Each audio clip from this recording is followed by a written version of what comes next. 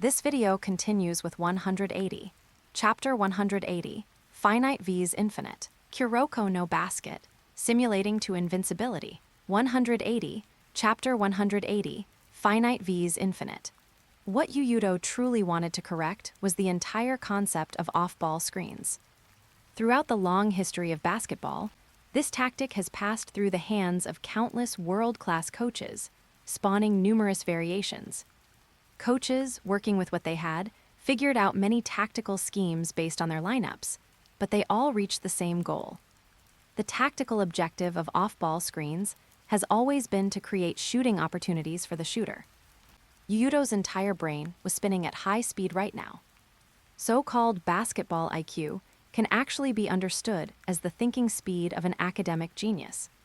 Some problems that are incredibly difficult for poor students, requiring repeated deduction and calculation to solve, are sometimes just a matter of a fleeting thought for a genius. Basketball is the same. You can treat tactics as a problem, and execution or breaking them as the answer. Yuuto was a poor student academically, but years of watching basketball made him an academic genius on the court. The corrections from the simulation couldn't feed back into his body directly because he hadn't fully mastered the talent yet. His body needed to readapt. But those memories of the matches wouldn't disappear. Spain pick and roll, down screen, back screen, cross screen, and so on. Every tactic Shotoku had used in the simulation echoed in Yuuto's brain and was rapidly analyzed by him. This process was arduous. Placed before him was a problem far beyond his age. He felt like he was playing a game of cops and robbers. The thief moved one step ahead of him, and what he had to do now was make the arrest. But this thief was cunning. Shotoku's tactics were the means by which the thief evaded capture. However, this wasn't a real cops and robbers chase. This game had a cheat code. What Yuuto had to do was ignore the tedious processes, find the straight path to the finish line, and tear through the layers of blockades before Midorima could shoot. Beep tilde. The first quarter ended. The score was 29-21, Seiho holding an 8-point lead. Midorima went 6 for 6 from three-point range in a single quarter, blasting out 18 points, setting a new high for the tournament. The highest scorer was Yuuto, who went 9 for 9, 2 for 2 from 3, scoring a game-high 20 points. Both of them put up an astonishing 100% shooting percentage. Is it troublesome? Yeah, really troublesome. They've formed a continuous chain. Yuuto took a towel to wipe his sweat. Shotoku's tactical execution was the strongest they had encountered so far. They were extremely proficient in how to play around Midorima. Seren's run-and gun looked as immature as an infant in front of them. Seren won most of their games relying on talent to solve problems. Can you solve it? Yes. Then there was no problem. After asking Yuuto, Yamashita Shio took the tactical board to explain tactics to the others. Go double-team Shotoku's other first year. Don't let him pass the ball comfortably to Midorima. Yamashita chose the same deployment as in the simulation. This was a means to effectively contain Shotoku's system, although it would eventually evolve into Miyagi and others feeding ammunition to Midorima. Nakatani had guarded against this move long ago. Yuuto had encountered all of this during the simulation. But what had to be done still had to be done. Takao's hawk eye could thread the needle. The quality of passes from him versus others was markedly different. This is fine. Yuuto continued his analysis and correction. To correct the entire concept of off-ball screens so that he would no longer be affected by them was a massive undertaking. This was his first attempt. An attempt to use the weakness revision ability in a grander way. Just like Kaise's first perfect copy in the original work, there was too much preparation needed. But it was necessary. Once he completed it, he would no longer fear this type of offense in the future. He had the chance to become the best off-ball defender. There are many off-ball masters in NBA history. Reggie Miller, Ray Allen, and Jordan were all off-ball masters. But the most astonishing performance he had seen came from Klay Thompson.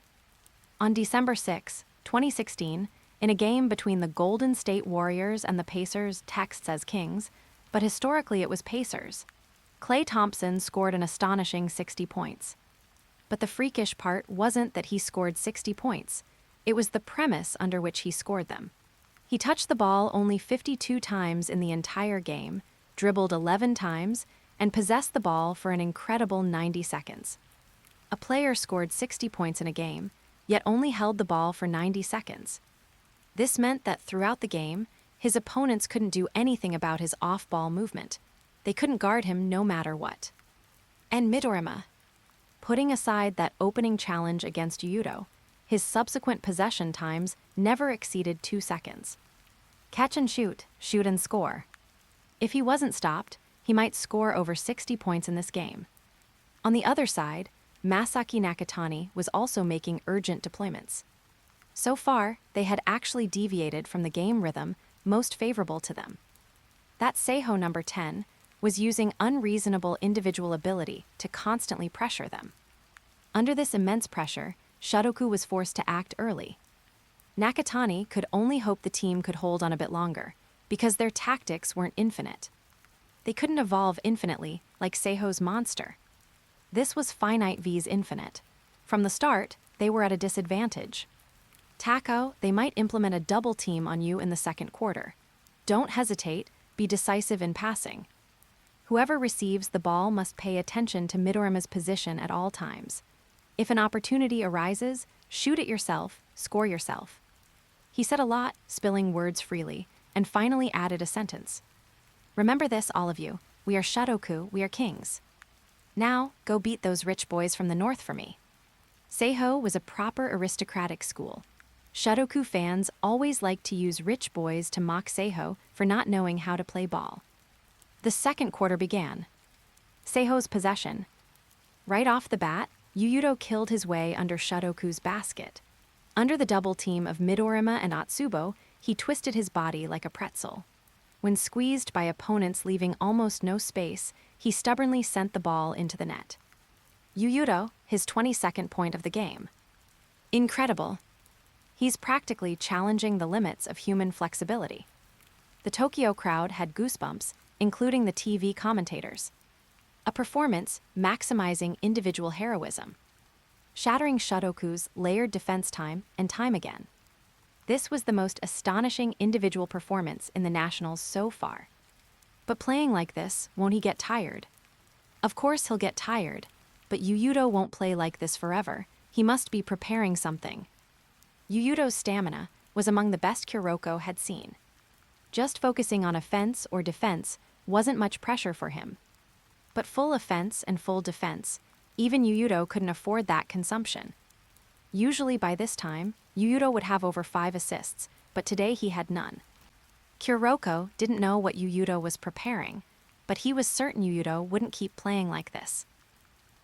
Get 20+ chapters ahead on Patreon Rose Whiskey. 181, Chapter 181, Guidance Pass. Of course, Yuuto wouldn't play like this forever. In fact, when there were only 4 minutes left in the second quarter, his first assist of the game arrived. It was still the triangle offense positioning. Yuuto, Ryuhei Kasuga, and Tsutomu Iwamura stood on the left side of the half-court, while Jiichi Amuro and Tomoki Tsugawa were on the other side. This was also one of the reasons why Shotoku couldn't fully commit to double-teaming Yuuto. The triangle offense tactic would further cut half the court into 2 battlefields. If you invested too much manpower on one side, there would inevitably be many openings on the other side. This is the advantage of the triangle offense, the utilization of court space. Yuuto held the ball at a 45-degree angle on the left side of the three-point line. Facing Midorima, golden light burst from his entire body.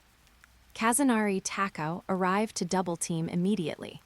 Although they had only played together for just over a month, their chemistry had already formed. The compatibility between the two was too good, like a match made in heaven. The eye of the sky observed all of this.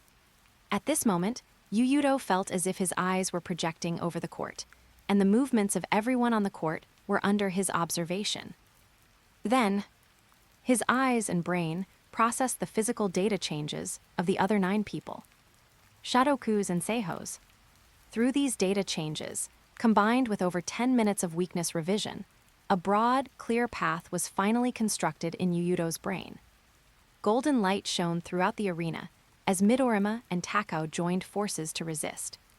However, during the drive, Yuuto suddenly swung his body, and the basketball shot out at that very instant. Whoosh tilde. The ball pierced through Shotoku's entire defensive line, finally bouncing 2 steps in front of the free throw line. At that exact moment, Ryuhei Kasuga, who was cutting to the basket, arrived perfectly at the spot where the ball landed. I've been waiting too long for this moment. Kasuga wasn't surprised at all because Yuuto was capable of doing such things. He caught the ball and immediately gathered it to jump. This was absolutely the most comfortable pass he had ever received in a real game. It wasn't so much playing by his own will, but rather moving in accordance with the pass. A guidance pass. Masaki Nakatani was dumbfounded. It wasn't simply completing the act of passing, but guiding the teammate to the best position through the pass. This is the guidance pass. Players are creatures that run after the basketball. Using this instinct reasonably can guide teammates' movements. Some point guards can use this player instinct to guide their teammates to the most logical positions with the most opportunities through their passes. Those who can do this are invariably historic-level point guards. Players of this type share a common trait. Playing alongside them results in better stats, and the team's record is guaranteed with an extremely high floor. Amr Stoudemire, stat, is a typical example. He was the 9th overall pick by the Suns in 2002. In his first year, he averaged 13.5 points and 8.5 rebounds. In the following 2 years, his stats steadily improved, but until 2004, his team's record was terrible, missing the playoffs and even setting a franchise-worst record of 29-53. But things took a turn in the 4-0-5 season. His Suns achieved a super record of 62 wins and 20 losses, and stats skyrocketed to an average of 26 points, earning him an all-star selection. Was this due to his talent and ability? Not entirely. The main reason was that the Suns welcomed the son of the wind, Steve Nash, that year.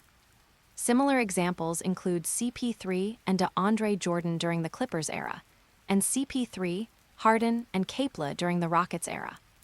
As long as you possess enough athletic ability, even muscle-brained idiots like DeAndre Jordan, Capela, and Stat can be fed into all-stars by people like Nash, Paul, and Harden. This is the magic of point guards at this level. They possess the ability to turn trash into treasure, allowing mediocre players to play far above their own value. Finally, these muscle-brained idiots get big contracts, go to new teams, and then their stats plummet. Unlucky fans can only scream fraud. However, the real frauds aren't DeAndre Jordan and those muscle-brained idiots. They can't help it if they can't catch the ball. It's those super point guards who artificially inflate their teammates' stats. Now, Masaki Nakatani saw such a ball-handling core appear right in front of him. On the court, Ryuhei Kasuga caught the ball and scored with a layup directly. Teisuke Tsubo couldn't react in time at all. The timing of this pass was so precise, the angle so tricky, that it was completely out of his range to help defend. The Shotoku captain could only watch helplessly as the opponent sent the ball into the hoop. Cheers erupted from the Seiho fans and some neutral fans in the stands. They could also see how impressive this pass was, finding a teammate's position precisely amidst a double team and leading the pass perfectly. It looked like a great pass no matter how you sliced it. But beyond that, they didn't know much. However, some point guard players, such as Izuki-shun, felt goosebumps all over their bodies. What's wrong, Izuki? His teammates noticed his anomaly. Saren's point guard was trembling uncontrollably. That was a guidance pass. Izuki-shun squeezed out a few words with difficulty. A non-point guard player delivering a pass he dreamed of making. He couldn't describe his feelings at this moment. What is a guidance pass? The muscle-brained idiot Taiga Kagami had eyes clear to the point of stupidity. Phew, Kagami, what do you think of Kuroko's passes? Izuki-shun exhaled, not explaining directly because he felt Kagami wouldn't understand if he just said it. Very impressive. He can always find my position. As long as I run into space, the ball will come just right. He was throwing a tantrum recently, but he had to admit that Kuroko was really strong. Without Kuroko back then, he couldn't have defeated Kaijo and the generation of Miracles Kais. As long as you know, let me put it this way. Yuuto's pass is a level higher than Kuroko's. Izuki-shun didn't mind that Kuroko was right next to him. He said, Kuroko observes and finds the best position we run to before passing the ball. Yuuto is different. His pass actively delivers the ball to the best position and guides the teammate to move there. The timing, force, and angle all reach Kasuga's most ideal state, making him complete the attack involuntarily. So, do you still not understand? Even if Yuuto only passes, he can raise Seiho's offensive intensity by at least one level.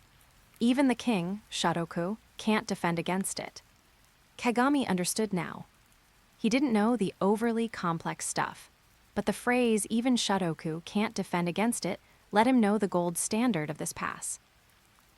Get 20+ chapters ahead on Patreon Rose Whiskey. 182, Chapter 182, Master of Time and Space.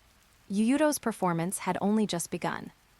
After assisting Ryuhei Kasuga for a layup, in the very next possession, facing the double team of Midorima and Kazunari Tako again, he slammed a bounce pass to Tsutomu Iwamura inside. The bounce point was lower than usual, forcing Iwamura to lower his center of gravity to catch the ball. As a result, when Iwamura caught the ball, he found himself in the perfect posture to exert force. Bang! He slammed his body backward. Teisuke Atsubo, who had just turned around, lost his balance and was knocked back a step by Iwamura. You even know the angle I'm best at exerting force from so clearly. You really are a complete monster, Yuuto. The Seiho captain felt so comfortable that he involuntarily pushed off the defender, turned, and jumped. He roared, "Take this, Atsubo." Boom! A two-handed slam dunk. The Shotoku captain roared and tried to jump, but ended up being dunked on. One step slow, every step slow. But this wasn't the end, it was merely the beginning. In the following possession, Yuuto threw a cross-court pass to find Jiichi Amuro, who was completely open.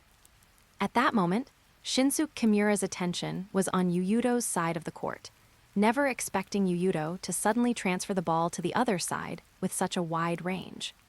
A crossing the ocean long pass is a very risky move in a crowded area, but Yuuto pulled it off. By the time Shinsuke Kimura reacted, Amuro had already caught the ball in rhythm and hit the jump shot. Third consecutive assist. Incredible Yuuto, he found the open teammate again. He pierced Shotoku's defense with just one pass. Seiho's offense has been completely revitalized by him. Don't assume commentators always understand basketball. Like that bald Wang Meng, likely a reference to a real commentator. He doesn't know jack about ball. Isn't he just there relying on making a name for himself by cursing? However, TV Tokyo had invited a guest today. A retired player from the Tokyo Alvark, likely reference. He explained the brilliance of Yuuto's passing to the fans. He used exaggerated terms like ultimate form of a ball-handling core and ideal form of a point guard to describe Yuuto. Fans might not understand the professional terms, but if you say ultimate form and ideal form, then it must be amazing. Even the fans could see Yuuto's passing prowess, and Masaki Nakatani knew it even better. He thought he had attached enough importance to Yuuto, but he still underestimated him. In this match, his goal was to force Yuuto to pass, because Seiho's firepower wasn't enough to kill Shotoku. And now, Yuuto passed the ball as he wished, but the result was completely not what Nakatani wanted. Under Yuuto's leadership, Seiho's players played with super high efficiency. Shotoku's players were always a step behind when guarding Seiho. Seiho, blooming in multiple areas, had morale like a rainbow, pressuring Shotoku immensely on both offense and defense. Basketball is a sport of 5 people. This is an immutable truth. Countless coaches, including Nakatani himself, tell their disciples this truth every year. However, in the world of basketball, there is never a shortage of super players like Yuuto, who ruthlessly trample on the philosophy of team first with their talent. You can't say the other players of the Bulls dynasty or Lakers dynasty weren't important. In a championship team, every member is extremely important. Whether you see it or not, they silently contribute a lot and are important puzzles for the championship. However, the status of Jordan, Shaq, and Kobe is irreplaceable. The triangle offense itself is a tactic to create isolation opportunities for stars. If the stars aren't invincible, what's the point of playing the triangle offense? Didn't you see what happened to the Zen master in New York after leaving Jordan, Shaq, and Kobe? The same goes for the Warriors' motion offense. If Curry isn't there, what are you cutting for? Of course. What worried Nakatani, even more right now, wasn't Yuuto's brilliant passing. It was his off-ball movement. Under his gaze, Yuuto followed Midorima like a ghost. Kiyoshi Mieji, Shinsuke Kimura, and Teisuke Tsubo took turns screening for Midorima, attempting to block Seiho's number 10. But Yuuto's footsteps never stopped. His off-ball pursuit was slowly becoming elusive. He roamed like a shadow within Shotoku's screen clusters. A player who has mastered time and space, how old is he? Nakatani knew that if this continued, Yuuto would sooner or later catch up to Midorima, and it would happen very quickly. Indeed, very quickly. Yuuto constantly deciphered and corrected the tactic of off-ball screens. If the triangle offense is the utilization of space, then screens and pick-and-rolls are the mastery of time. Every screen Shotoku set was aimed at buying Midorima time to get open. Their intent was to delay the pursuit speed of Yuuto, the only one who could stop Midorima's shot.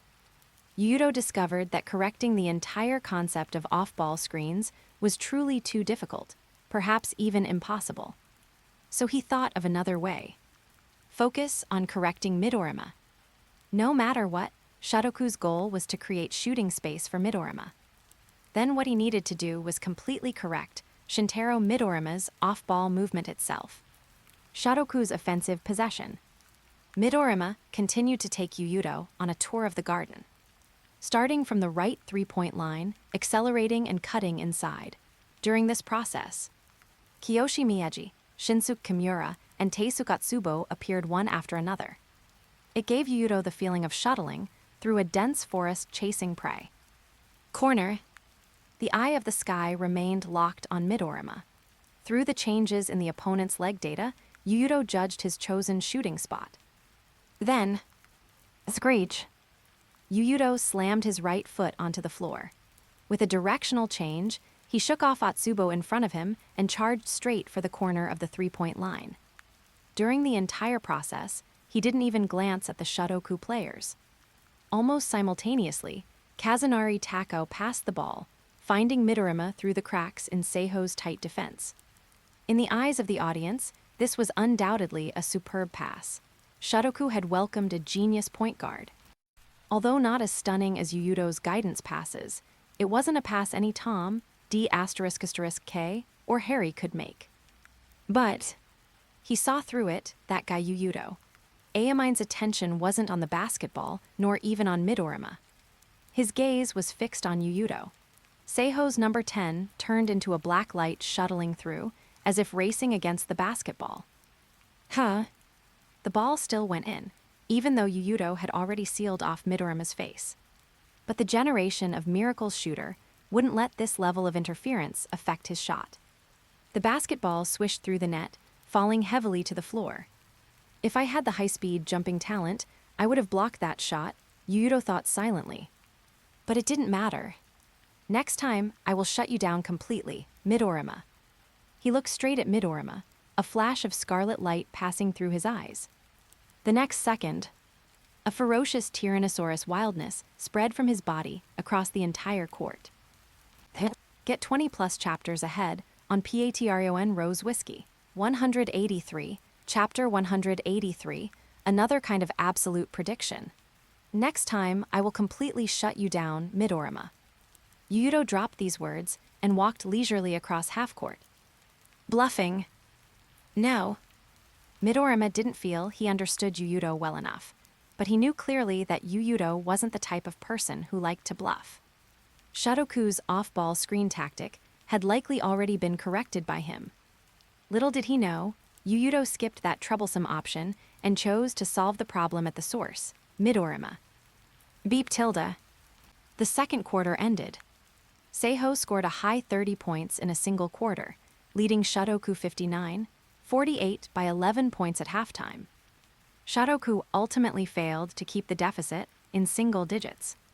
Facing Yuuto's drives and shots, plus those pervasive passes, Seiho blossomed in multiple areas. The storm-like offense left Shotoku breathless. Yuuto's scoring dropped slightly in the second quarter. He scored 15 points, bringing his halftime total to 35 points. But his assist count reached 5. Converting these 5 assists into 10 points meant a halftime contribution of 45 points, higher than Midorima's halftime 36 points. This gap was almost exactly the current point difference between the two teams. Locker room. Shotoku players seized the time to rest. Masaki Nakatani squatted in front of the players with the tactical board to explain the second half deployment. The situation of the match has completely exceeded our game plan.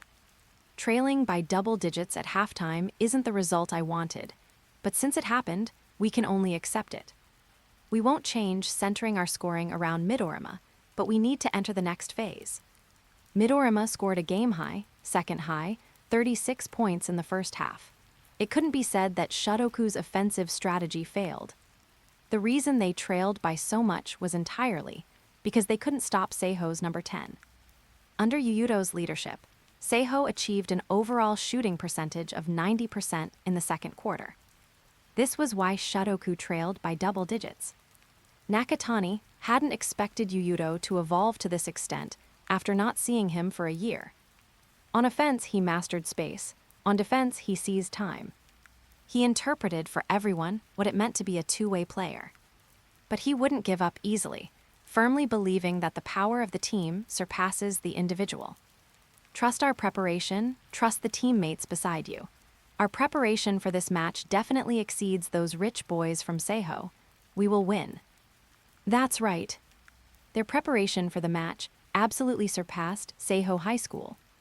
This team, from the coach to the players, there wasn't a single person who didn't do everything humanly possible.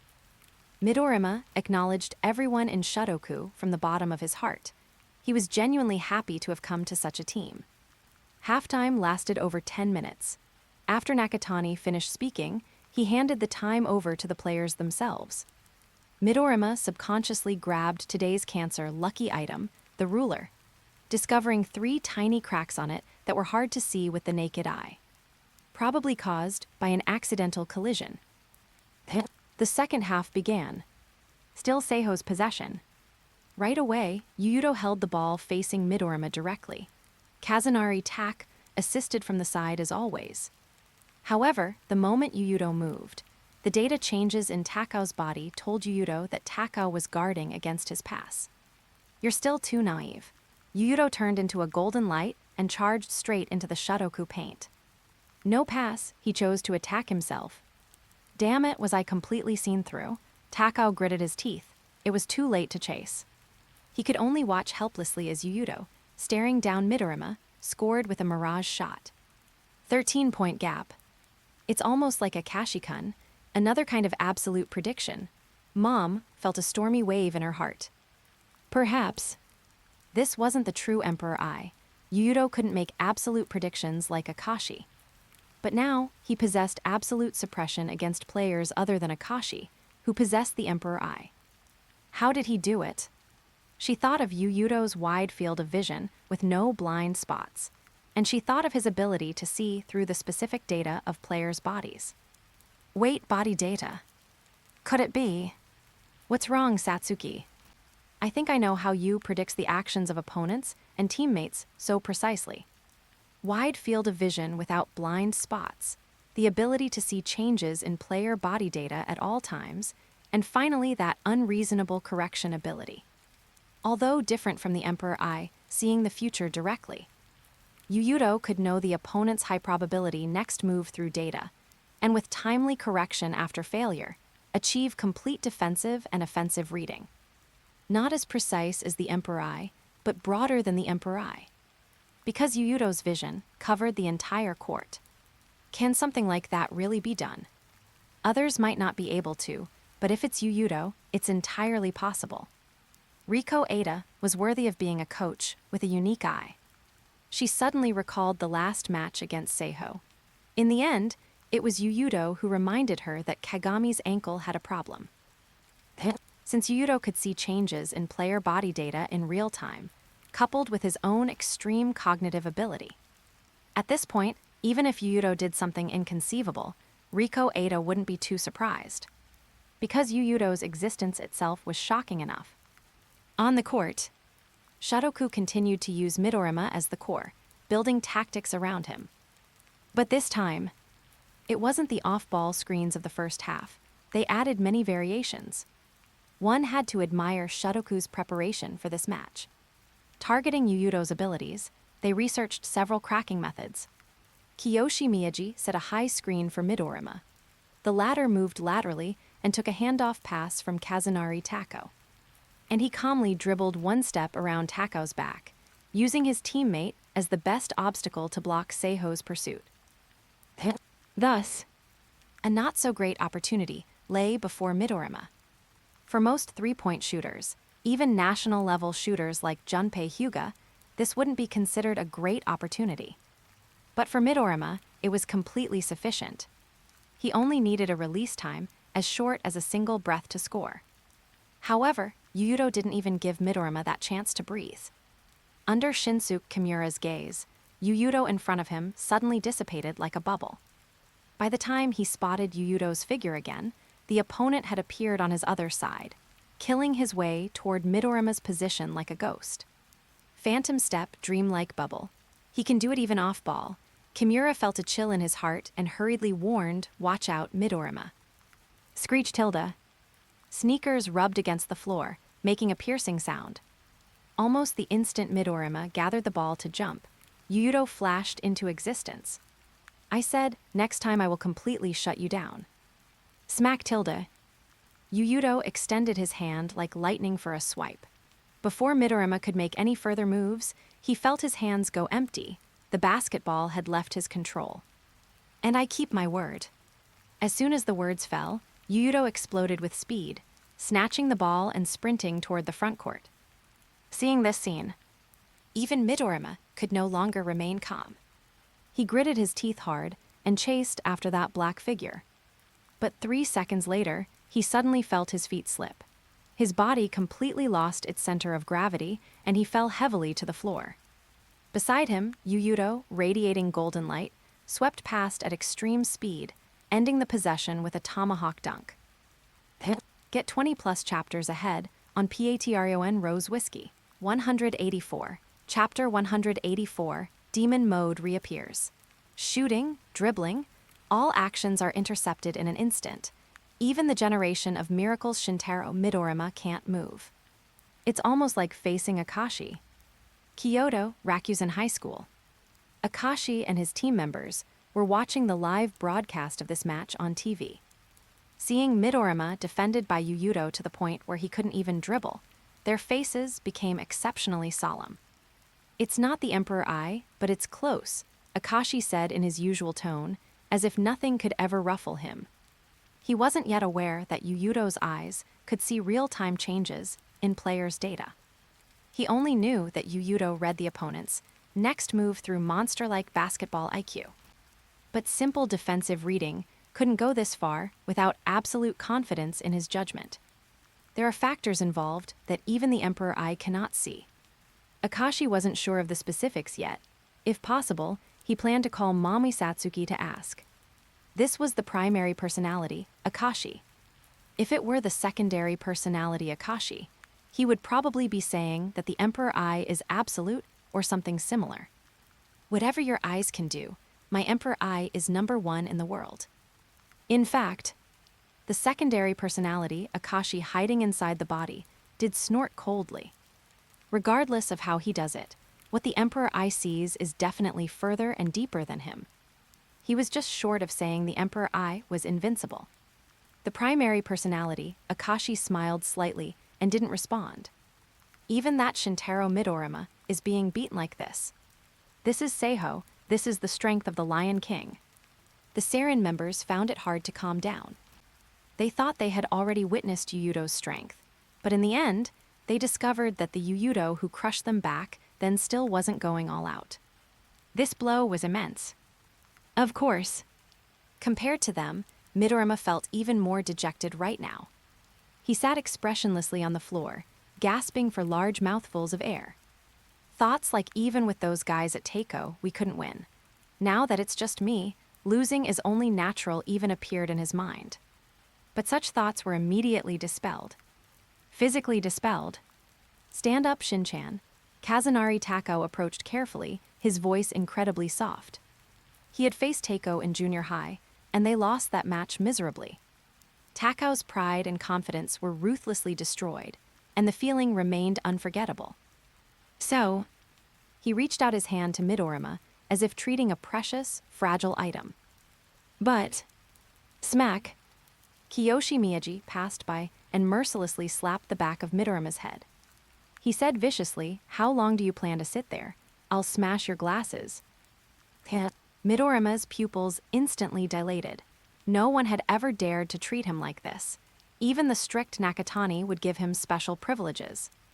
This was the genius privilege that the rest of Shotoku didn't possess. Yet such a self was slapped on the head in front of fans nationwide, messing up even his hairstyle. "Hey, can't you read those words? Pull yourself together." Shinsuke Kimura also shouted, gesturing for them to look at the east stand. There, besides Shotoku fans, hung a banner. Shotoku's basketball club doesn't need geniuses. There's still time. It's not time to give up yet, Midorima Tako. Teisuke Atsubo passed the ball to Tako. Their encouragement wasn't inspiring. One could even say it was a bit cliché. But this was Shotoku. Rather than speaking with their mouths, they preferred to practice with actions. Even facing such a situation, their expressions never wavered. It seems it won't end this simply. Iwamura knew this old rival too well. If it ended this simply, they wouldn't be Shotoku. Ryuhei Kasuga wasn't surprised at all. Matches against Shotoku were always this difficult. Just like the fans on both sides, from the start of the match until now, they hadn't stopped cheering for a second, both trying to drown out the other's voice. Midorima had stood up, the dejection in his eyes completely gone. Yuuto watched everything silently. If this continued, maybe some accident would happen again. He knew these people too well. When these geniuses were in desperate situations, they could always explode with greater power. Kaise's perfect copy against two, Murasakibara's zone in the final moments against Seirin, and Akashi's personality regression against Seirin. Including Shotoku, who pulled out a high-difficulty alley-oop three-pointer against Rakuzen and almost turned the tables. Of course, such a play likely wouldn't appear now. It would probably wait until the Winter Cup to be perfected. But who knew if it would happen early? I won't let accidents happen to me again. F-whoosh tilde. When Midorima arrived at the three-point line, a burst of white steam suddenly emerged from Yuuto's body, and his black hair turned snow-white visibly. His tone was calm to the point of coldness as he said, "Like I said before the match, I won't give you any chance, Midorima." At this moment, the faces of everyone in the arena changed. Demon mode. Coincidentally, Aomine, Kise, Kuroko, Mom, and Midorima all uttered these words simultaneously. Demon mode? What demon mode? Kagami listened as if it were a foreign language. Different from the zone, it's another state that can activate all of a player's own abilities, and it's an ability unique to Yuuto. Kagami still didn't understand, so Kuroko could only tell him about the zone, and how players normally can only utilize 80% of their physical potential. Unlike the zone, Yuuto activates his full potential by accelerating blood circulation and transporting more energy to every cell to achieve this goal. That white steam is the phenomenon of sweat evaporation after blood circulation speed reaches the extreme. Sweat evaporation phenomenon. Taiga Kagami knew this term. In sports and high-temperature environments, the human body dissipates heat through sweating. If the sweat evaporates fast enough, it indeed produces water vapor. but those are usually very subtle phenomena. But Yuuto. It was as if his whole person was draped in a layer of white gauze, shrouded in steam from head to toe, like a demon from hell. No wonder Kuroko said this was a state unique to Yuuto. A normal person couldn't withstand such blood flow speed at all. Do everything you can, Midorima. Yuuto stepped onto the three-point line. In a trance, people seemed to see an invisible domain centered on Yuuto, enveloping the entire three-point line. Gulp tilde.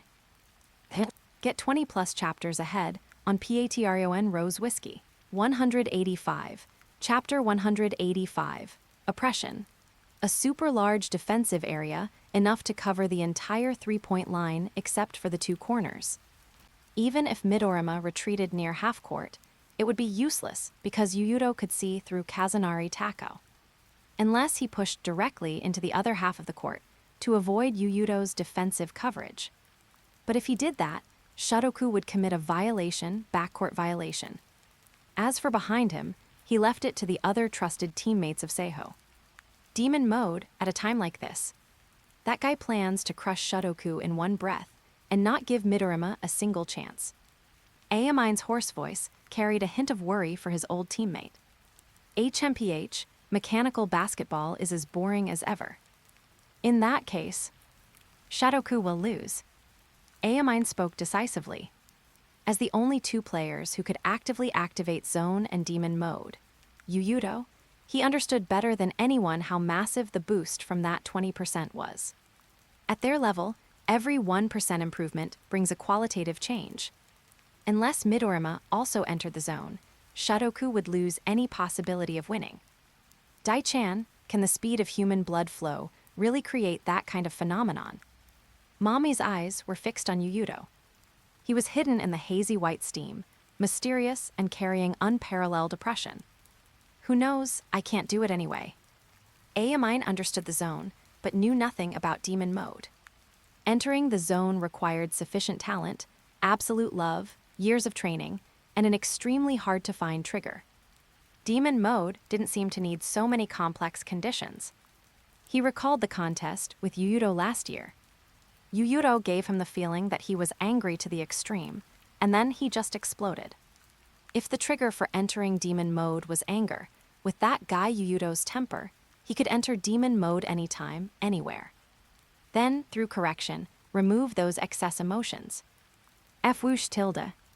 The steam spewing from Yuuto dissipated a bit, and the scarlet in his eyes quickly hid within the white steam. Do everything you can, Midorima. He took a step forward, just one step.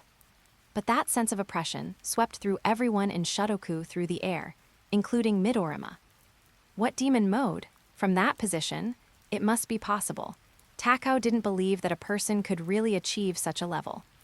He gathered the ball with both hands and forcefully passed it to Midorima, who was 3 steps outside the three-point line. Tako. Midorima sensed something was wrong, but it was too late to stop it. Fwoosh tilde. The white steam that had just dissipated for a moment erupted again. As Yuuto began to move, it was released from his body in large quantities. Yuuto took a step forward, but it seemed like he crossed several meters at once. That speed shook Tako to his core. This was practically challenging the limits of Tako's perception of speed. Smack! Yuuto rushed out, moving almost as fast as Tako's pass, and intercepted the basketball before Midorima could catch it. Then, dazzling golden light bloomed from his body, but this time was different from before. The golden light was still dazzling, but hazy, mostly obscured by the steam. Stop right there, Yuuto, Midorima shouted. He didn't want Shotoku to stop here. Not entirely for himself. A strong desire surged in his heart to continue playing with these people from Shotoku. Every person in this team gave their all for the match. They were qualified to win a game. Dual personality, shooter activated. Yuuto's eyes became calm to the point of indifference. Lukewarm. He spat out 2 words, then passed through the white steam, completely shaking off Midorima. Midorima, who could barely keep up in chase before, was now left far behind. Now in front of Yuuto, there was only the undefended basket. The fans watched expectantly as he soared into the air, expecting him to smash the ball into the hoop with primal violence. But with a flick of his wrist, Yuuto ended the attack with a very simple layup. The Shotoku fans in the East were startled. They could see with their naked eyes that in the clash with Yuuto, Midorima had fallen completely into a disadvantage. He was starting to lose track of Seiho's number 10's rhythm. So strong, is this Yuuto's true face that defeated Teiko last year? The Saren members were shaken. The Yuuto before them felt unfamiliar, not just because his hair color suddenly turned pale, making him look more majestic. More importantly, it was the basketball talent he displayed at this moment. From the time they started basketball until now, they had never seen anyone play like this.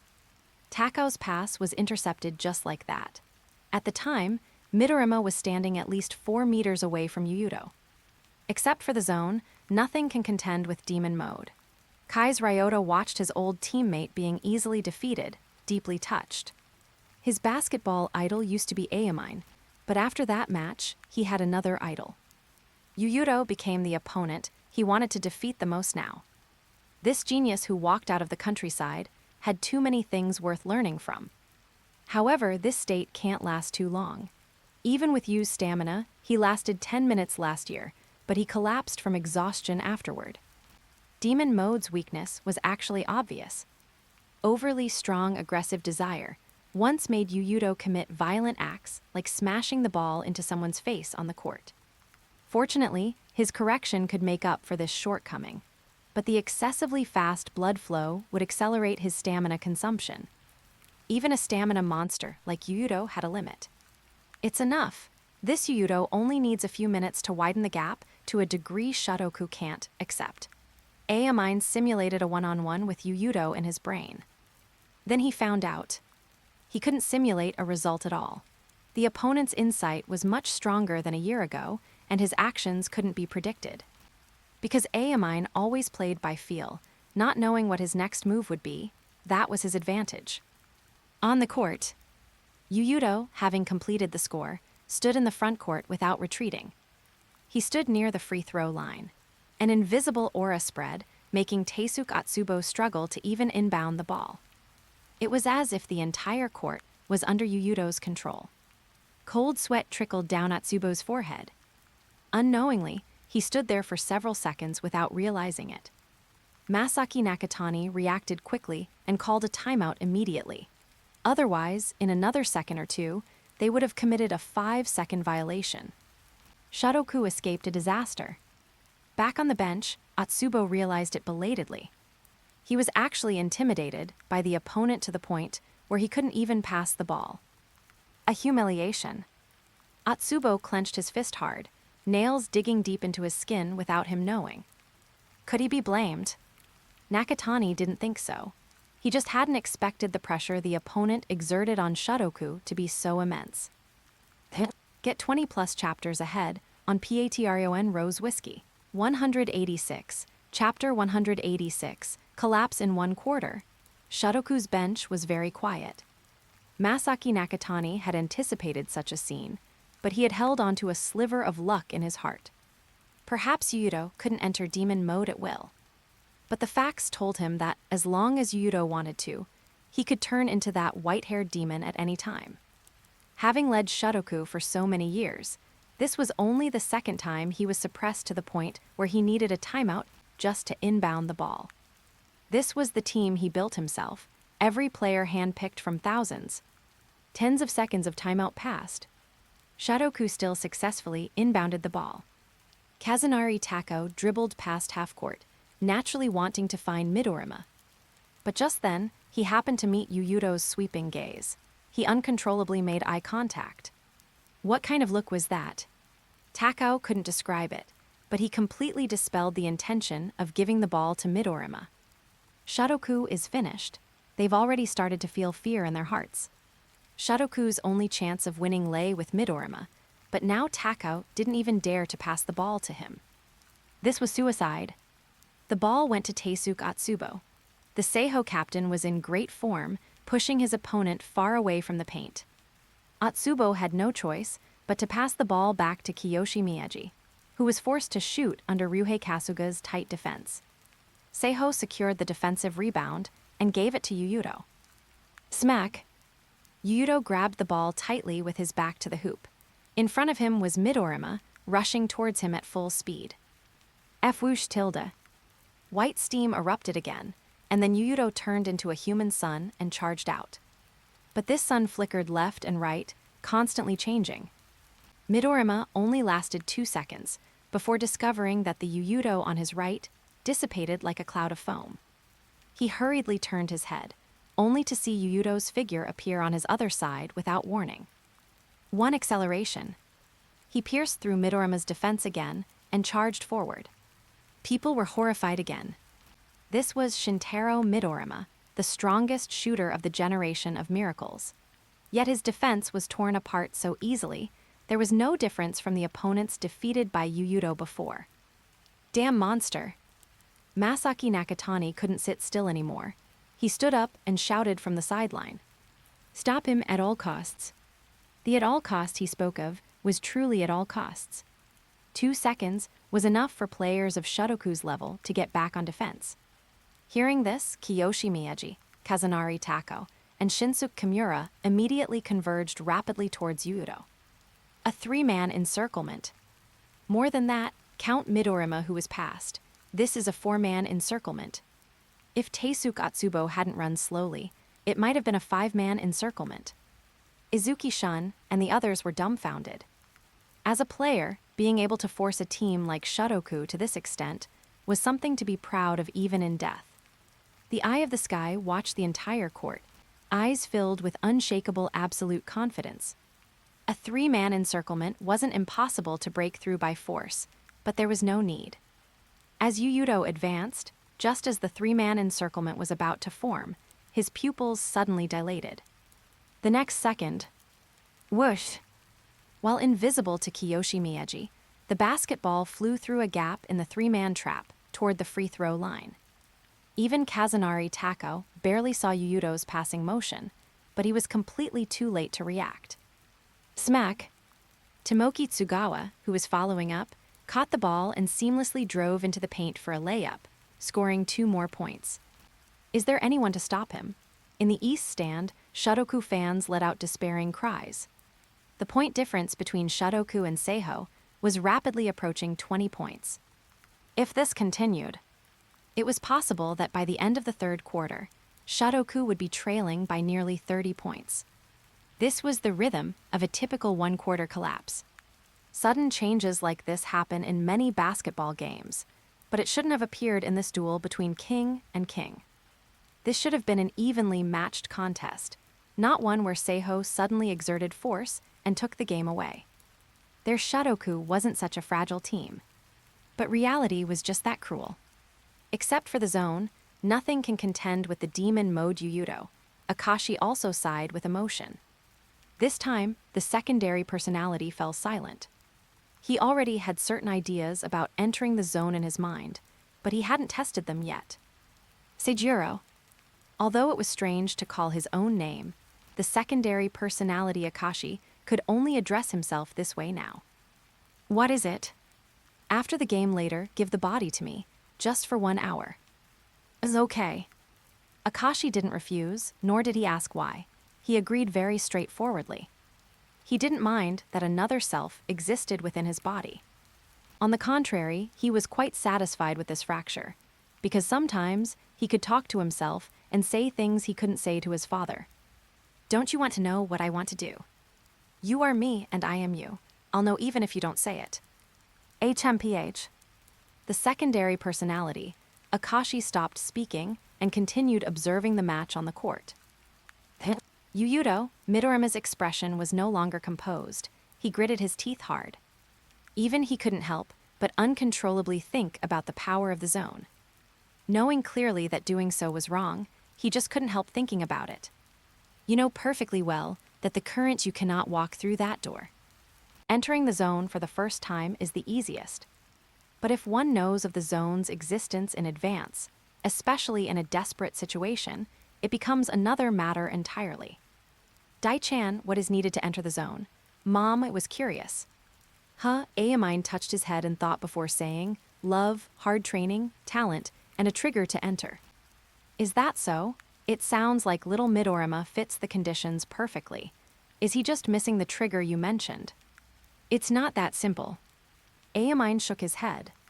If the situation weren't so one-sided, Midorima's chance of stepping into the zone domain would indeed be high. Because he met all the conditions to enter the zone.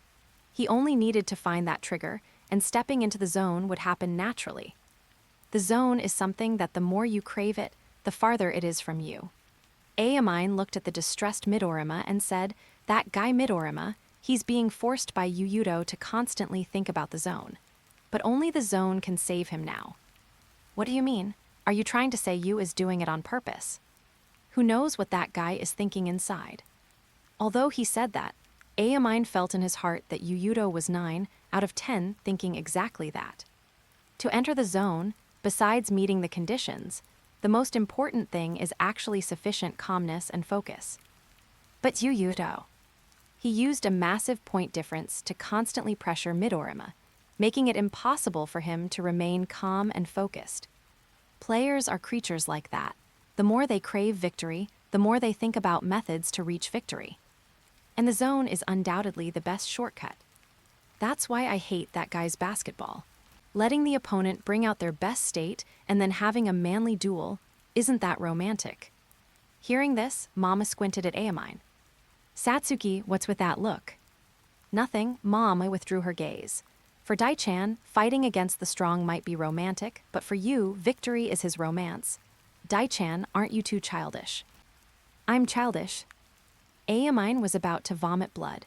Who exactly is your childhood friend? Get 20+ chapters ahead on Patreon Rose Whiskey. 187, Chapter 187, The King's Battle Conclusion. Aomine was quite pissed off. What he couldn't stand the most was someone saying he wasn't as good as Yuuto, especially in terms of intelligence and maturity. Did that Okashirazome feline get exam scores any better than his? The game continued. Shadoku's offense. Midorima held the ball personally. What Teiko couldn't see, Midorima saw. He knew that if the team wanted to go further, he needed to step up. More importantly, he attempted to find his own zone through direct dialogue with Yuuto. Even if the possibility was slim. A one-on-one duel with Yuuto wasn't in Shadoku's tactical arrangements, but this was one of the 2 times he could be selfish today. Yuuto took a step forward. Massive pressure swept over Midorima's entire body, causing him to inadvertently make a move to gather the ball.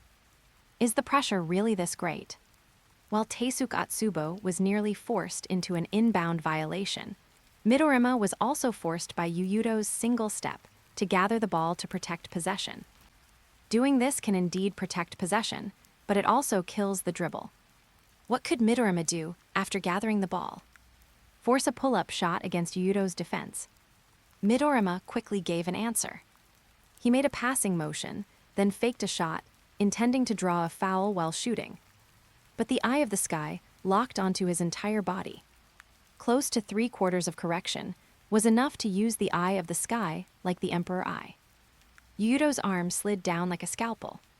Accompanied by a smack, Midorima held his hands high, but the basketball was gone. Not a single chance. Shadoku's despair could be felt by the fans through the score alone. They had been in a scoring drought for 3 minutes.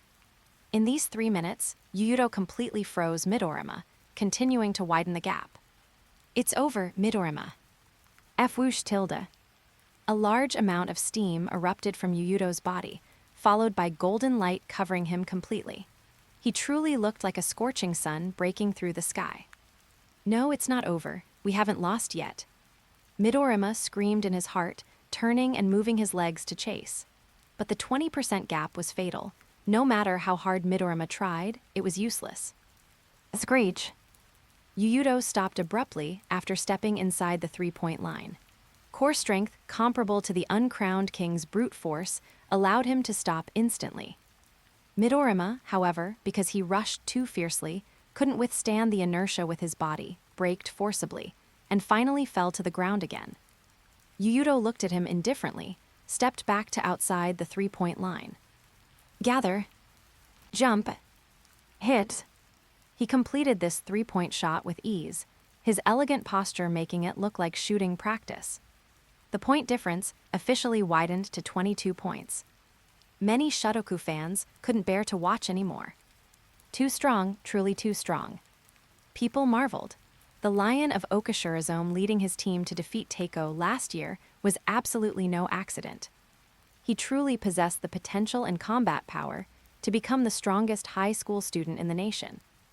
Beep tilde. The whistle sounded for the end of the third quarter. Following an unreasonable crossover drive, tearing through a three-man double team for a layup. Shotoku trailed Seiho by a full 30 points, 63-93. F whoosh. The white steam dissipated into the air. The white color on Yuuto's head also melted like snow in the spring sun, returning his short hair to jet black. The massive stamina consumption made him start to pant as well. However, there was no problem anymore. Holding a 30-point lead, they couldn't lose the game. Rest for a few minutes. Yeah, rest for a few minutes. Yuuto didn't insist. Most athlete injuries stem from fatigue. He wouldn't force himself in a place like this. Yamashita nodded in satisfaction. He was really afraid Yuuto would insist on playing. Turning his head, he said to the others, in the fourth quarter, we need to lower the game tempo. I allow you to consume the full 24-second shot clock, even if you don't attack. Tsugawa stick to Shotoku's number 10, Tako. If they want to chase points, they will actively look for Midorima Shintaro. Kasuga, go assist Tsugawa. Midorima's dominant hand is his left, and he prefers standing on the left three-point line when attacking. Wait for Tsugawa to force Tako to go left, then watch for the opportunity to try and intercept their pass. Yamashita was truly a good coach on the defensive end. The weaknesses of Midorima and Tako, he saw now, were almost exactly what Akashi saw in the original work. Tsugawa Tomoki's defense was strong enough against players outside the level of the generation of Miracles and Yuuto. At least in this match, after 3 quarters, Tako hadn't scored a single point. However, coming into the fourth quarter, Midorima attempted to sound the horn of counterattack with a full-court three-pointer. Doesn't this kid get tired? How can he not be tired? He's just unwilling to lose like this. Yuuto covered his head with a towel. Midorima's release point was the highest he had ever seen, bar none. Such a high release point allowed him to avoid being blocked by opponents to the greatest extent. But at the same time, that high trajectory shot consumed more stamina than ordinary shooting. This full-court three-pointer was even more so. Every time Midorima shot, he used more force than ordinary players. Yamashita thought so too. Midorima had already taken 16 shots in this game, and at least 6 shots were disrupted by Yuuto, so his total attempts reached at least 21, plus the disrupted ones. Plus, he had been chasing Yuuto on defense all game. His stamina must be overwhelmed. It looked like a counterattack horn, but it was more like the struggle of a trapped beast. Thinking of this, Yamashita pressed down his palm, signaling the players to slow down according to the plan. And when Seiho's offensive clock ran out of 24 seconds, he waved his big hand again, initiating a full-court press tactic against Shotoku. The later the game went, the more obvious the advantage of Seiho's lightning run became. They always had more stamina than their opponents, maintaining a high-intensity game state throughout.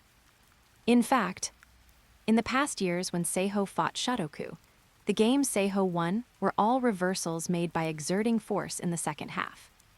The difference was, today, after 3 quarters, Shotoku was still the trailing side. Fatigue caused Shotoku to make continuous errors, while Seiho seized these small errors to strive to maintain their advantage. Midorima could only completely take over the game, hitting 4 consecutive three-pointers as soon as the fourth quarter started. This playstyle, completely disregarding stamina, indeed helped Shotoku successfully pull the gap back to around 20 points. But there was very little time left in the game. Seiho consumed the time on every offensive possession, shooting only in the last few seconds. If they missed, fine. But if they made it back and forth, Midorima needed to hit 3 three-pointers just to gain back 2 points. This situation continued until the 5-minute mark of the fourth quarter. Yuuto took off his jacket and appeared at the scorer's table. "I'm going back, Satsuki," Seiho won. Get 20-plus chapters ahead on Patreon Rose Whiskey. 188. Chapter 188, I Won't Lose Again. Not watching until the end. Not watching. Aomine didn't drag things out. He turned and left. He silently said sorry to Midorima in his heart, because compared to Shotoku, he wanted to fight Yuuto again even more. "Oh, then you go back first. I want to go find Tetsukun to play." Aomine stumbled directly upon hearing her words. "Are you a demon?" On the court, Yuuto high-fived Ryuhei Kasuga and re-entered the game. Coming on with him was another second-year shooting guard. Yuuto moved to the point guard position. First possession after coming on. He dribbled leisurely past half-court. The lead was still around 20 points, but the game time had dwindled significantly. Of course, he could be composed. Compressing the attack time to the extreme, Yuuto only took action in the last 4 seconds. Shotoku still adopted the double-team tactic. But Yuuto. The eye of the sky precisely saw the gap between Midorima and Teiko. Raising his hand and smashing hard, the basketball passed through the double team like a bullet into the paint. Iwamura caught the ball, turned, faked Atsubo into the air, then passed to his teammate Juichi Amuro on the other side. The latter drilled into the paint like a baseline rat, catching the ball for a layup. Still not fast enough, Yuuto knew his passing could still be improved. The memories from the last game movie had already given the answer. Passes without warning. He found the direction to continue moving forward. The gap returned to 21 points again, and the time left for Shotoku was less than 5 minutes. What made them even more desperate was that after Yuuto came on, he once again started full-court man-marking on Midorima, intending to strangle Shotoku's last hope. Midorima tried to challenge Yuuto head-on but suffered a steal. Midorima, unable to break his own limits, couldn't defeat Yuuto. Seiho scored on the counterattack. All is lost, Masaki Nakatani's side. He knew that the last bit of possibility for this match had vanished just now. Looking at Yuuto's back, his expression was incredibly complicated. Even now, he still believed there was nothing wrong with his basketball philosophy. 5 people are simply easier to win a game with than 1. It's just that today. Yuuto used unreasonable individual ability to smash the team he was so proud of into pieces. Beep tilde. The whistle tore through the air, and the game ended. There was no miracle. The broadcast soon announced Seiho's victory. They successfully broke out of Group A and entered the final round-robin of the regional qualifiers. Even now, I still believe you can become a better player. You possess such ability. Masaki Nakatani actively found Yuuto after shaking hands with Yamashita Shio. His appreciation for Yuuto remained consistent. Especially the passing ability Yuuto displayed in this game proved that he could become a perfect team core. "Mr. Nakatani, what kind of stars do you like?" "What kind of stars?" He thought for a while and said, "Jason Kidd, Chris Paul, Steve Nash." "I guess so, but I like Iverson the most." Receiving this answer, Nakatani sighed again. "I thought you would say Jordan." "If I had seen him play, I might have." In his previous life and this life, Yuuto hadn't experienced Jordan's era. He only knew from highlights that there was a black Jesus in the NBA. The two spoke no more, returning to their respective teams. Yuuto raised his arm high towards the north stand. Seiho's fans instantly erupted with a massive wave of sound. In previous games, they couldn't see how strong Yuuto was, but today they saw it. Playing 34 minutes in the game, scoring 62 points, 8 rebounds, 13 assists, 7 steals, and 3 blocks. A standard individual heroic victory. A monster among monsters. With absolute strength, he conquered these aristocratic young masters and ladies. After the match, Yuuto, having packed his things, prepared to leave the arena and go home with Sora. In that corner from the simulation, he saw Midorima standing alone in the rain. At the same time, he saw a pink-haired girl running happily towards Midorima. Yuuto covered his forehead, walked over and caught Mom. "You. Don't disturb him right now." "Okay, since you says so, I won't go comfort little green." Mom decided to give up her kindness. Suddenly, lightning flashed across the sky. Her eyes rolled, and she decisively charged with the ball, threw herself at him. "Oh my thunder, I'm so scared." Sora's eyes went straight. Why hadn't she thought of such a move? "Get away, you big-breasted monster." "Who are you calling a monster? Don't think you've won just because you live with you. You isn't married yet." "Crazy." Yuuto's gaze swept over Midorima's back. He tightened his backpack and dragged the two noisy women towards the end of the corridor. Patter, patter. Midorima stood in the rain, staring ahead without saying a word. Different from a year ago, the failure this time was unprecedentedly intense. Perhaps because his current identity was Shotoku's ace. This team was waiting for him to lead them to victory. No resentment. Only unwillingness. He always felt that as long as he gave his all, did everything humanly possible, he could accept the result even if it wasn't as expected. In the end, the tearing pain in his heart proved otherwise. Losing after giving your all is actually more painful. "Shin-chan, let's go back. You'll catch a cold standing in the rain like this." Kazunari Tako appeared at this time, whispering to Midorima, "The seniors are waiting for us." A year ago, I didn't know where Yuuto's anger came from. Midorima ignored him, muttering to himself. Losing to the generation of miracles Teiko wasn't something so hard to accept. As long as I did everything within my power, I could have a clear conscience. I always thought so. Now I somewhat understand his thoughts back then, understand his anger and unwillingness. Midorima opened his palm, letting the rain fall drop by drop, and finally clenched it fiercely. "In the future, I will absolutely never lose to anyone again." The rain was heavy, masking Midorima's voice, but Kazunari Tako heard it extremely clearly. Only today did he understand that even the high-end mighty generation of miracles could be unwilling to lose, just like himself. In the distance, Shotoku's members watched this scene silently. Masaki Nakatani's poker face relaxed a little. "Don't think you can slack off just because we lost in the Nationals qualifiers.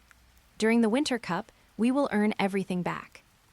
Yes, Teisuke Atsubo and the others naturally wouldn't end their last year like this. Indomitable, these four characters in kanji were the soul of the Shotoku basketball club. They lost today, everyone was sad and in pain. But when the sun rose tomorrow, they would pull themselves together. "HMPH, coach, I'll go call that troublesome brat back." Kiyoshi Miyaji, with his sharp tongue, went up and slapped both first years on the head. "Instead of moping here, go back and practice to make yourself stronger. Careful or I really will smash your glasses." "You too, Tako. Your passing today was simply terrible. Being disrupted so easily by that buzz-cut first year from Seiho is the best proof that your training isn't enough. Go back and give me 2 hours of extra practice." Both Midorima and Tako were stunned. They thought they would receive a little encouragement from their seniors at a time like this. But no, Miyaji only gave them a slap. Finally, they walked back, boarded the bus together, and temporarily bid farewell to this battlefield. Get 20-plus chapters ahead on Patreon Rose Whiskey. 189. Chapter 189, Bible of the Star. The Battle of Kings concludes. Tokyo's newspapers were fast. The night the game ended, reporters worked overtime with the material in hand. Therefore, by the next day, many reports with similar titles were freshly published. Japan's basketball culture isn't particularly strong. People here prefer baseball and soccer. However, with the emergence of those 6 geniuses, people's interest in basketball suddenly became intense. They couldn't help but pay attention to the games and reports of those few geniuses. With traffic, reporters were motivated to work. They detailed the course of the match, using a photo of Yuuto with white hair as the layout, labeling his astonishing stats from the match. At the end of the article, they wrote words like, "The genius who conquered Okashurazome has set Tokyo as his next target. With the defeat of the King of the East, Who will be the next team to stop the Lion King's journey? They attempted to incite hostility from fans of other teams. Although the method wasn't very clever, fans ate it up. On this day, the players of 2 and Senshinken were discussing this matter. For the past 2 years, every time Seiho played 2, there was only one outcome: defeat. This year's round-robin will be no exception. If they are smart enough, they should forfeit the match voluntarily and focus on the remaining 2 games to fight for the second qualifying spot in Tokyo. That's right, every player in 2 is an elite from all over the country. Coach Katsunori Harasawa is one of the best high school coaches. As long as 2 exists, that country bumpkin can't conquer Tokyo. But they brought in Yuuto. We also have Aomine. Plus, we brought in Hozumi Academy's starting shooting guard, Ryo Sakurai. Our lineup is stronger than the championship team. In last year's Winter Cup, our Senshinken was in the top 8 nationally. What about Seiho? They didn't even make it to the main tournament. They only beat Shotoku, who plays machine basketball. They haven't passed our Senshinken's test yet. The fans clamored loudly. Whether 2 or Senshinken, they were the teams with the largest fan bases in the Tokyo district. The latter had deep heritage and a glorious history. The former had remained strong in recent years. 2 used money to pave the way in recent years, collecting geniuses from all over the country. This team swept the nation with individual ability and gained numerous fans in a short time. Now, these fans were all shouting about teaching Seiho a lesson in the round-robin. As for Yuuto, he was currently on the rooftop, preparing for his second simulation. After defeating Shotoku, his win count accumulated to 3 again, allowing him to start a new simulation. Simulation starting. Randomly drawing talents. Drawn talent, Dunk Smash. That one from Mamashiro Takeishi, Yuuto was stunned for a moment. This system really liked plucking wool from the neighboring set, Prince of Tennis. Congratulations, you have obtained the blue talent Dunk Smash. Greatly improves the player's jumping ability and physical balance, and fully masters inertia. Missed out on the high-speed jump shot, high-speed jumping, but got an unreasonable version. Mamashiro Takeishi, a second-year regular at Seigaku, was always known for his physical athletic ability. The Dunk Smash was one of his signature skills. Relying on super strong jumping ability and body balance, he could exert full force even in midair. Fully mastering inertia was easy to understand. It meant literally what it said. When applied to dunking, it probably enhanced the confrontation during dunking and increased the destructive power of the dunk. Can be one of the backup options. He had already experienced the benefits of jumping. If he had high speed jumping against Shotoku, dealing with Midorima's shots would have been easier. Drawn talent, Bible of the Star. Congratulations, you have obtained the purple talent Bible of the Star. Freely adjust the values of strength, speed, stamina, technique, and mentality. By weakening other abilities to concentrate on specializing in a certain ability, the player's overall value remains unchanged. Jackpot! Yuuto's eyes lit up. If he remembered correctly, this should be Shiraishi Kuranasuke's ability. In the U-17 World Cup doubles match against France, he constantly specialized a certain physical ability to display extreme strength, speed, jumping, or even stamina for a short time. Perfect control over the body allowed Shiraishi to remain refreshed and maintain good competitive form, while others were panting and sweating profusely. Just this ability alone was enough for Yuuto to lock in this talent as a must-have. That blue talent from Mamashiro Takeishi could be ignored. My current 5 attributes are already the best of the best, if I specialize one. He could be like Kaise's perfect copy, briefly obtaining speed like Aomine, strength like Murasakibara, and shooting and passing like Midorima and Akashi. Not acquiring the generation of miracle skill sets, but their physical talents. Moreover, the Bible of the Star's perfect control over the body could make the demon mode last longer. I just like durable talents like me. In the original work, Shiraishi's 5 dimensions were an extremely balanced for each, totaling 20 points. But through specialization, he displayed the physical abilities of his other I teammates. I was a place full of outstanding people. Drawn talent, petty theft.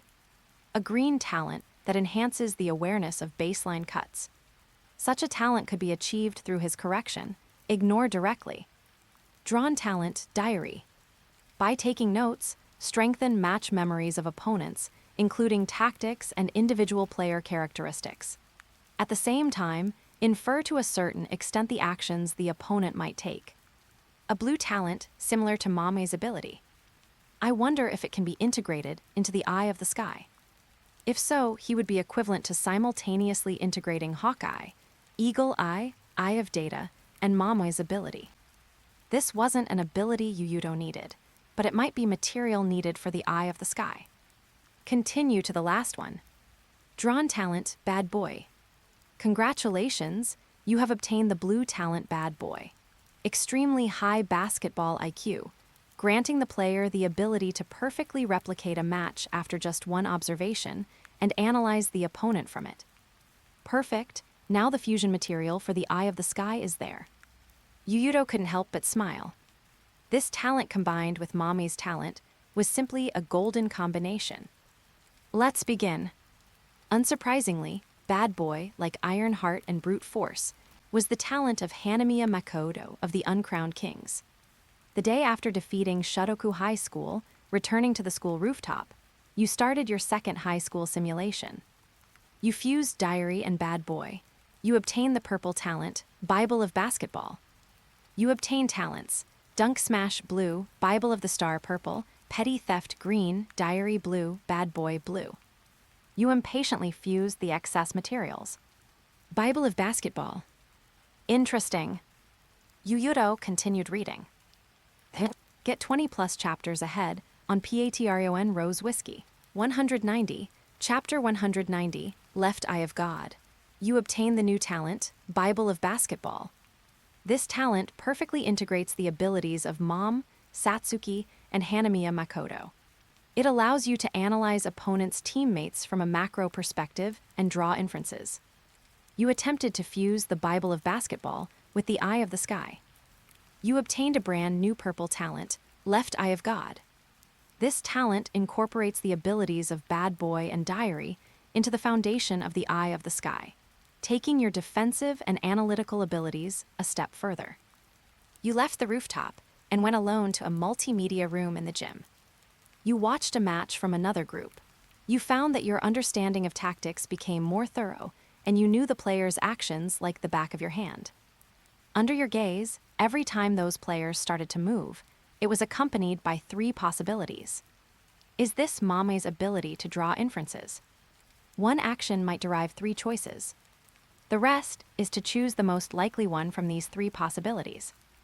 Thus, he could achieve absolute prediction like the Emperor Eye. The ability of the left eye of God surprised you. You felt that your eyes were already very close to the complete Emperor Eye. Subsequently, you changed into training clothes and took a ball to gallop on the court. You were testing the ability of the Bible of the Star. You applied your physical ability to your legs. Your leg muscles compressed frantically, seemingly about to explode. When this compression reached a critical point, you released it. Bang, you fell heavily to the floor. The explosion gathering the whole body's strength was too powerful for your body to bear. In other words, I can't specialize recklessly. Yuuto in the real world thought for a moment and understood the principle and limit of the Bible of the Star. For example, Shireishi's 5 dimensions balanced at 4, totaling 20 points. But he couldn't concentrate all 20 points onto strength or speed. If he gathered all 20 points into strength for one burst, he might suffer injuries like dislocation. You quickly understood the principle. You started to try bit by bit. You started to specialize based on the foundation of 90 in the 5 dimensions, excluding mentality. Whoosh, you tore through the air like lightning. You exploded with speed surpassing Aomine Deki from last year. You continued to try, gathering strength in your hands to complete a full-force dunk. Crash, the rim you trained on was torn down by you. Yamashita Shio rushed over upon hearing the news. He saw a basketball hoop without a rim and cursed in his heart at the damn thief who would steal even a rim. Then he saw you holding the rim in your hand. The truth was out, the damn thief was you. He asked what you did, and why you destroyed public property for no reason. You saw the anger in the coach's eyes. You decided to shut him up. You gathered your strength again, rushed to another court, and tore down the remaining rim as well. Yamashita Shio was shocked. He didn't care about the rims. The Seiho Basketball Club had plenty of funds, just replace them.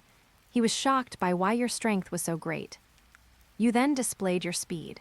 He only felt as if a bolt of lightning flashed before his eyes. Aomine's speed, Murasakibara's strength. He was dumbfounded. You originally wanted to show your extremely strong shooting ability, but found that the rims were torn down by you. You had no rim to use. But this was enough to make Yamashita Shio ecstatic. He didn't know what kind of monster he had recruited. He asked you what happened. You answered that you suddenly found a way to use your body further. Concentrating the whole body's strength, sacrificing a certain strength or speed to achieve the specialization of a certain ability. He found it incredible, but thinking of your demon mode, he thought your body might really be different from ordinary people. Yamashita Shio continued to let you test all the data after specialization. You happened to have the same idea, you hit it off instantly. Soon, he obtained all your specialized data. He compared it with other generation of miracles and found that your values were above theirs. But you told him not to be happy too early. Before the civil war of the generation of miracles, most players couldn't force out their full strength. Yamashita Shio thought it made sense. Before playing Shotoku, your performance was simply slacking off. However, your evolution speed still surprised him. It had surpassed the level of the generation of miracles last year. Maybe a big star will come out of our Seiho in the future, he said with anticipation. Not a local basketball star, but a world-class basketball superstar. If that day really comes, the status of the Seiho Basketball Club will surpass two, Shotoku, Senshinken, and even Rakuzen. Because Seiho produced a world-class star, they would become a basketball mecca in the eyes of latecomers. Yesterday, I was proud of my alma mater. Today, my alma mater is proud of me. This is exactly that. Soon, the round-robin began. First match against Senshinken. Fans looked forward to this match immensely, eager to see a high-level contest like Seiho versus Shotoku again. Then, the result of the game was unexpected.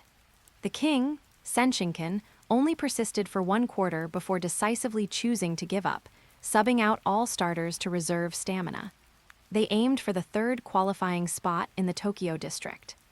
You won the first victory of the round-robin without bloodshed. Second match against the dark horse of this tournament.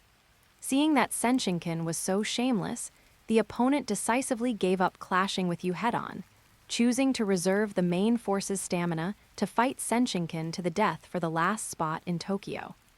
The previously arrogant Senshinken fans were extremely bitter upon seeing this. Everyone was a respectable team in Tokyo.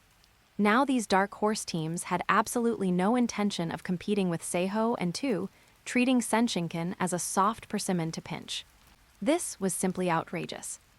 Tu's treatment was similar to yours. They won 2 consecutive victories without encountering strong sniping. Neither of you encountered any sniping in the first 2 matches. The competition for the 3rd seed in the Tokyo district this year was fiercer than any other year because you and Tu occupied 2 spots. The final battle of the round-robin. You welcomed your biggest rival in the Tokyo district, Tu Academy. As soon as the game started, Mom proved that she was not just a pretty face. She used her intelligence-gathering ability to accurately infer the characteristics of other Seiho players besides you, conducting targeted defense and offense. Tu gained the initiative at the start. But soon, the left eye of God allowed you to see through everything about Tu. You began to intervene and counter Mame's targeting. Seiho began to take the initiative under your control. Mom smiled helplessly on the sideline, as expected. She said to Katsunori Harasawa, "Coach, forget all the tactics we prepared before. You has seen through us." Harasawa looked at the game time. Only a few minutes had passed, and nodded with regret. He just didn't understand. The team was at a disadvantage, so why was Mame Satsuki so happy? Get 20+ chapters ahead on Patreon Rose Whiskey. 191, Chapter 191, Pass Without Warning. You easily countered Mommy's predictions. Mom looked at you with joy, thinking you were truly amazing. She liked boys like you who were unpredictable, yet whose minds were so simple they only contained basketball. This contrast fascinated her. Under your leadership, Seiho began to gain the upper hand. Naturally, Aomine Daiki wouldn't agree to this. He took over the ball early on, and you two engaged in a soul-shaking battle. The result of the great battle was that you had the last laugh. However, his progress still brought you quite a shock. The defeat a year ago made Aomine Daiki pick up basketball training again. This year, his physical condition was at its peak. He could completely be regarded as the Aomine Daiki from the movie Last Game. This meant his current strength was already enough to crush college-level players, surpassing some of the Dragon Team's Jabberwock starters. Your duel was comprehensive. From two completely opposite basketball styles to a clash of wildness, and finally fighting all the way until both entered Demon Mode Zone. Your confrontation dazzled the fans.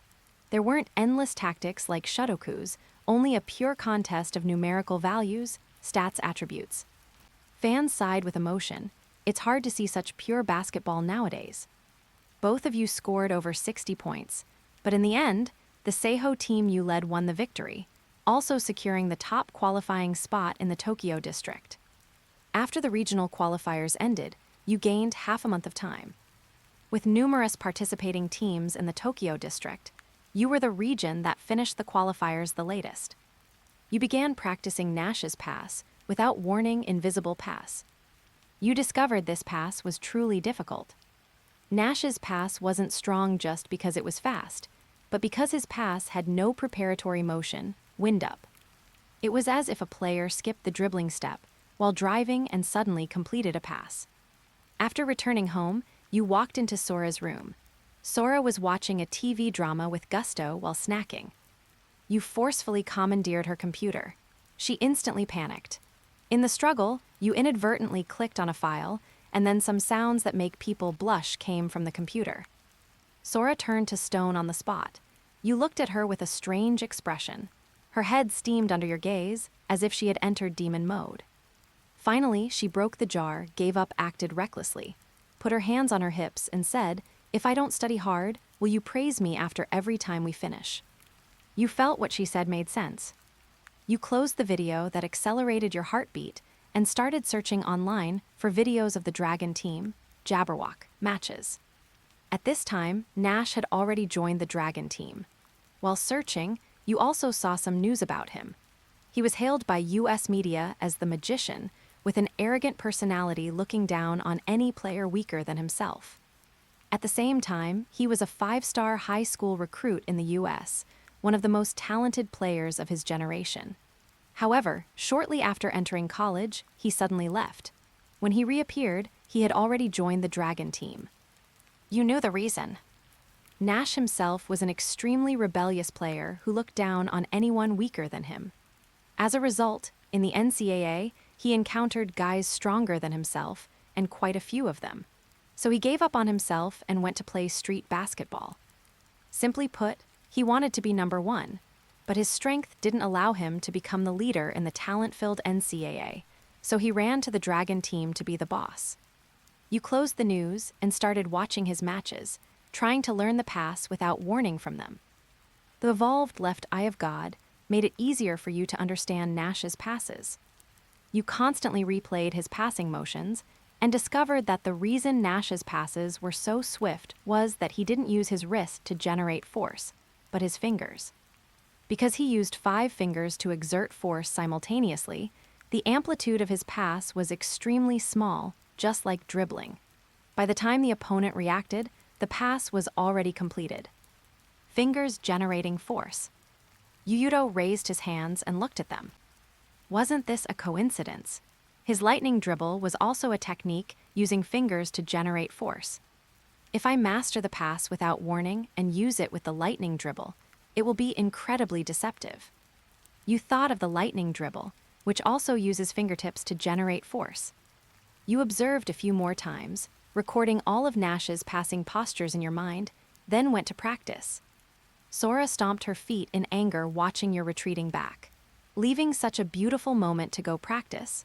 She glared in your direction and said, "Just go marry your basketball." Half a month passed. You still failed to master the pass without warning. This is a skill that demands considerable talent, and clearly, you lack talent in this area. But you have plenty of time. You decided to grind this skill to death until you master it. The flames of the Nationals were reignited. You followed the team to Kyoto. Unlike the regional qualifiers, the main tournament of the Nationals adopts a zonal draw. As the top seed of the Tokyo district, you were placed in a different bracket from Teiko, likely meant Rakuzen/Akashi, and 2.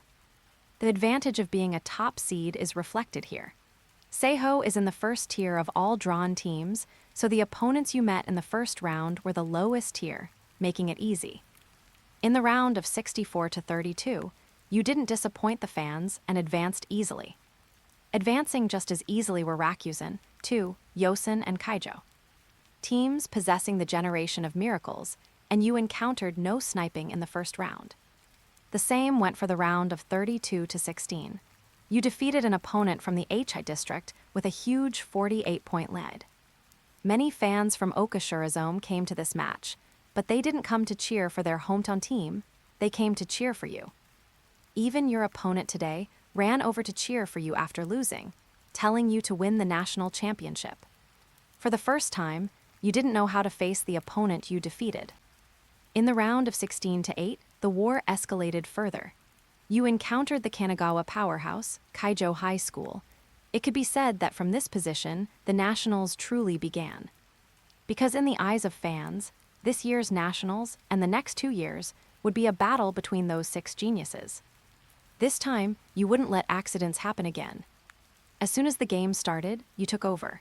At the same time, you informed your teammates of the intel on all Kaijo players except Kai's in advance. Therefore, after the start, you maintained suppression over Kaijo, establishing a 12-point lead in a single quarter. In the second quarter, you played steadily, continuously expanding the lead. Seeing the point difference widen to an irreversible number, Kaijo teammates disregarded being seen through by you and forced shots that missed, but Hayakawa Mitsuhiro secured rebounds, giving Kaijo second chance points. Isn't this just like 2 versus Kaijo? Yuuto looked at the text, his hand tapping the armrest of his chair. The clash between Kaijo and 2 was just like this. The entire Kaijo team fought for time for Kai's, trying hard to keep the gap within 15 points, waiting for Kai's copy to complete before counterattacking. However, the current Kai's wasn't the original Kai's. He had already lost to Yuuto a year early. Of course, I'm not Aomine either. I won't wait for you to finish powering up like that idiot Aomine. Get 20+ chapters ahead on Patreon Rose Whiskey. 192. Chapter 192. The Generation of Miracle Skills and Talents. With the support of your intel and analysis, Seiho occupied the initiative on the court. Kaijo did not give up. A thought kept supporting them. They fought back, and luck was also on their side. Even against some good defense where you couldn't pick out any faults, Kaijo's players still managed to put the ball in. Luck seemed to be on Kaijo's side today, but you knew luck was only part of it. It was mostly Kaijo's fighting spirit. The biggest difference between a powerhouse and an ordinary team is exactly this. After so much time, Yuuto understood. The biggest difference between powerhouse teams and ordinary teams lies in the fact that they won't be easily knocked down. These teams all possess their own pride and basketball culture. Like Shotoku High School, Nakatani injected the 4 words indomitable into the soul of the entire team, making them never yield even when facing desperate situations. Plus, the starters of these powerhouses were warlords in their own right during junior high, genius players, battle-hardened veterans.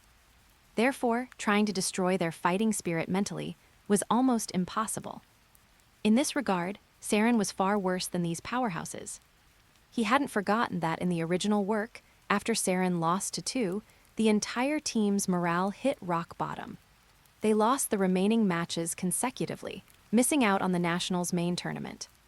In contrast, Shohoku High School, from Slam Dunk, After experiencing the heartbreaking battle against Kainen, the Bad Boy Legion quickly stood up from their sorrow, eventually defeating the strong enemy Ryota High School to break into the Nationals.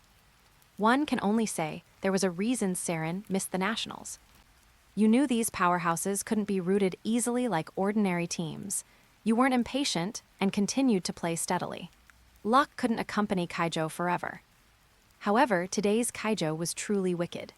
Their shooting guard, Yashitaka Moriyama, shot 3 for 5 from three-point range in a single quarter.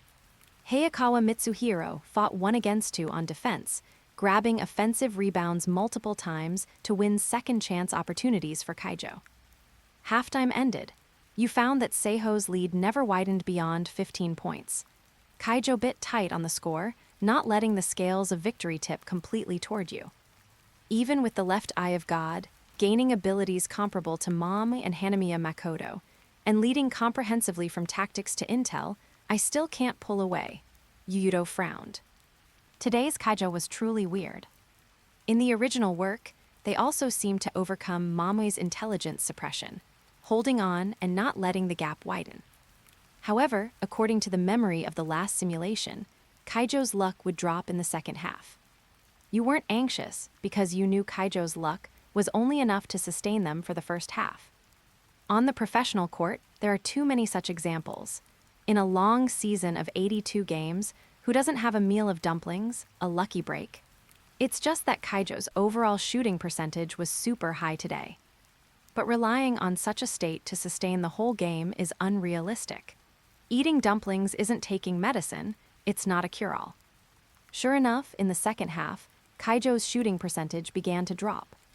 Although the intel you provided didn't crush Kaijo in the first half, it caused their players' physical consumption to be far higher than usual.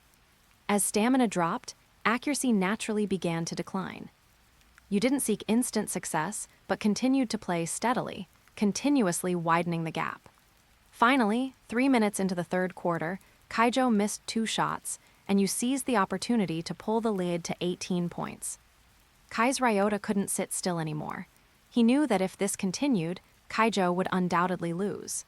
He began to participate in both the offensive and defensive ends of the team. He started scoring and contributing wonderful defense. People were astonished to find that shadows of other generation of Miracle's members appeared on him. Full-court three-pointers, Aomine Daiki's basketball style that even he himself couldn't predict, perfect predictions like Akashi's Emperor Eye, Murasakibara Atsushi's incredible defensive ability, and he didn't even spare Kuroko's phantom shot. Even your playing style, he copied. His performance stunned fans nationwide. But what he copied were merely the skill sets of the generation of miracles, while what you possessed were the physical abilities of the generation of miracles. The talent Bible of the Star activated. You carried out targeted specialization. Combined with several corrections and the left eye of God, you suppressed Kise's scoring momentum. Fans were shocked again. Although your explosion wasn't as flashy as Kai's Ryota's perfect copy, your monster-like athletic ability was even more shocking in the eyes of those who knew the game. They were astonished. Kai's Ryota only imitated the skills of the generation of miracles, but you obtained the talents of the generation of miracles. Kai's Ryota was equally shocked, but you didn't explain to him. Instead, you continued to pressure Kaijo, returning the point gap to its original state. But you knew the game wasn't over. Sure enough, after Kaijo was forced to call a timeout, Kai's exploded again. He stepped into the domain of the zone. Even Midorima couldn't do it, but this blondie actually did. In the last simulation, Kai's entered the zone because of Yuuto's carelessness, making the situation relatively anxious. But this time, he had collated the experience of failure and maintained high pressure. Attempting to make Kai's crave the zone like Midorima, did so he would naturally stay far away from the zone domain. Result, Kai's entered it anyway. You saw golden lightning erupt from the corners of Kai's Ryota's eyes. You guessed something must have happened during the timeout. Failing to stop him from entering the zone was a pity, but you were prepared. Even if you step into the zone, the result won't change. White steam began to emit from around your body, and your black hair turned snow white visibly. How do we know if we don't try? Last year, everyone in the country said you couldn't win, but you won in the end, didn't you? Kise wouldn't give up, nor would he listen to you can't win. This was a truth he learned from you. You two erupted into a fierce battle. Fans were shocked to find that compared to your bloodbath with Aomine Daiki half a month ago, the intensity this time had gone up another level. Perfect copy paired with zone. In the movie, this was hailed as the strongest existence. Midorima Shintaro, who possessed nothing yet knew everything clearly, once bluntly stated when the generation of miracles faced the dragon team, "The current Kise is undoubtedly the strongest player on the court." However, you were even more heaven-defying.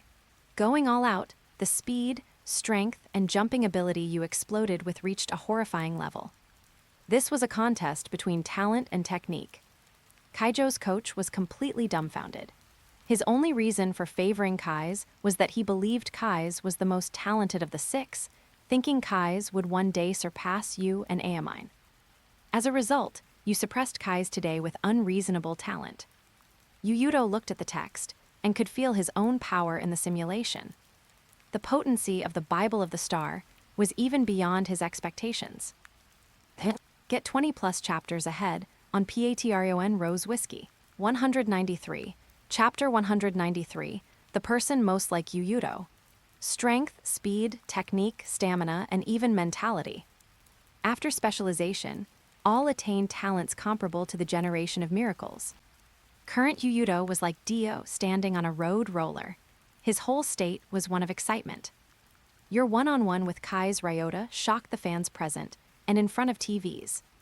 Akashi believed that at this moment, you two were the strongest players in the country. The secondary personality, Akashi, said nothing, seeming to ponder how to defeat you in this state. Yes, he didn't think Kise Ryota could win this match. Even if Kise Ryota could copy the skill sets of everyone in the generation of miracles, your ability itself was generation of miracles level. With your talent specialization, you would always hold a certain degree of advantage. Most importantly, you would keep improving in such a contest, constantly correcting your own weaknesses. Sure enough, as time passed, your advantage began to become obvious. Kise Ryota struggled to persist, but ultimately failed to close the gap. The difference remained between 15 and 18 points. Then, the third quarter ended. Kise Ryota involuntarily exited the zone state. Perfect copy and zone brought a huge burden to his body. What puzzled Yukio Kasumatsu was that, although you looked like you consumed a lot too, you still hadn't exited demon mode. Is it because of perfect copy and zone? Little Kise looks much more tired than you. No, that guy Yuuto's demon mode limit is 10 minutes. Unless he evolved again, he's been lying before. The demon mode limit was never 10 minutes. Things happening to you are always hard for people to understand. Even Akashi only figured out a little. The secondary personality Akashi finally spoke. His game rhythm is far above Ryota's. The primary personality Akashi communicated with him. It should be related to Yuuto's specialization ability. His control over his body exceeds our imagination. The third quarter ended. In the last few minutes, you pulled the gap to 21 points. This score had already exceeded Kaijo's lifeline, and Kise Ryota's state declined rapidly. He could no longer enter the zone domain. However, he insisted on playing in the fourth quarter. You saw the changes in his body data showing a sharp decline, proof of excessive physical fatigue. Go down and rest. Your body has reached its limit. The dual personality shooter talent activated. You coldly advised him to give up. Kise Ryota refused. He said, compared to the generation of miracles Kise Ryota, I prefer Kaijo's Kise Ryota. At this moment, he shouldered the entire Kaijo team. You spoke no more, leading the team to continue playing steadily. Even you didn't expect that the person in the generation of miracles, most like yourself, turned out to be Kise Ryota. This handsome model, usually as docile as a golden retriever, was incredibly stubborn at this moment. His thirst for victory was moving. But we cannot always conquer everything. When the match entered the last 3 minutes, he finally couldn't hold on and fell during a chase-down defense. Genta Takuchi's expression changed drastically. An injury without contact could likely result in irreversible damage. Kaijo's players looked terrified. Yukio Kasumatsu looked incredibly self-blameful, hating himself for only having the match in his eyes and not noticing his teammates' limit. Kai's Ryota was subbed out. Genta Takeuchi didn't let him stay and had him sent directly to a nearby hospital. The result of this match was self-evident. Seiho won. After Midorima Shintaro and Aomine Daiki, you also cut down Kai's Ryota. At night, you returned to the hotel and stood in front of the floor-to-ceiling window. Your phone rang. It was Mom. She told you Kai's Ryota's injury status. Not particularly serious, but he needs to rest for 4-6 weeks, depending on recovery. Ideally, he can participate in this year's Winter Cup. You signaled that you understood. You don't particularly like this bunch of geniuses from the generation of miracles, but you don't wish for them to be injured. Soon after, Akashi Seijiro called too. He hoped all 6 of you would withdraw from this nationals. He believed your talents were too strong, and your current high school freshman bodies weren't fully prepared. He also asked you to go for a checkup, just in case of hidden injuries. You refused. You know your body like the back of your hand. If there were hidden dangers, they would be reflected in the changes of your 5 attributes. Moreover, you have always played with a pragmatic basketball style, which is the most long-lived way to play. Now that you've obtained the Bible of the star talent, your control over your game rhythm has nearly reached perfection. One day later, you led the team out again. You defeated your opponent without suspense and reached the Final 4 of the Nationals. This is already the best result Seiho has achieved in the last 2 years. But you weren't satisfied. Your goal was always only the final victory. In the semifinals, you won again. Yosin and Rakuzen were in the other half of the bracket. They met in the semifinals, but neither Akashi Seijiro nor Murasakibara Atsushi played. Ultimately, Rakuzen advanced to the final with superior overall strength. A week later, you met Rakuzen in the final. This match was exceptionally intense. 3 uncrowned kings, plus the new 6th man, and the leader of the generation of miracles, Akashi Seijiro. Rakuzen possessed the strongest paper strength in the country. And Akashi Seijiro's presence allowed Rakuzen's paper strength to be fully utilized. He switched freely between 2 personalities during the match. You tangled until the last quarter without a clear winner. Then you both stepped into Zone Demon mode, and through passing, helped teammates break the 80% limit, developing potential to 90%. You both activated the team zone. This was an extremely terrifying scene. The watching fans, even the generation of miracles and Saren crowd, were all dumbfounded. This was absolutely the most incredible duel in the history of the high school nationals. Get 20+ chapters ahead on Patreon Rose Whiskey. 194. Chapter 194, You look like you lost a game.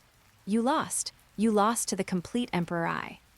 At the final moment, to defeat you, the secondary personality Akashi chose to return everything to Akashi Seijiro. His existence was for victory. To defeat you, he chose to let himself disappear completely. Akashi Seijiro obtained the complete Emperor I that originally belonged to him. The disappearance of the other personality completely ignited his fighting spirit. Ultimately, you lost to Akashi Seijiro and his Rakuzen. I knew it. This is basically treating me like Nash to beat. Yuuto looked calmly at the simulation text. Starting from that guy Aomine, the generation of miracles were no longer the people from the original work. Although he didn't face Murasakibara Atsushi, he was certain that the giant purple baby definitely wouldn't hold back anymore and would play with the strength used to fight Jason Silver. Complete Emperor I. Troublesome thing. Seeing the future of one person and seeing the future of everyone on the court were 2 different concepts. Because Rakuzen possessed the best lineup in the country. Losing the match left you extremely unwilling. You immediately threw yourself into training after returning to Tokyo. You started grinding the pass without warning to death. Soon, summer vacation passed, and you welcomed the last major tournament of the year, the Winter Cup qualifiers. Due to achieving runner-up in the Nationals, you didn't need to play the qualifiers and directly entered the main tournament.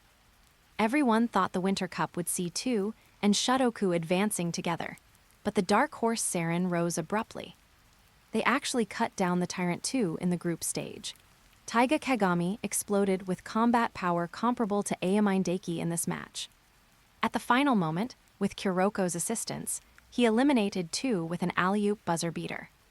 In the round robin, they encountered Shotoku and ended in a draw. Since both had won 2 games in the round robin beforehand, it was already confirmed before this match that they would advance together, so they entered the Winter Cup main tournament directly without overtime. Winter Cup main tournament. You encountered Saren's challenge in the second round. You lost again. This word again is quite succinct. Yuuto wanted to smash this broken system. Just tell the story, why poke at me? Afraid I'm not angry enough. Taiga Kagami opened the second door of the zone. Kuroko Tetsuya used the Quasi-Emperor I misdirection overflow, paying the price that misdirection would be ineffective against you in the future, in exchange for a victory. After the match, you seem to have matured. As the team's new captain, you left only after shaking hands with the opponent. But only Sora and Mom knew you hadn't changed a bit.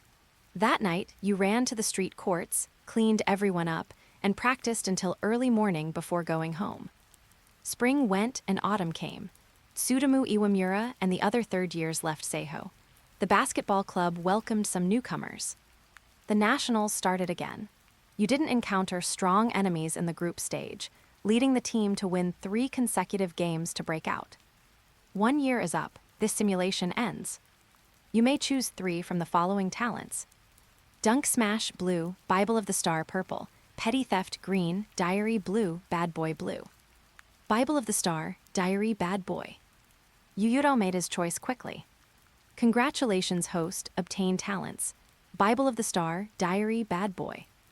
You obtained extensive training memories of Pass without warning. You have preliminarily mastered Pass without warning. You obtained extensive match memories. You obtained extensive training memories. Your simulation level has increased. You obtained 5 free attribute points. Pity I couldn't draw the zone. Otherwise, I would have fused demon mode no matter what. Complete Emperor I, zone's second door. Neither are easy to deal with. Yuuto absorbed the match memories, especially the memories of the 2 losses against Rakuzen and Saren. He recalled them repeatedly. 2 losses, neither by a large margin. But Yuuto knew clearly that the way he usually defeated opponents was by keeping this seemingly small gap forever. These seemingly small gaps required a lot to cross. Compared to a year ago, he had actually improved a lot.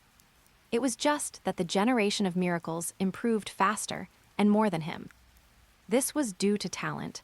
He had already seen the limit of his talent. Every improvement now required simulation and grinding. He looked at the pass without warning, which wasn't ready for real combat yet, wondering how many years he'd have to grind to fully master it. Time to eat you. The rooftop door was pushed open. The person coming was naturally Sora. Now all of Seiho knew that the basketball club's genius, Yuuto, treated the rooftop as his territory. This made many boys who wanted to emulate school days, Makoto Aido, feel incredibly regrettable. Got it, Yuuto stood up and went to the cafeteria with Sora. What's wrong? You look like you're unhappy. Is it that obvious? Yeah, because I'm always watching you. You look like you lost a game. Indeed lost, and twice at that. Nothing of the sort, and I have this. He took out the wristbands Sora gave him from his pocket.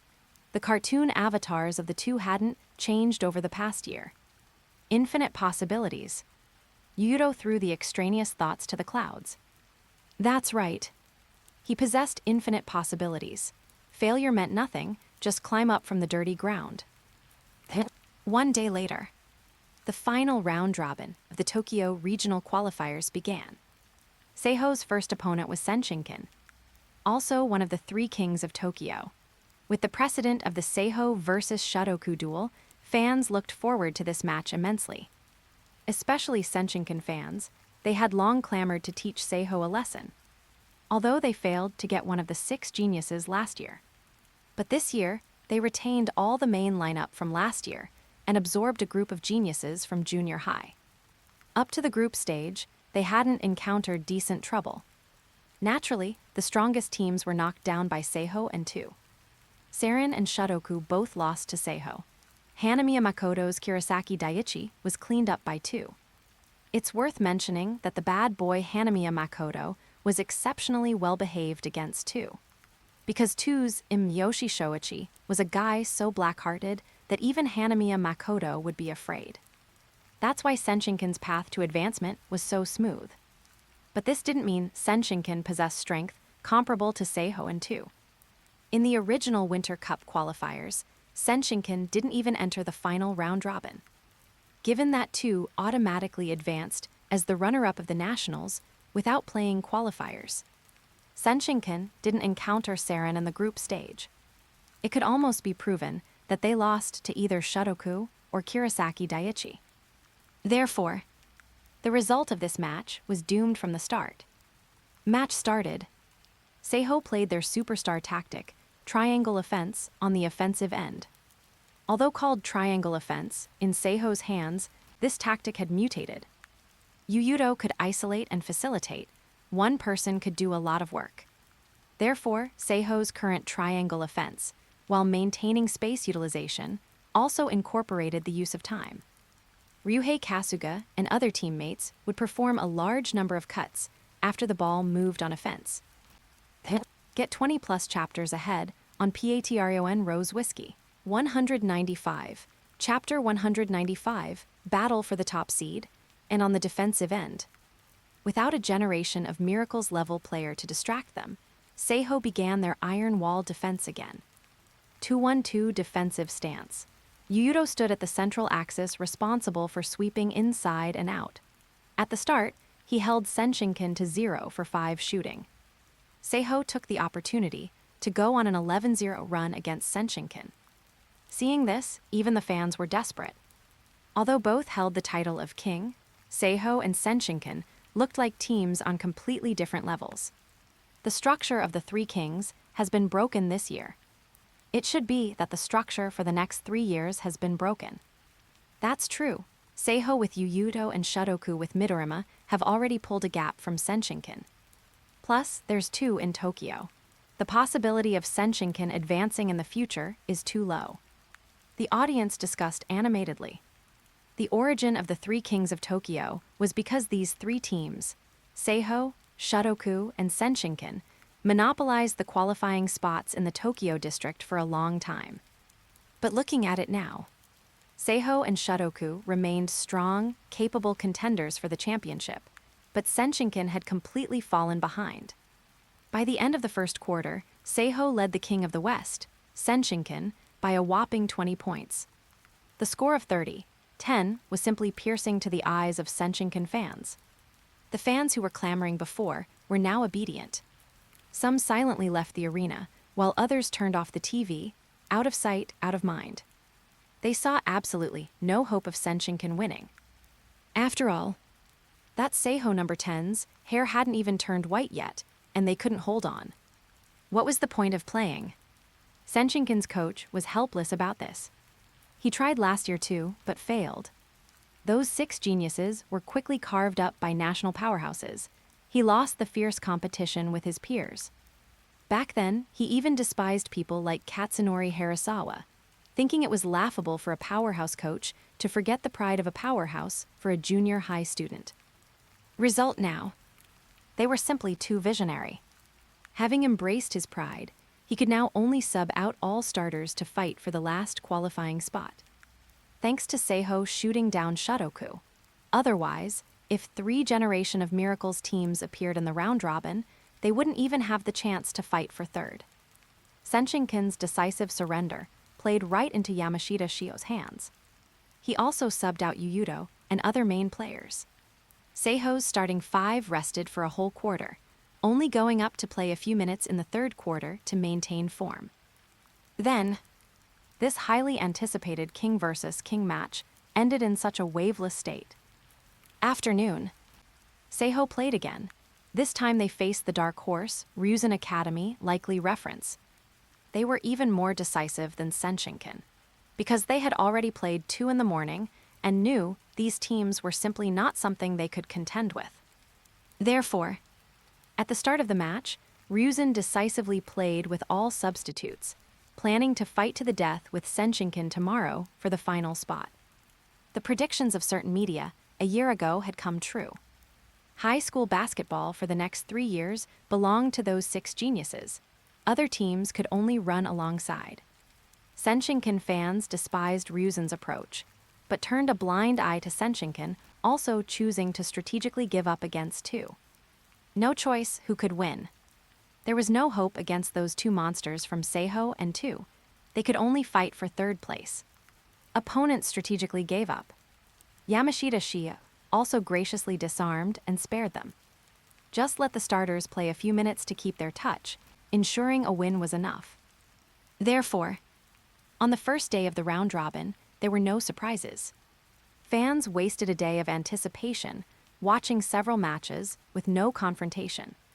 But what followed was even more intense anticipation, because tomorrow was the focal battle between Seiho and 2 for the top seed. King versus Tyrant. Lion King Yuuto versus Generation of Miracles, Ace Aomine Daiki. This match was scheduled as the last game. Not at dusk, but in the afternoon, because after all matches ended, there would be a simple regional awards ceremony. This process would waste about an hour. Morning. All members of the basketball club were preparing. Newcomers could clearly feel that the atmosphere in the basketball club was different, especially the third-year members, who were exceptionally serious during practice, because recently, their record against 2 was an embarrassing 0-3. As a king, such a record was humiliating. The biggest victim of 2's rise wasn't Shotoku or Senshinken, but Sei, because they always drew 2 in the group stage. Yuuto handed the intel to them in advance. It was the countermeasure predicted after Mame's predictions. While surprised, Ryuhei Kasuga and the others realized they had no way out. They had no reason or excuse to lose the game anymore. Yuuto, can you practice with me? Sure. Tomoki Tsugawa was also infected by this atmosphere and wanted Yuuto to practice with him.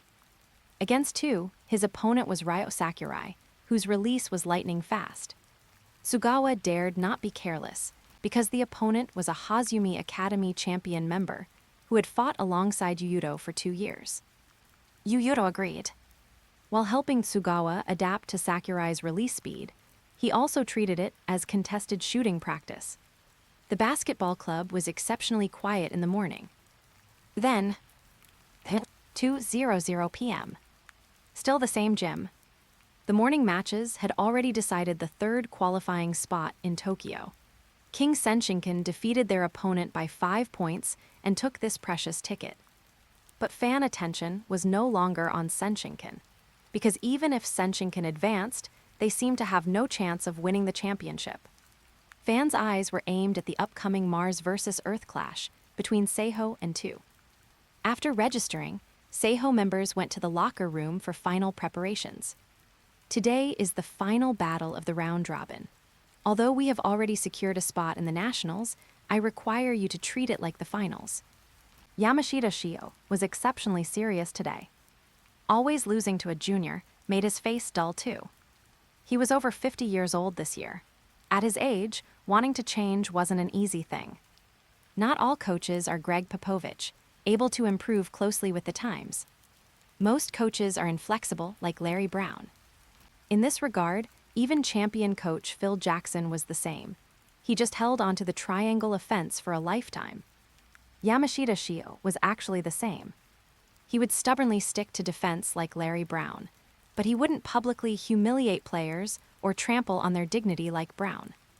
Yamashita Shio still hadn't figured things out offensively, but he obtained a player who could help him solve this trouble. The current Seiho was the team form in his ideals. Get 20-plus chapters ahead on Patreon Rose Whiskey. 196. Chapter 196. King and Tyrant. For Yamashita Shio, this year's Seiho was the strongest in history, and Yuuto was the best player he had ever coached.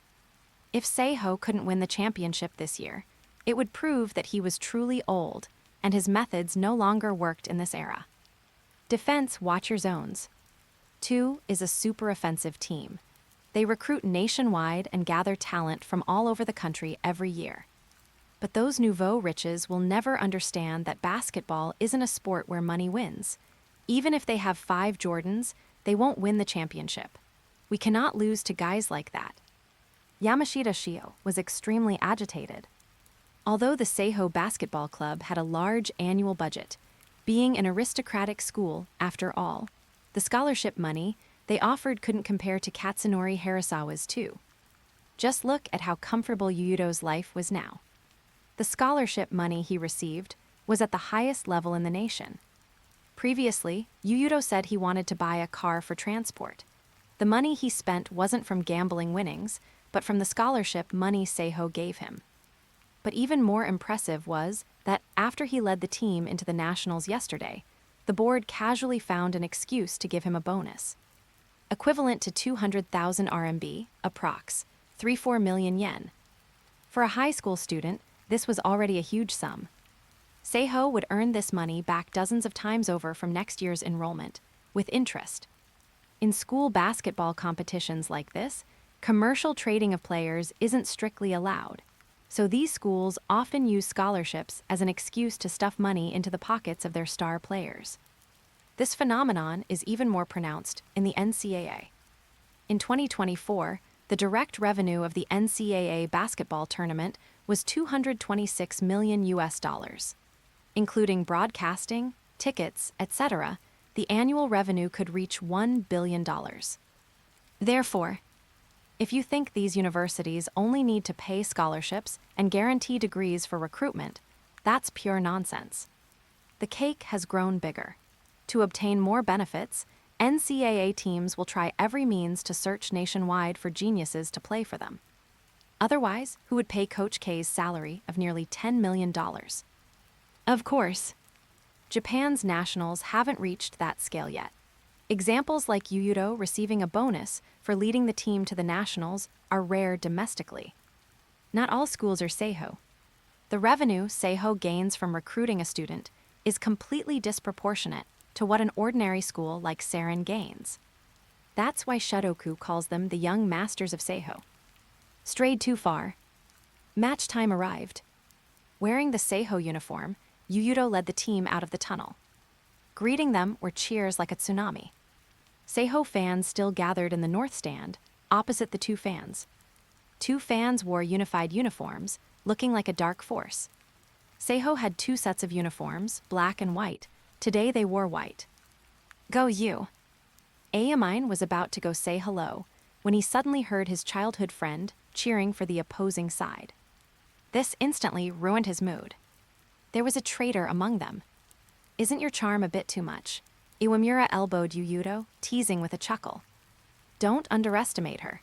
Since she chose to cheer for me, she will definitely do her best to help Tu win the game. I know her too well. Is that what Mama-san's cheering means? Tomoki Tsugawa asked blankly. I don't know about other girls, but if it's her, definitely. What a girl with a terrible personality. Ryuhei Kasuga looked at the smiling Mommy Satsuki and felt that if you cut her open, the inside might be black. Except for a few people, Satsuki is indeed black on the inside. Stop chattering, go warm up. Yuuto took off his jacket, and the whole team began their warm-up exercises methodically. They ran around the half-court, jogging from the corner into the paint for layups, then running to the other corner. Tu did the same. Throughout the warm-up phase, there was no communication between the two sides. Then, the match began. 2 starters wearing black jerseys. Shoichi Miyoshi, Ryo Sakurai, Yoshinori Suza, Daiki Aomine, Kasu Wakamatsu. Seiho starters wearing white jerseys. Ryuhei Kasuga, Tomoki Tsugawa, Yuuto, Jiichi Amuro, Tsutomu Amura. I've been waiting for this day for a long time, Yuuto. Both sides lined up at the center circle. Aomine stared at Yuuto. A year later, he was still the same, always getting excited when encountering a strong opponent. The entire generation of miracles lost to me. What can you do alone? Yuuto didn't back down. It's better without those guys getting in the way. Better how? Losing more thoroughly. Wrong, it means crushing you thoroughly. The two were tit for tat. People around them didn't speak. their attention focused on the two. One side was domineering, the other like an untamable beast. It was Ryota Sakurai again. Seeing his old captain, he enthusiastically wanted to say hello. Captain Yuuto. If you have something to say, tell it to Tsugawa. Right now, you are my enemy, Ryo. Hearing this, Sakurai swallowed hard instantly. He thought his captain was as straightforward as ever, straightforward to the point of being domineering. Truly like a male lion. The referee checked his watch and entered the court with the basketball, coming between the two teams. Jump ball segment. Tsutomu Iwamura versus Kasu Wakamatsu. The height difference between the two wasn't large. Wakamatsu held a 6 cm advantage. With short beige hair, his build wasn't the tank type, but his athletic ability was extremely strong. Beep! The whistle tore through the air, igniting the enthusiasm of the fans in the entire arena. As the referee tossed the ball into the air, Iwamura's body suddenly twitched. This twitch startled Wakamatsu directly. Instinctively following his senses, he jumped. Beep! The referee blew the whistle again, giving Wakamatsu a foul. Just like the intel Yuuto provided, he's a player who gets emotional quite easily. Iwamura secretly admired Yuuto's intelligence analysis ability. Really helped a lot. Last year, Wakamatsu wasn't a starter. He only replaced the original third-year center after advancing to the second year this year. Don't be so nervous, Wakamatsu. The game has just begun. Sorry, senior. Wakamatsu was impulsive, but unexpectedly respectful of his seniors. Knowing he made a mistake, he hurriedly apologized to Miyoshi Shoichi. And Yuuto. He had already walked past the front court casually. Aomine consciously approached. His target for this match was Yuuto. Birds of a feather flocked together. What do you mean? Yu is calling you an idiot, Dai-chan. Shut up. Aomine turned his head and roared at Mommy on the sideline. Did he really think he was an idiot? He could hear such simple sarcasm. Get 20+ chapters ahead on Patreon Rose Whiskey. 197, Chapter 197, Satsuki, I've been exposed. Aomine took a deep breath, throwing emotions unnecessary for the match out of his brain. This was him. Once he entered the match state, he would devote himself completely, especially when encountering an opponent he wanted to crush. Aomine Daiki, this beast, was extremely hard to influence by external factors. The benefit of the simulation was that it allowed Yuuto to know what might happen in advance. But there were also disadvantages. He would inevitably underestimate the enemy, especially opponents he had defeated in the simulation. Facing them in reality, he would always become less cautious. Therefore, he needed to correct this emotion of underestimating the enemy right from the start. Seiho's possession, too, adopted a very characteristic one-on-one man-to-man defense. This was their confidence. The starting 5 were all first-class players at the national level. In terms of individual ability, they were confident they wouldn't lose to any team. Nice team, Yuuto looked around. Two's players' overall stats were even above Seiho's, although not by much, higher was higher. HMPH, this match isn't a place for them to shine. Aomine didn't care about these teammates. If possible, he even hoped this would be a duel between just him and Yuuto. The light of others. True, their light is too dim, X2. As soon as the words fell, Yuuto's 5 fingers exerted force violently, carrying the sound of thunder. Bang! He exploded with acceleration, reaching Aomine's side with his first step. Hearing his words, Aomine's face flashed with momentary astonishment, but he immediately became excited. That's right, that's how it should be. He grinned and started moving. His feet twisted, sneakers rubbing against the floor making a piercing sound. With a turn and acceleration, he stuck close to Yuuto. However, Yuuto's body rapidly dissipated. In the eyes of others, he seemed to suddenly disappear, only to reappear on Aomine's other side when they turned their heads. That guy Heizaki's move, Aomine clicked his tongue. He wouldn't be fooled by this kind of rhythmic deception a second time. He liked the strong, even feeling that anyone who liked basketball wouldn't be a jerk. Except Heizaki. That guy was a complete jerk. Whoosh! Yuuto's body erupted with golden light, accelerating towards Two's paint. Aomine showed no weakness, his body swaying constantly as he pursued. Others dared not approach easily. The athletic ability displayed by these two was scary enough. It was only the beginning, yet it was already so intense. Playing like this right from the start, as expected of little Aomine and little Yuuto, Kise came to Tokyo again. So far, he hadn't missed any match of the Generation of Miracles. Even for Murasakibara at Sushi and Akashi far away in Akita and Kyoto, he would watch via TV. To further his imitation, one is the strongest player in the country, the other is the fastest player in the country. Until they stop, others can't intervene in a contest of this level.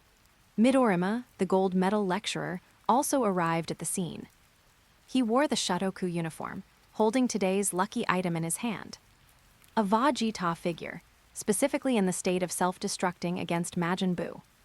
So strange, little Midorima, you actually didn't disguise yourself today. Hearing this, Midorima's expression flashed with momentary discomfort.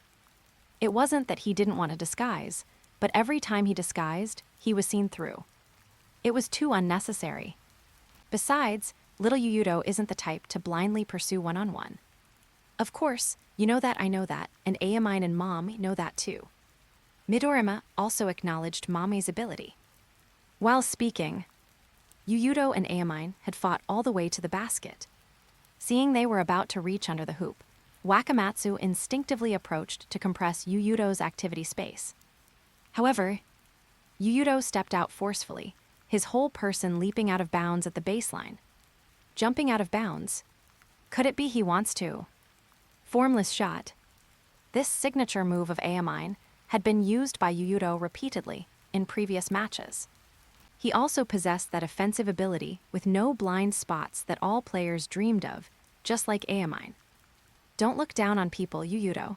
Aomine strode to keep up, defeating him with his own signature move. There should be a limit to looking down on people. Just the opposite, I attach great importance to you, Aomine. Yuuto didn't turn his head.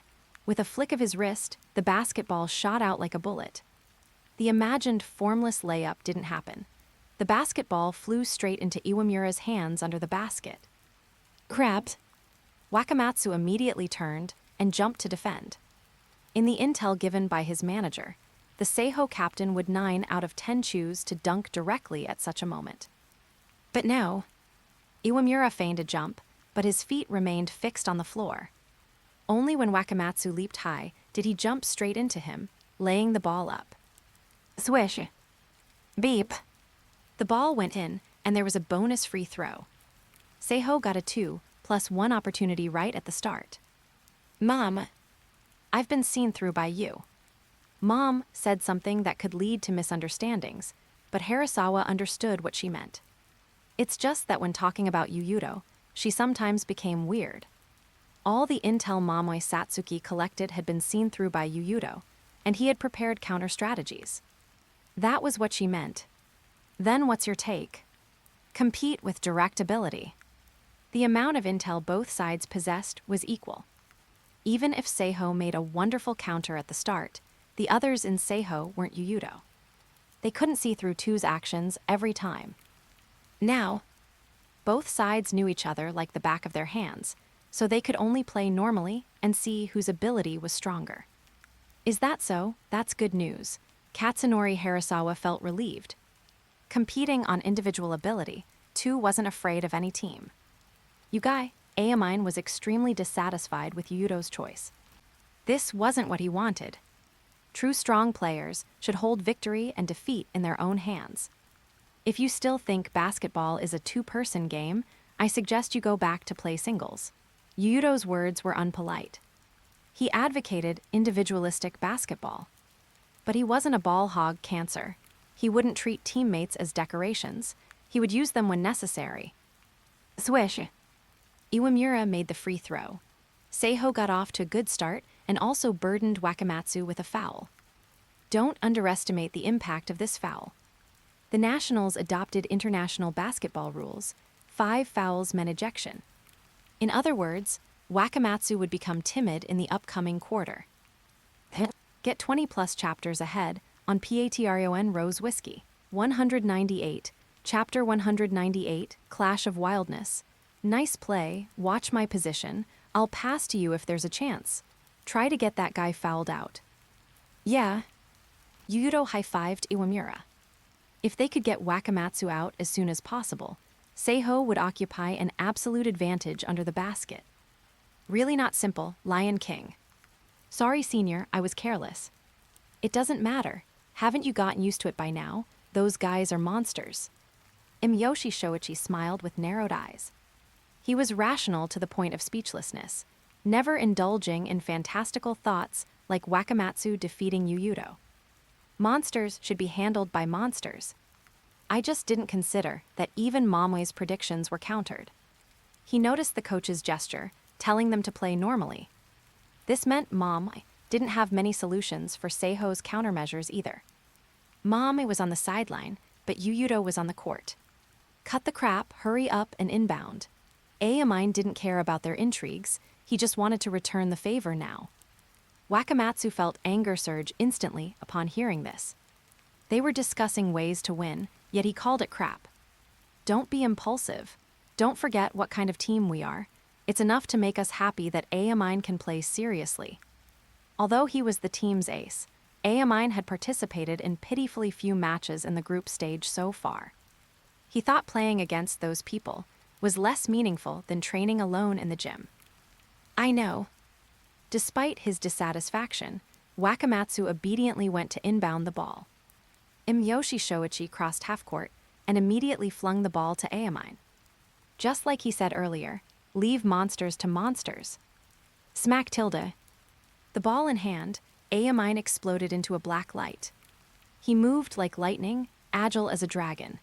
During his rapid advance, the basketball stuck to his side like a magnet. Yuuto's gaze narrowed. No matter what he said, he would never underestimate the opponent in front of him. Without retreating, he actively went up to meet him. Screech tilde tilde tilde. Bang bang tilde. The sound of basketball and sneakers rubbing against the floor was like heavy metal rock music. Around them, a vacuum zone formed. Other players on the court consciously cleared enough space for them. Roar. Suddenly, Yuuto seemed to hear the roar of a beast in his ears. Aomine's eyes were cold, his body shaking irregularly, his waist swaying as fast as a venomous snake. Hiss tilde. Everyone sucked in a breath of cold air. Such a playing style exceeded convention and was chaotic to the extreme. They couldn't guess Aomine's next move at all. This is the ace of the generation of miracles, Aomine Daiki. Kagami looked like he had seen a ghost. He knew what this was. Rucker Park gathered a bunch of super strong street ball masters. It's just that this kind of street basketball was never mainstream. Even in the eyes of professional players and industry insiders, street basketball was just unrefined acrobatic performance. However, this basketball style displayed extremely strong destructive power on Aomine. To perform movements of that degree at such speed, isn't his flexibility too good? The key is his ball sense. Even with such complex movements, the basketball never left Aomine's control from beginning to end. He can pass people however he wants.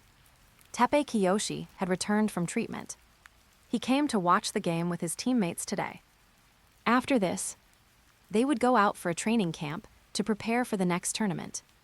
Meow, likely a typo for a roar or sound effect of the link's wildness.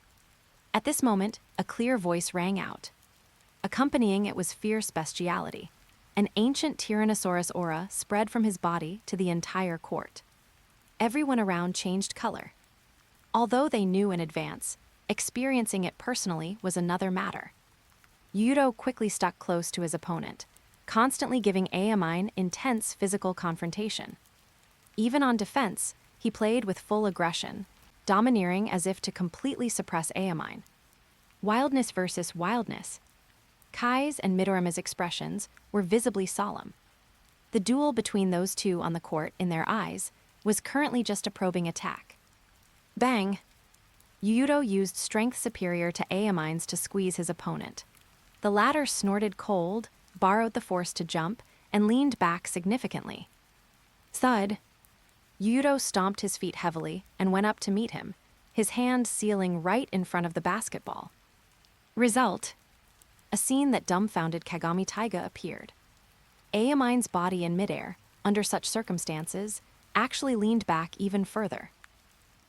His back was almost completely parallel to the ground.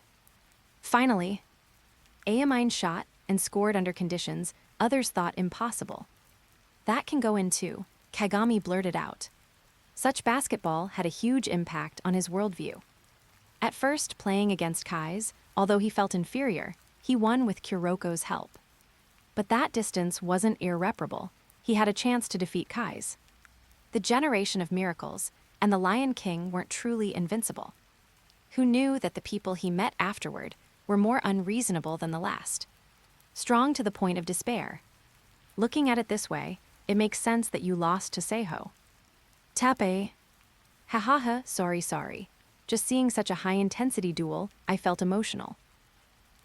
Tepe Kiyoshi laughed. The team's atmosphere hadn't reached the ideal state yet. He was using this method to unite the team.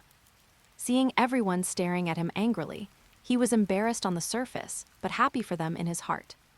As long as the fighting spirit wasn't extinguished, everything was possible. You won't have a next time. Yuuto was distracted for a moment, and Aomine completed the second correction score silently.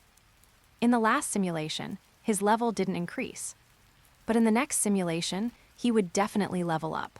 At that time, he would thoroughly activate the weakness revision talent. He wouldn't lose any corrected memories again. Next time, do it if you can. Aomine didn't back down. He didn't even know his own next move, let alone Yuuto. Back on the other end, dazzling golden light erupted from Yuuto's body, but in his eyes, a scarlet light flashed. His movements became aggressive, and every step was accompanied by savage confrontation. Simply like a humanoid Tyrannosaurus, two fans were incredulous. Aomine's body frame was already top tier. With a height of 1.92 m and a weight of 85 kg, he wouldn't feel pressure even defending a center on a switch. Now he was being bullied by Yuuto physically. Get 20+ chapters ahead on Patreon Rose Whiskey. 199. Chapter 199, Fierce Battle. Many say basketball isn't purely a sport of talent. But sometimes, basketball is a very pure contest of talent. When you possess strength enough to shatter all defenders while also possessing speed like lightning, scoring becomes as simple as eating and drinking. Aomine was undoubtedly a player with this kind of talent. But now, he was being ravaged by Yuuto with strength, and he didn't have too obvious an advantage in speed either. It wasn't like last year where he had the upper hand. It was a visible lead for Yuuto. At this moment, Aomine also felt immense pressure, as if a mountain were pressing towards him. Every cell in his body came alive with this oppression. HMPH. He actively gave way, not confronting Yuuto head-on, utilizing his speed advantage to follow closely, waiting for an opportunity. Screech, screech, screech, tilde, tilde, tilde. His footwork frequency was so fast it blurred. This was the fastest player in the country. Even if he lost the physical confrontation, he could still give Yuuto enough defensive pressure. Strong as Yuuto was, he couldn't defeat him easily. Little Yuuto was actually blocked at the free throw line. Kise was astonished. He had never seen such a thing. Even Akashi, with his Emperor Eye back then, couldn't do this. A year ago wasn't Aomine's limit. He wasted more than a year without participating in team practice. Midorima's eyes were subtle. He felt that Aomine didn't participate in team training back, then largely to give latecomers time to catch up. He was too strong. If he continued to work hard, he might never find a worthy opponent. Now the situation was different. A year ago, Yuuto led his team to defeat him, and Aomine became the challenger. With a goal, there was motivation. Aomine had been practicing hard for the past year. Those talents hidden in his body exploded out like a volcanic eruption. What's wrong, Kuroko? Junpei Hyuga noticed Kuroko's expression. He seemed to have something to say. They feel so unfamiliar to me. This was Kuroko's feeling right now. The progress of those geniuses was so great he dared not believe it, constantly shocking him. He could no longer view those six with the eyes of a year ago. Compared to Aomine and the others, Kuroko felt like he was marching in place. On the court, Yuuto wasn't surprised, neither happy nor worried. The opponent's changes had long been seen through by the left eye of God. Even more brilliant golden light bloomed from Yuuto. His eyes locked onto the ace of the generation of miracles, acting based on data changes and memories from the simulation matches. Smack! Yuuto swung his body violently for a massive directional change. He was equally agile. In red eye mode, his speed attribute also broke triple digits. Electric arcs surged on his golden body. Yuuto moved like a thunderbolt. Bang! In a breath, his figure dissipated like foam, and his body appeared on the other side. You think a trick like that works on me? Aomine didn't buy it. His strong instincts made him react in time. But Yuuto. He moved too fast, rampaging, crossing the free throw line with the ball. Even if Aomine caught up, he couldn't shake Yuuto's center of gravity. A minimalist playing style, yet containing a different kind of charm. Soar. He killed his way into the paint and took off, raising the ball with his right arm to smash it down with full force. Accompanied by a roar, Yuuto scored the first points of the match, for himself from field goals. The two landed one after another, but Aomine's expression remained the same. Completely unaffected by Yuuto's pass, Yamashita Shio saw clearly from the sideline. Two's ace wasn't affected at all by Yuuto's opening pass. It was as if he knew Yuuto wouldn't pass. This instinct, this intuition was terrifying. But in this regard, Yuuto won't lose to anyone. He could feel that Yuuto's aura was stronger than Aomine's. Not meditating like the Zen master as before, Yamashita Shio was visibly serious in this match. He squatted by the court, observing Two's weaknesses while looking for possibilities to strengthen the team's defense. But Two's offense was equally simple and crude. Just give the ball to Aomine Daiki. They didn't use Aomine to strip Yuuto from Seiho's defensive system like Shotoku did. However, Aomine Daiki didn't care about Seiho's first line of defense either. Even Tsugawa Tomoki was passed in one step. On the court, Aomine used a nutmeg to leave Tsugawa behind. Almost simultaneously, Yuuto near the free throw line launched forward to intercept. Aomine didn't catch the ball after nutmeg. He tapped it smoothly, intending to hit the ball directly behind Yuuto while speeding past Yuuto's side. All this happened too fast. Even with Yuuto's core strength, he couldn't turn in time. But the left eye of God saw everything. With his back to the basketball, his arm grabbed out like a hook. Eagle's hook, eagle's spear. You think this trick still works. Aomine quickly controlled the ball in his hands, but was forced to make a protective motion. In this time, Yuuto completed his turn.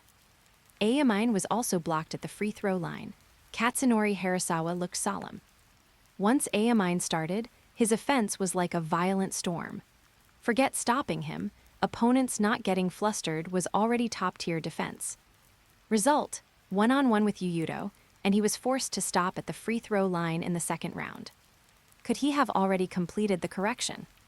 As soon as this thought appeared, he rejected it immediately. This was Aomine Daiki. So, he's just simply become stronger compared to a year ago. Midorima was most qualified to say this. Yuuto's progress was no slower than theirs, perhaps even faster. Can little Aomine win? Hard to say. In just under a year, they felt unfamiliar with each other again. And on the court, Aomine had exploded with acceleration again. Thinking. Too troublesome. Compared to thinking, he was better at following his feelings. He turned into a black light, impacting Yuuto's defense. If he couldn't break through the front, he'd look for opportunities from the flank. Aomine dribbled towards the right side of the basket. When Yuuto caught up, he actually jumped with his back to the basket. Then, he completed a 180-degree turn in midair, facing the hoop again. That's possible too. Someone's eyes widened. Too chaotic. Truly too chaotic. This wasn't the basketball they knew at all. But even more outrageous things followed. The moment Aomine completed his turn, Yuuto actually twisted his body in midair to defend in front of him. The left eye of God had seen Aomine's action in advance. What kind of monsters are these? People's scalps went numb. Get 20+ chapters ahead on Patreon Rose Whiskey. 200, Chapter 200, Cat and Dog.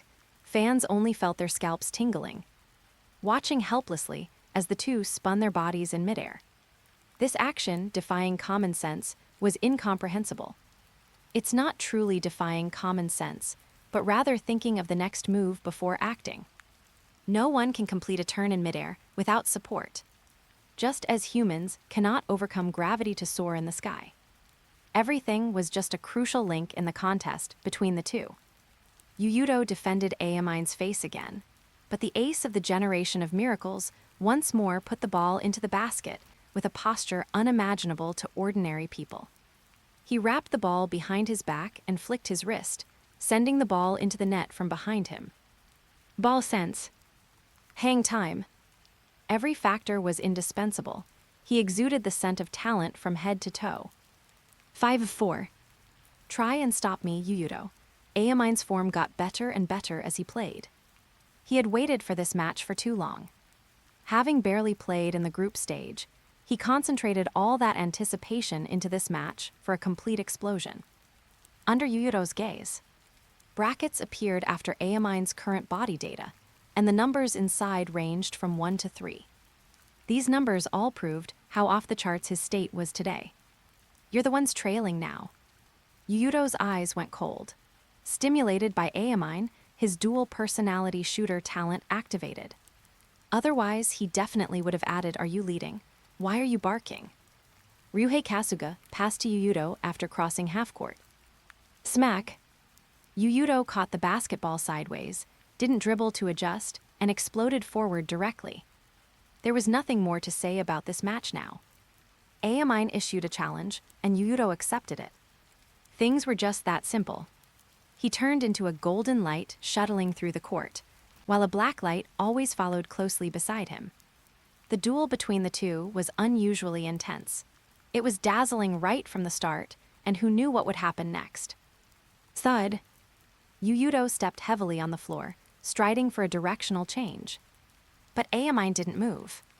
His instinct had told him the answer. Sure enough, Yuuto's figure suddenly dissipated like a bubble, appearing on Aomine's side. Hiss! Everyone sucked in a breath.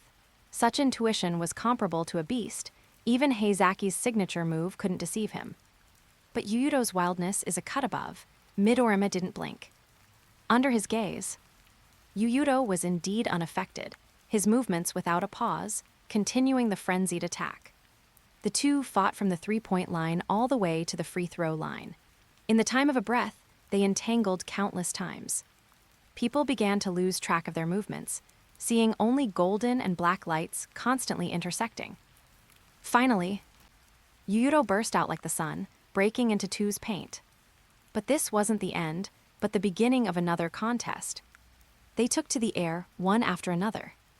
Yuuto faced the defense in midair and pulled off a double clutch, wrapping the ball behind his back. Ryuhei Kasuga on the side had already cut down, completely open. Catching the ball would almost certainly mean scoring. But Seiho's bench players saw that at this moment, Aomine's body suddenly twisted again. His arm whipped toward Yuuto's back like a long whip. Got it, two's people saw clearly. Aomine was superior in this duel. However, the shocked expressions of the Seiho players soon transferred to their faces. Because under such circumstances, Yuuto suddenly raised his other arm towards the basketball. Elbow knock. Accompanied by a bang, the pass that should have been intercepted by Aomine miraculously flew in the completely opposite direction. At that position, Jiichi Amuro was ready, caught the ball, took 2 steps, jumped, and scored a layup. Even that is possible. Fans clutched their heads, simply unable to believe what they saw. Genius. This is genius. A creation full of spirituality. At that moment, Yuuto seemed to have received God's guidance, allowing him to deliver such an incredible pass, assisting his teammate for an easy score. The Tokyo District commentator continued to climax. This match, it didn't just meet expectations, it completely exceeded fan expectations. Every round of their engagement was dazzling, eye-opening, and dizzying. This was the duel scene those 6 geniuses should have. Not just the audience. Even Aomine himself was shocked by Yuuto's pass. Even his instincts hadn't sensed anything wrong with that pass. His brain, his body, all declared his victory at that moment. Result: this kind of match is what I look forward to. It should be like this. Only when unpredictable is the match interesting. Aomine became even more excited, forgetting even the score. This time, he didn't even wait for his teammate to bring the ball past half-court. He snatched the ball from Miyoshi Shoichi's hands and galloped forward alone. Aomine tilde. Katsunori Harasawa couldn't stop him in time. Other 2 members hadn't even gotten into position yet. Mame smiled. Smiled helplessly. This was Aomine. Meeting such a strong opponent, he was always so impatient. But doing this will only accelerate Yu's correction speed. Correction. Who cares about that now? Unwinnable matches are better, because he, Aomine Daiki, had lived like this since childhood, until he couldn't find an opponent. Yuuto quickly went up to meet him. Although the left eye of God was called God, there was a gap in ability compared to the Emperor Eye.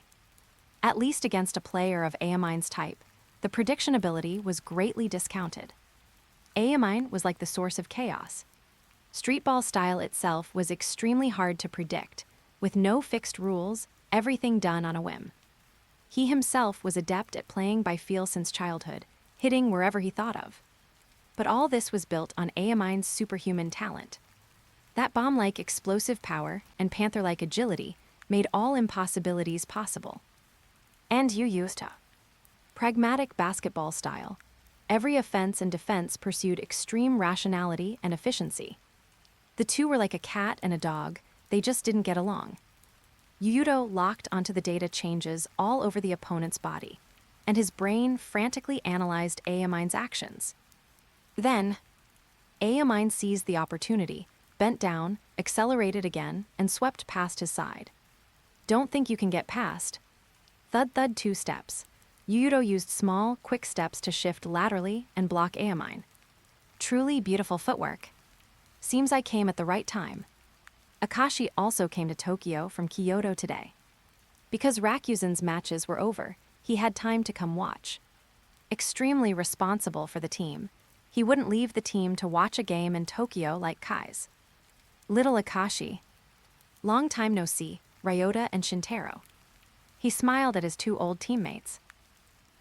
Get 20+ chapters ahead on Patreon Rose Whiskey. 201, Chapter 201, Perfect Rhythm. Yuuto's match rhythm is perfect. After saying hello, Akashi stared at Yuuto on the court. Under the gaze of the Emperor Eye, Yuuto's body had a great sense of rhythm. The term sense of rhythm, in his understanding, should generally appear in dancers. To make their dance performance more graceful, dancers need to move their bodies rhythmically and regularly according to the rhythm of the music, and the content of the melody to express the connotation of the music. The best among them will have this natural rhythm in their bodies. It is the soul of dancing. Just as normal people can't help but move to the rhythm when they hear music they like. Not deliberately done, not stiff, very natural, very smooth. This was how Yuuto felt to Akashi right now. He was in a perfect match rhythm. This perfect rhythm would allow Yuuto to maintain a high level on both offense and defense while consuming less stamina. Kai's only knew Yuuto was strong but didn't know the specifics, so he asked, "What do you mean?" Meaning he completely controls his body, completing the most physically demanding tasks with the least cost, right? Midorima understood somewhat. Worthy of being the gold medal lecturer of Kuroko no Basket, he knew everything. Yeah, such a perfect rhythm also allows him to maintain a high level, and his form won't easily decline. Akashi didn't know how Yuuto did it. Perhaps it was related to his pragmatic basketball, or maybe he gained insights from Seiho's lightning run. Anyway, the Yuuto of a year ago didn't give him this feeling. On the court, Aomine's offense was like a violent storm. Yuuto's ability forced him to have nowhere to go. Corrected. So what? Just continue to get stronger. He liked the feeling of being driven into a corner. Entangling all the way from the three-point line, Yuuto forced Two's ace to the baseline on the right side of the basket. Just when everyone thought Aomine had nowhere to go, he twisted the ball as if imparting magic to it.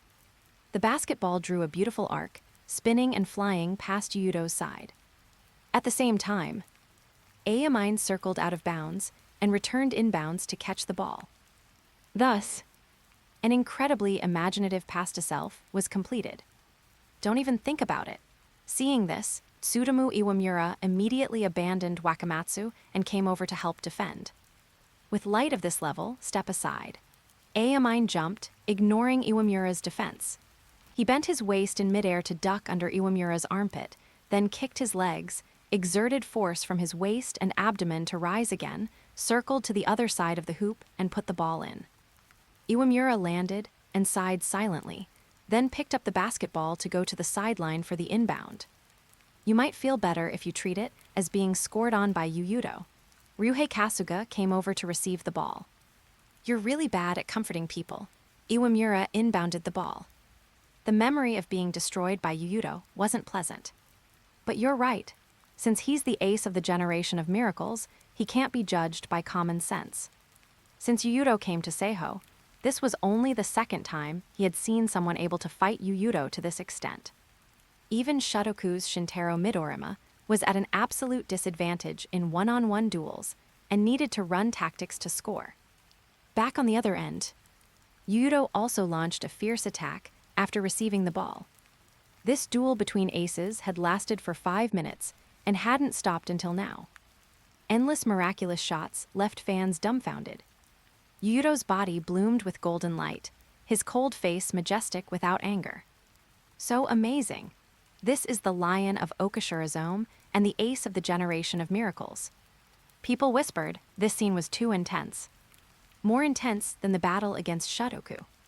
Of course, this was from the perspective of ordinary fans.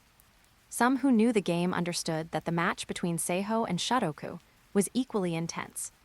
It was just that against Shotoku, it was a clash of tactics and psychology. But against Two, this match was a direct dialogue between two aces.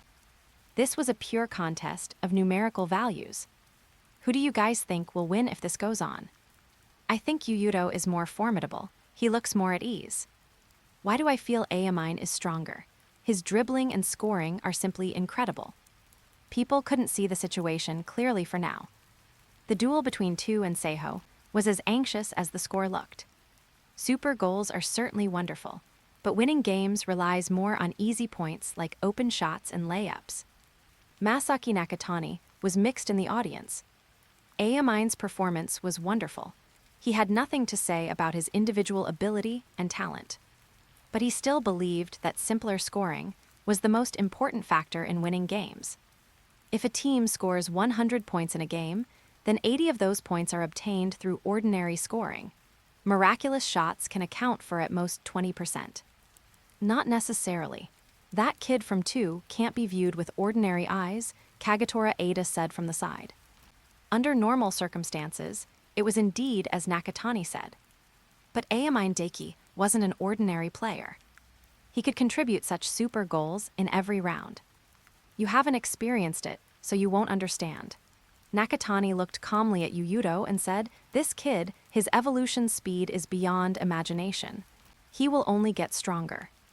As players' stamina drops, a decline in form is inevitable. The high rate of upsets in back-to-back professional games is due to insufficient stamina. Many strong teams don't have a winning rate exceeding 50% in back-to-back games. Like the Rockets, their average score in back-to-back games was 106.9 points, with a shooting percentage of 43%.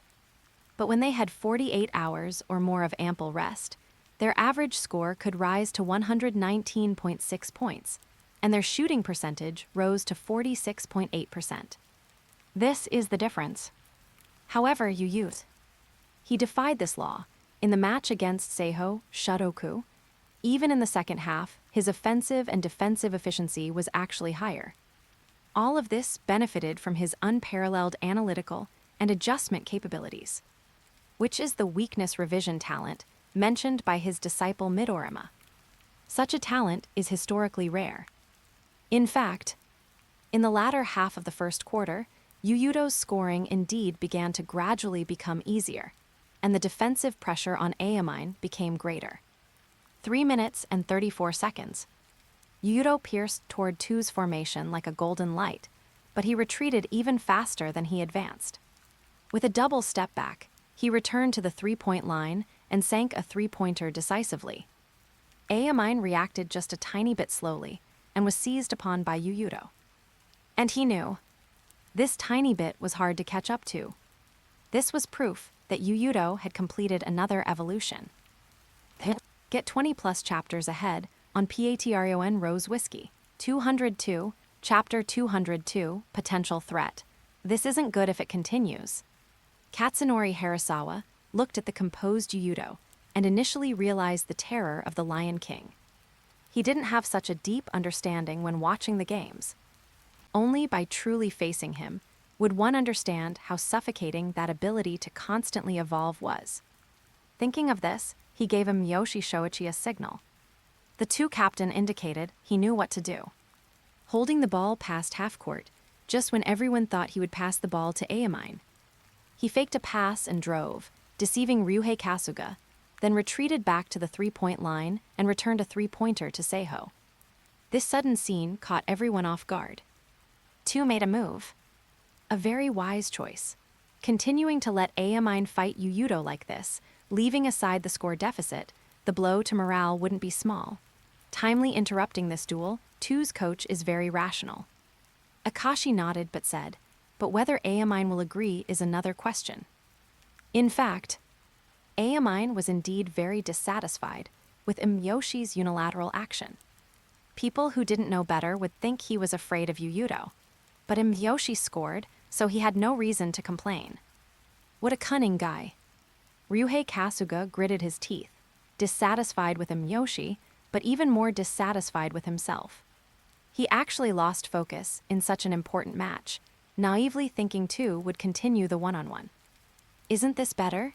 If we let them duel forever, we'd just be running back and forth with them. This time it was Iwamura's turn to comfort Kasuga. True, I won't make the same mistake again. Kasuga pulled himself together. They were kings, they had their own pride and beliefs. If they relied solely on Yuuto for the entire process, even if they achieved revenge, the result wouldn't be perfect. Back on the other end, Ryuhei Kasuga made the same choice. Fake pass, real drive. Tit for tat, Miyoshi smiled. This master of psychology completely saw through Kasuga. So what if you see through it? Kasuga changed his habitual same-side arm leg running style, pace running /Namba Aruki, and switched to swinging his limbs normally. He tore through the opponent's defense through this rhythmic change, broke into 2's restricted area, and assisted Iwamura for a dunk. So troublesome, Miyoshi put his hands on his hips. They were more or less overly reliant on Aomine and Mom. Used to playing with a huge intelligence advantage, suddenly encountering an opponent with equal intelligence made them somewhat unaccustomed. Especially Seiho's rhythmic changes, it was easy to disrupt the defender's judgment. Mom, based on your judgment, how long will it take for them to adapt? Harasawa referred to the time required for the players to adapt without the intelligence advantage. Based on the seniors' abilities, 1 quarter is enough. Mom gave this answer after thinking for a moment. 2's players were all national level. Their abilities needed no questioning. In other words, the latter half of the second quarter at the earliest. No problem, Harasawa could accept that. If they couldn't utilize their lineup advantage, wouldn't their money be wasted? Yamashita Shio was also thinking about this problem. Compared to Harasawa's optimism, he was calmer inside. Perhaps 2 could adapt extremely quickly, but don't forget, Yuuto would also constantly correct himself during this time. When 2's people were ready, waiting for them would be another problem even harder to solve. During the conversation, 2 completed another attack. Both sides tacitly stopped actively looking for their aces. The one-on-one duel between Yuuto and Aomine suddenly stopped just like that. What was strange was, Aomine didn't actively call for the ball. He didn't have Akashi's eyes, but his instincts made him feel a potential danger. His condition today was exceptionally excellent. Since his talent awakened, this match was his peak state. However, Yuuto remained unaffected by him from beginning to end, his overall rhythm steady and stable. He hadn't exploded, nor had he declined. Aomine couldn't figure out how this was done, but he instinctively stopped, accumulating power to be ready. Such a perfect rhythm, naturally brought by the Bible of the Star. Red Eye mode and Demon mode couldn't increase the stamina attribute, but the Bible of the Star could. Yuuto even believed this talent wouldn't be inferior to red-level talents. Of course, he currently only possessed one red-level talent and didn't know what kind of monstrous abilities red talents actually were. If every one of them was at the level of weakness revision, then he'd probably have to reach the level of Echizen Ryoga's devouring talent to meet the conditions. Beep tilde. The first quarter ended. Both sides scored very high in this match. Both broke 30+. Seiho led 2 by a narrow margin of 2 points, 33-31. Yuuto had 12 points, 3 assists, and 1 rebound in a single quarter. His defensive contributions were few. He couldn't stop Aomine's utterly chaotic offense. Aomine scored more, 16 points and 2 rebounds in the quarter. His defensive stats were also blank. He also couldn't stop Yuuto's scoring. Statistically, the two were evenly matched in the first quarter. But anyone who watched the game knew clearly that 2 actively terminated the duel between Yuuto and Aomine. Judging from another angle, Yuuto actually had the advantage. Our defense in the first quarter wasn't good enough. We weren't in our own rhythm. Yamashita Shio wasn't satisfied with the team's first quarter performance. In a 10-minute quarter, they let 2 score over 30 points. That was enough proof that their defense failed. Even 2, being a super offensive team, couldn't be their excuse. Iwamura, Kasuga, and the other players didn't refute. They just didn't do a good job on defense, Yuuto included. In the second quarter, we won't play zone. They like to rely on individual ability to solve problems, so we'll move. Switches must be decisive, speed must be fast, ensure the ball handler faces our defensive pressure at all times. Yamashita spoke quickly, drawing on the tactical board. Seiho's lineup was carefully tuned by him. Average height was 1.85 m, the overall difference wasn't large. Almost every player could defend switches. As for the offensive end, our offense in the first quarter was good. We scored 33 points. Keep it up. If you encounter trouble you can't solve, don't hesitate. Give the ball to Yuuto to handle. Meh. Still the old tactic. Give the damn ball to the strongest person. Get 20+ chapters ahead on Patreon Rose Whiskey. 203, Chapter 203, Midorima's Range. The tens of seconds of rest passed quickly and the second quarter began. Yuuto and Aomine didn't rest. They stayed on the court. Although they played a fierce half-quarter, they barely participated in defense and offense at the end of the quarter. So there was no problem with stamina. First possession. Imyoshi Shoichi repeated his old trick, looking like he was setting up Aomine, but actually attacking himself. Ryuhei Kasuga didn't fall for it. He trusted Yuuto 100%. Pass if you want, cut the boring stuff. Completely unguarded against the pass. If you have the guts, give the ball to Aomine. Their king would solve that monster. So composed, Imyoshi smiled without mirth. If one plan failed, he had another. This guy, whose grasp of players' psychology was incredibly precise, could always find a way. He drove with the ball, actively leaning toward Sugawa Tomoki's direction. After attracting Sugawa's attention, he decisively passed the ball to Ryo Sakurai. Swish! The former Hozumi Academy starting shooting guard's shot was fast and accurate. He sank a 3-pointer without hesitation. Sumamason tilde, I'm sorry tilde, he was still the same, liking to apologize to people after scoring. Sugawa Tomoki, the buzzcut guy, felt he had met his match today. Not difficult in terms of strength. An apology after scoring, was much more sophisticated than those trash talks full of filth. Sugawa almost got angry. But he soon laughed, his smile sunny and cheerful. He said to Sakurai, "Your three-pointer is so strong." Now it was Sakurai's turn to not know how to respond. Individual ability. Yuuto could guess Two's plan roughly. Reduce Aomine's offensive possessions, and incidentally let other players adapt to Seiho's lightning run.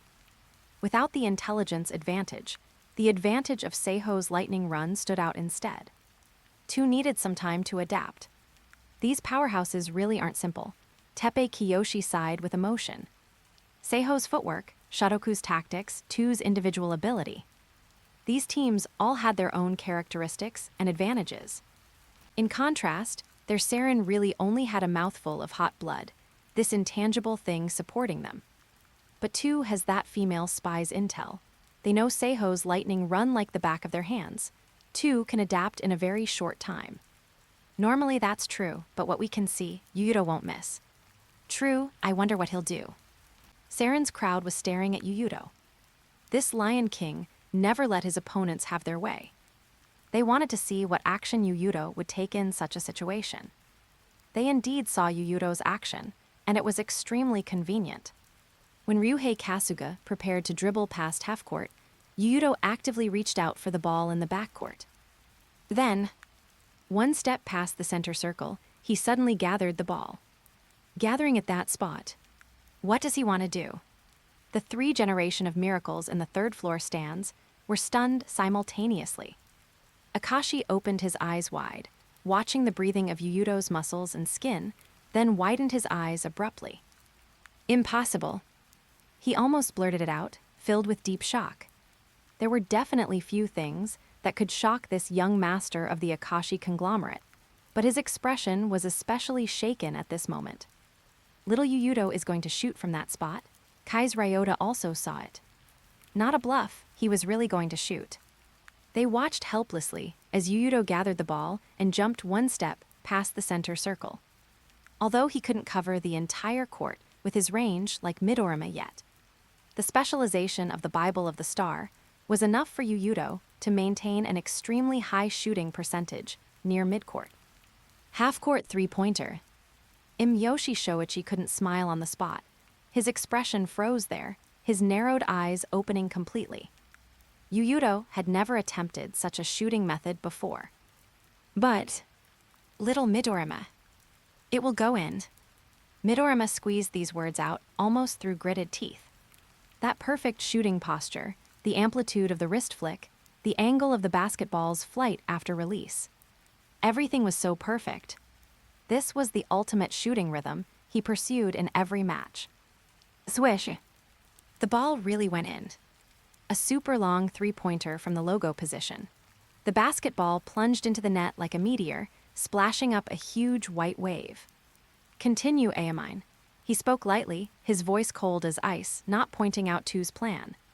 This persona of his was just that cold. The scene was quiet for a moment, then erupted with a massive wave of sound.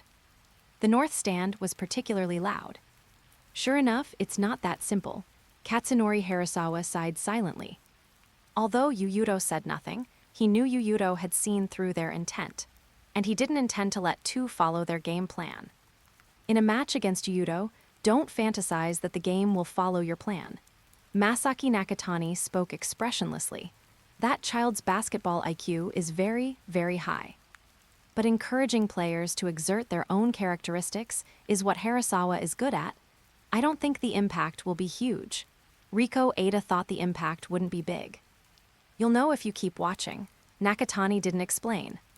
Yuuto's tactic had been issued. Naturally, Aomine wouldn't refuse. He took over Two's ball possession again, but the situation didn't look good. Patterns seen by Yuuto would lose their effect. Aomine also felt his scoring becoming difficult. This feeling was exactly the same as last year. Burped. Aomine still scored 2 points, throwing the ball into the hoop like a sniper while almost stepping on the baseline. The score remained anxious, hard to pull apart. But only temporarily.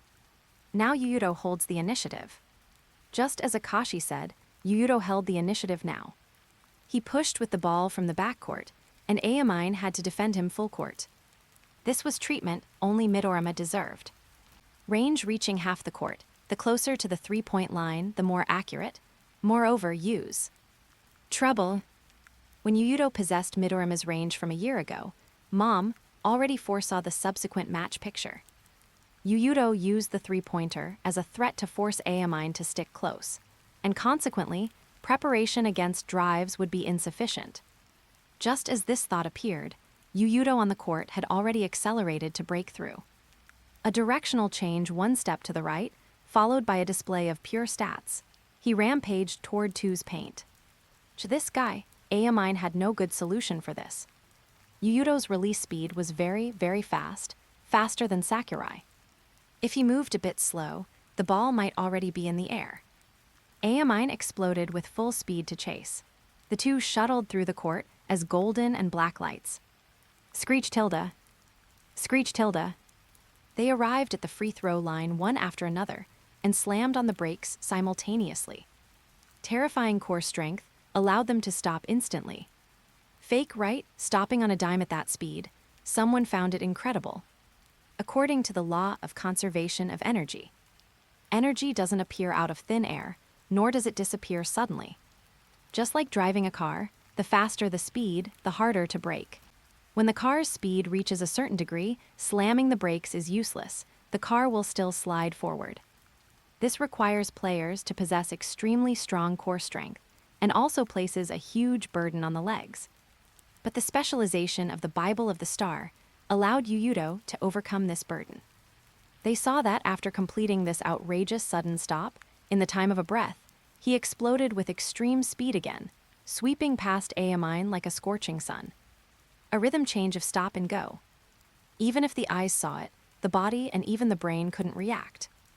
And Aomine, he forcefully overcame it with instinct and physical talent, turning fiercely to chase. However, when Aomine stuck close to Yuuto's side, he saw the person in front of him dissipate like foam. Seiho's core had unknowingly stepped back to the free throw line, jumped, and shot. Pervert, people's scalps went numb. What kind of duel was this? What kind of monsters were these people? Swish. Mid-range shot made. Yuuto's voice sounded just right before Aomine could recover. Didn't you say tricks like this don't work on you? Weakness revision corrects comprehensively. Whether offense or defense. Aomine said nothing, but his expression showed he was extremely angry. Get 20+ chapters ahead on Patreon Rose Whiskey. 204, Chapter 204, Suppressing Aomine. Damn it. Wakamatsu cursed under his breath, failing to block Yuuto.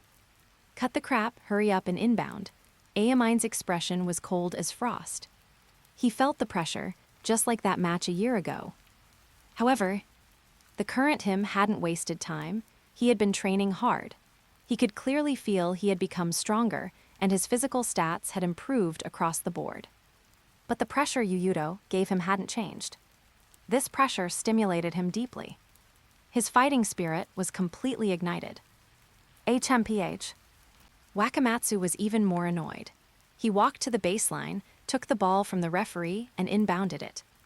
Not to Aomine, but to a Miyoshi Shoichi. Does this guy want to die? Aomine glared over. Wakamatsu stared back without backing down. Miyoshi only felt a massive headache.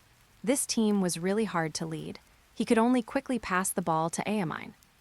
Only then did Aomine shift his attention, rushing up in one breath, target pointing straight at Yuuto. Their duel was extremely fierce, the offensive and defensive speeds exceptionally swift. But the pace of the game wasn't actually particularly fast, because neither could easily pierce the other's defense. However, that was the offense and defense before. When Aomine approached the three-point line, Yuuto immediately went up to meet him. Golden and black lights intersected in an instant, unfolding a jaw-dropping duel. Lion of Okashirazome, Generation of Miracles. These two nicknames represented the peak of high school basketball in Japan today. Whether in talent or immediate combat power, other players simply couldn't intervene. This is high school level competition. One player deciding the outcome of the entire game happens from time to time. For example, the historic level power forward Garnet. In high school, he could average 25 points, 17.9 rebounds, 6.7 assists, and 6.5 blocks. Versatile to an outrageous degree. Even if he wanted to, getting 30 assists in a game wouldn't be impossible for him. Why? The gap in strength was too big. High school leagues are different from the NCAA National Championship, especially teams making it to March Madness, which are elite teams and players from all over the US. But high schools don't have so many monsters running rampant. A state might produce only one player with lottery-level potential in a year. This player would be invincible within the state, with hardly anyone to contend with. Even Dwight Howard could be described by scouts as a genius with outstanding athletic ability, invincible rim protection skills, and precise shooting. Kobe, too. This historical blacksmith, slang for missing shots volume shooter, was hailed in high school as a magician with Jordan's scoring ability. Who the hell do you argue with about that? Although the nationals are national level, the Asian gene pool doesn't have that many talents. The generation of miracles was hailed as once in a decade, and Yuuto as once in 50 years. Aside from each other, it was hard to find players who could contend with them, even national first-class players like Iwamura and Miyoshi. Tens of seconds later, Aomine still scored with a dunk in the paint, using a move even he didn't anticipate. Yuuto's eyes lost their pupils for a moment before regaining clarity. Silently, another correction was completed. This made Two's ace look increasingly solemn. A year ago, it took half a game to correct. Why is it so much earlier this year? Katsunori Harasawa couldn't figure it out. He only knew Yuuto was correcting Aomine at an extremely fast speed. Soon, Yuuto would become a player specifically designed to counter Aomine. Probably related to the evolution of Yu's eyes. Mom thought of Yuuto's eyes. They seemed to be constantly evolving, from simply having no blind spots to seeing specific body data, to later becoming able to predict and analyze tactics and players like her, but a step further. All of this was inseparable from the evolution of those eyes. Yuuto didn't know about matters off the court. He dribbled past half-court again, sweeping through the opponent's hinterland like a hurricane. Aomine could keenly feel it. Facing Yuuto this time, the pressure increased again compared to the last possession. Forced by the threat of Yuuto's three-pointer, he dared not leave him open and had to stick close to Yuuto at all times. This brought great convenience to Yuuto's drive. Whoosh! Yuuto crashed into Two's paint like a human son, wrapped the ball behind his back, and flicked his wrist. The basketball drilled into the net miraculously. Formless basketball. Like his range, Yuuto's formless basketball wasn't as authentic as Aomine's, because what granted him this ability was the talent acrobatic shot, and it was passive.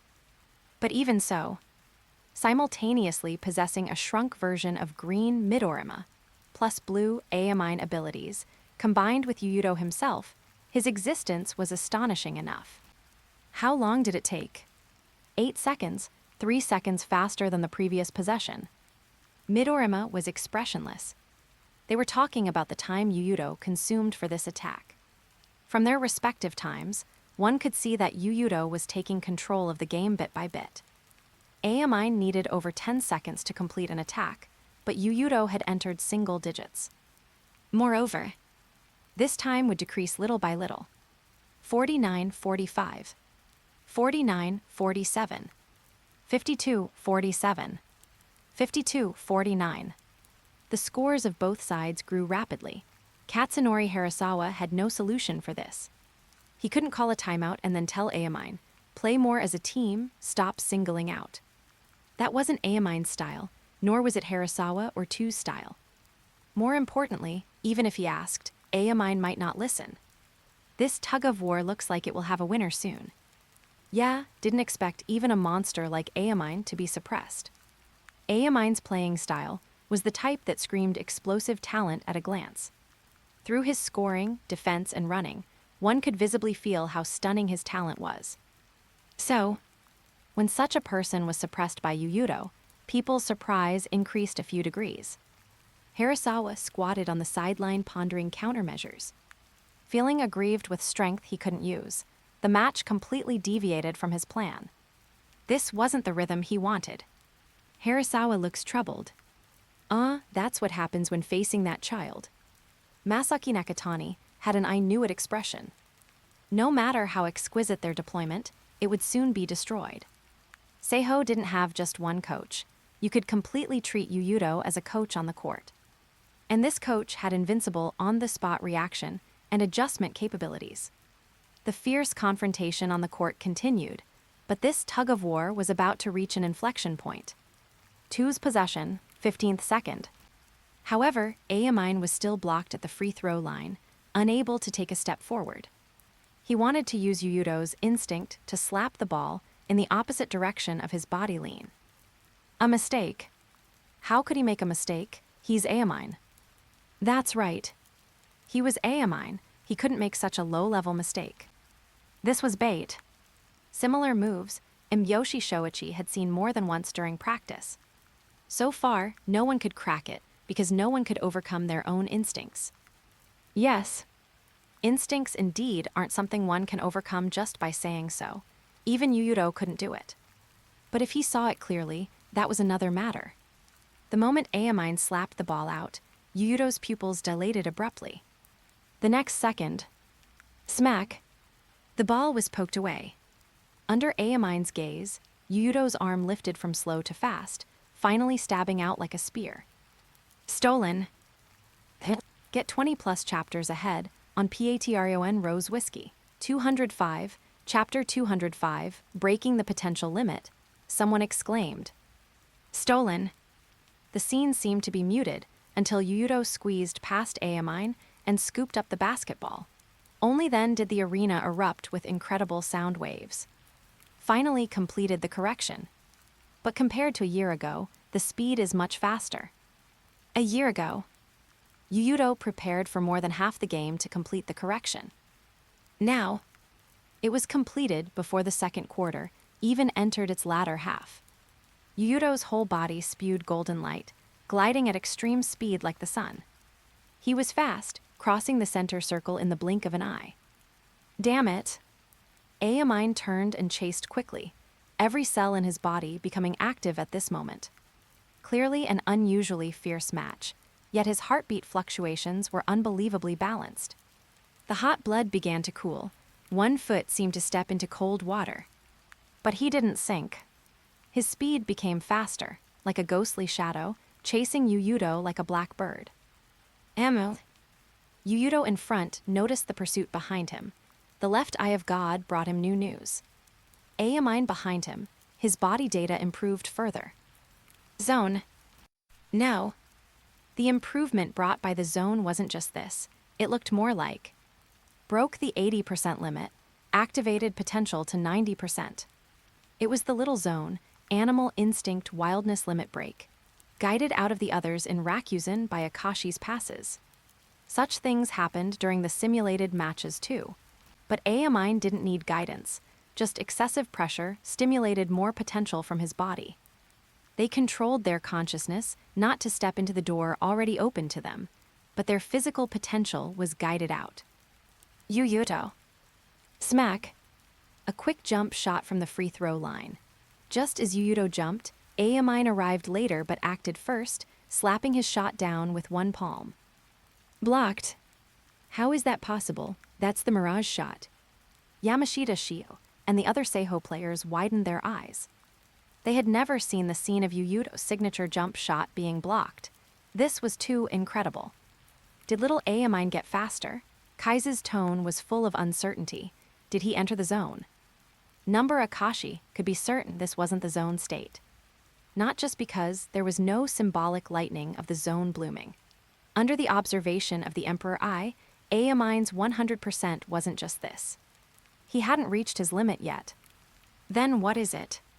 Broke the limit of normally only being able to exert 80% on the court.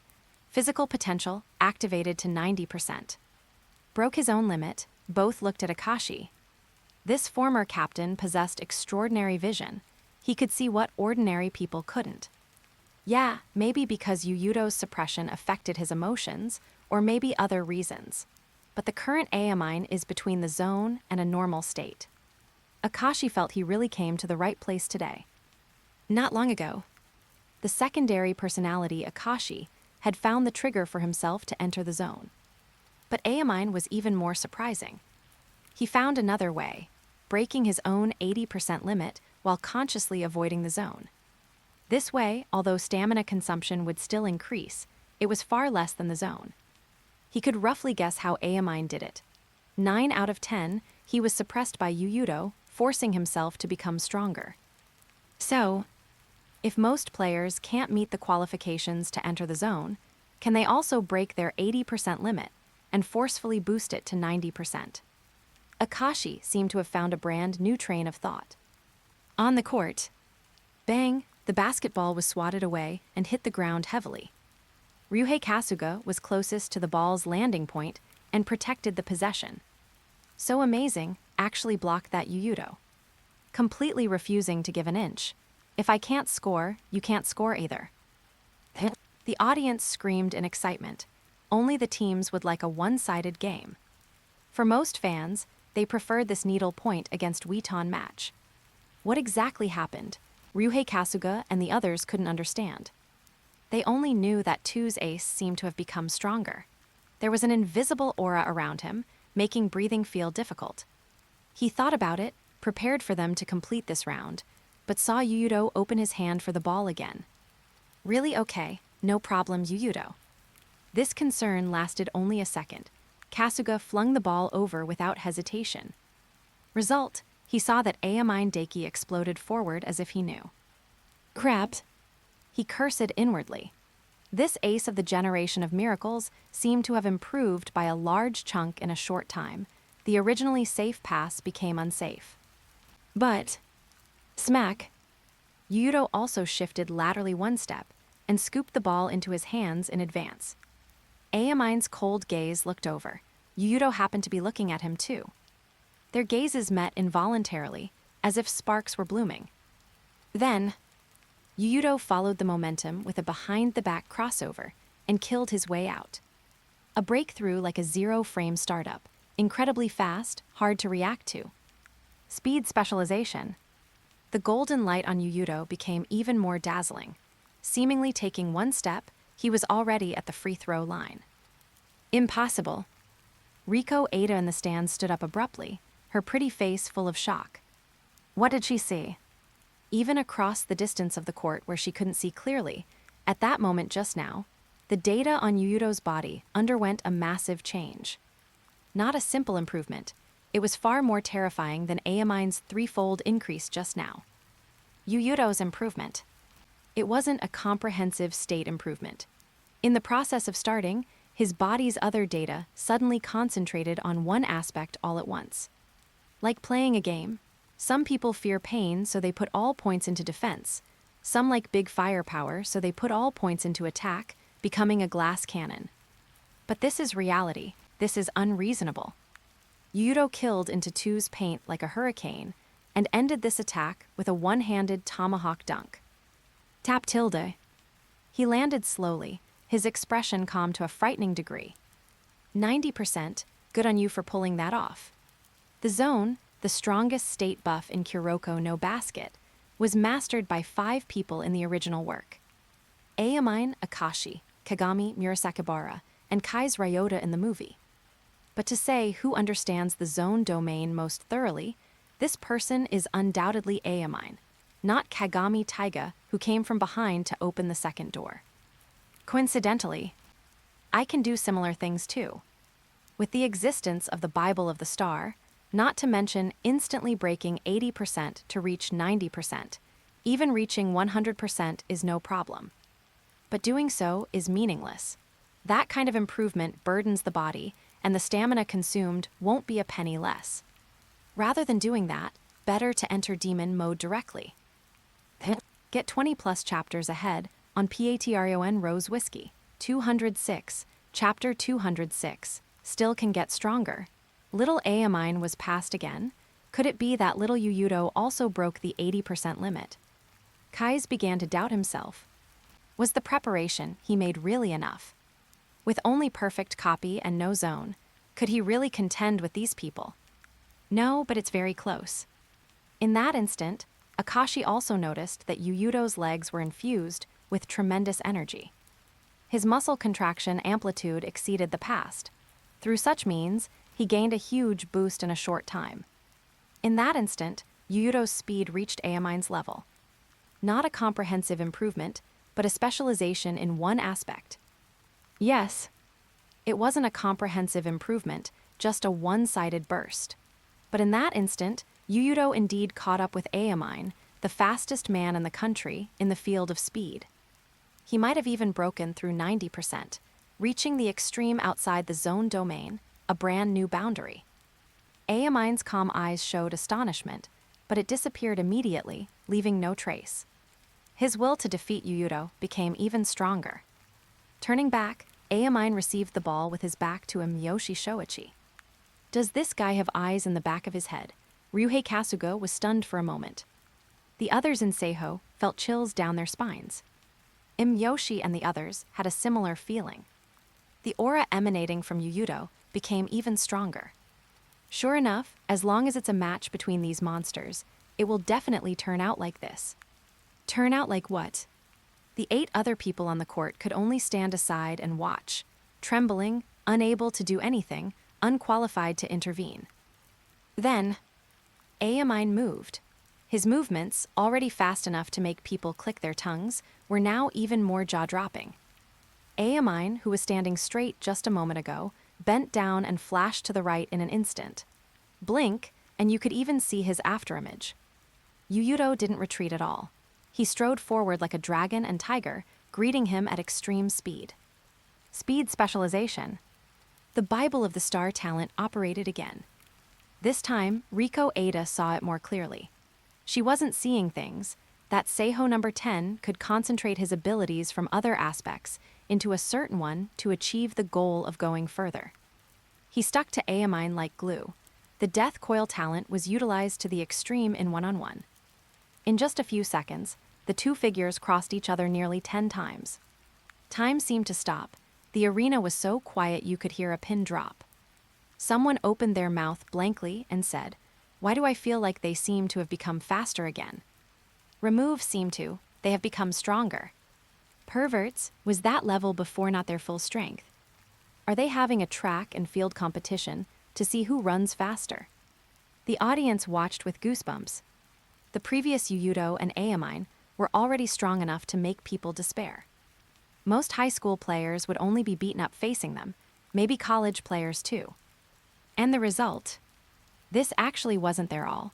They could still improve, could still be stronger. Is there any justice left in the world? This is bad. In this case, wouldn't it be hard to get a ticket for the Winter Cup? Hanamiya, if we meet them, do you have any solution? In the Kurosaki Daiichi Basketball Club, a group of delinquents gathered to watch the game. The leader, Hanamiya Makoto, whose appearance gave off a thick, gloomy feeling, laughed a few times like he was having a seizure before saying, "Solution." The solution is not to play them. They loved violent basketball. Compared to playing ball, they preferred hitting people. Saren's Teppei Kiyoshi was ruined by them. But Hanamiya Makoto wasn't a fool. On the contrary, he was very smart. Don't provoke guys you can't afford to provoke. He played basketball for his own happiness, not to seek abuse. Yuuto and Aomine were obviously guys he couldn't afford to provoke. While speaking, Two's offensive time had already consumed 19 seconds. Aomine still couldn't break through Yuuto's blockade and was trapped near the free throw line. Finally, driven to a desperate situation, Aomine suddenly jumped and leaned back, but without a gathering motion. Gripping the ball with his right hand, he leaned back significantly to avoid all blockades, then exerted force to fling the ball out. The basketball spun around on the rim twice, before reluctantly falling into the net. 2 points made. Katsunori Harasawa breathed a sigh of relief upon seeing this. Fortunately, Aomine could still score. However, if this continued, the situation wouldn't change. The stalemate remained unresolved. Back on the other end, Yuuto's scoring appeared much easier. Multiple weakness revisions had allowed Yuuto to complete multiple evolutions. Aomine's chaotic basketball was intercepted by Yuuto less and less often. He gradually adapted to this chaotic basketball.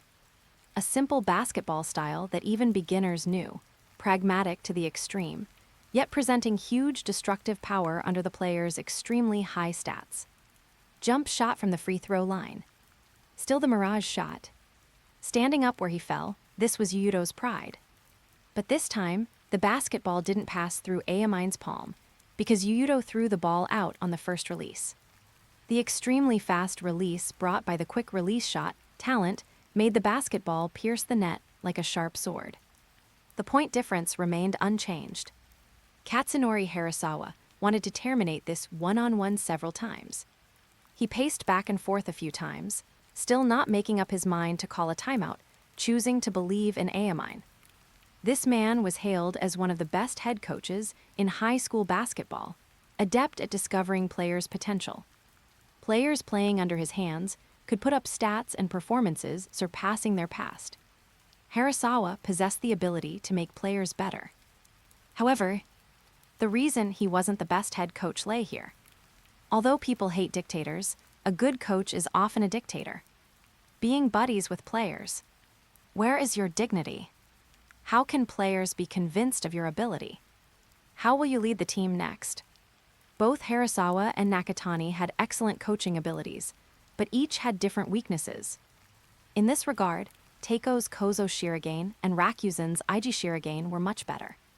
The latter could make decisive substitution adjustments when Akashi wasn't in form, resolutely subbing him out even knowing Rakuzen couldn't do without Akashi at the time. The former could completely control the generation of miracles. When Aomine was confused due to his awakening talent, while Kozo Shirogane was still there, Aomine was willing to continue playing. This is the difference. Harasawa's belief didn't help the team. Yuuto's suppression of Aomine existed and grew stronger with time. Two's scoring became difficult, and their shooting percentage dropped. For a team that always won by outscoring opponents, inability to score was the most fatal blow. Get 20-plus chapters ahead on Patreon Rose Whiskey. 207, Chapter 207, still can get even stronger. Beep tilde. The piercing whistle tore through the air. Fans felt time passed quickly. It seemed like it just started, but the second quarter was already over. Both sides left the arena and returned to the locker rooms. At this time, the score on the field was 65-49. Seiho led 2 by 16 points. Not much, but the situation was quite favorable for Seiho. In the duel between Yuuto and Aomine, Yuuto currently held the initiative. When the advantage is player individual ability, if individual ability isn't as good as the opponent's, this is a fatal point for 2. Katsunori Harasawa obviously understood the seriousness of the problem. In the locker room, he held the tactical board for urgent deployment. Wakamatsu and the others were listening seriously, but found one person missing around them. Turning their heads, they saw Aomine sitting blankly in the corner, a towel covering his head, silent, seemingly asleep. This made Wakamatsu angry. Bastard Aomine, at a time like this you. Don't disturb him. Imyoshi Shoichi didn't feel anything at first, until his eyes swept over Aomine's position and his narrowed eyes opened wide again. He realized what was going to happen next. Senior, listen to me, something scary is about to appear. Imyoshi pulled Wakamatsu to continue listening. Mom also noticed Aomine's change. The aggressive aura suddenly disappeared. The aura of his whole body seemed to be restrained, his state calmed to an unbelievable degree. The current Aomine had already stepped into the gate of the zone. Then, his body sank abruptly, as if placed in a bottomless lake. The world became silent. External information was automatically filtered by his brain. At this moment, his brain was constantly replaying Yuuto's posture in the first half of the match. Zone. Mom silently moved aside. She foresaw that the flames of war in the second half would spread further. On the other side, Seiho's bench, Yuuto put on a jacket to keep his body heat from dissipating too fast. He didn't use methods like eating junk food to ensure his calories because it wasn't needed. Yamashita Shio also emphasized defense. Although other players didn't have much screen time in this match, he still required everyone to be ready at all times. The 2-1-2 zone couldn't be played. Aomine Deiki's existence required Yuuto to handle it personally. Then switch to a 3-2 zone, combined with dynamic man-to-man defense. He also asked Tsugawa to keep an eye on Sakurai, because the defensive loopholes of the 3-2 zone were the 2 corner threes, openings that the zone would inevitably expose. But fortunately, 2's three-point shooting wasn't as unreasonable as Midorima's. Aomine could shoot too, but Yuuto would take care of him. Yuuto, do you have anything to add?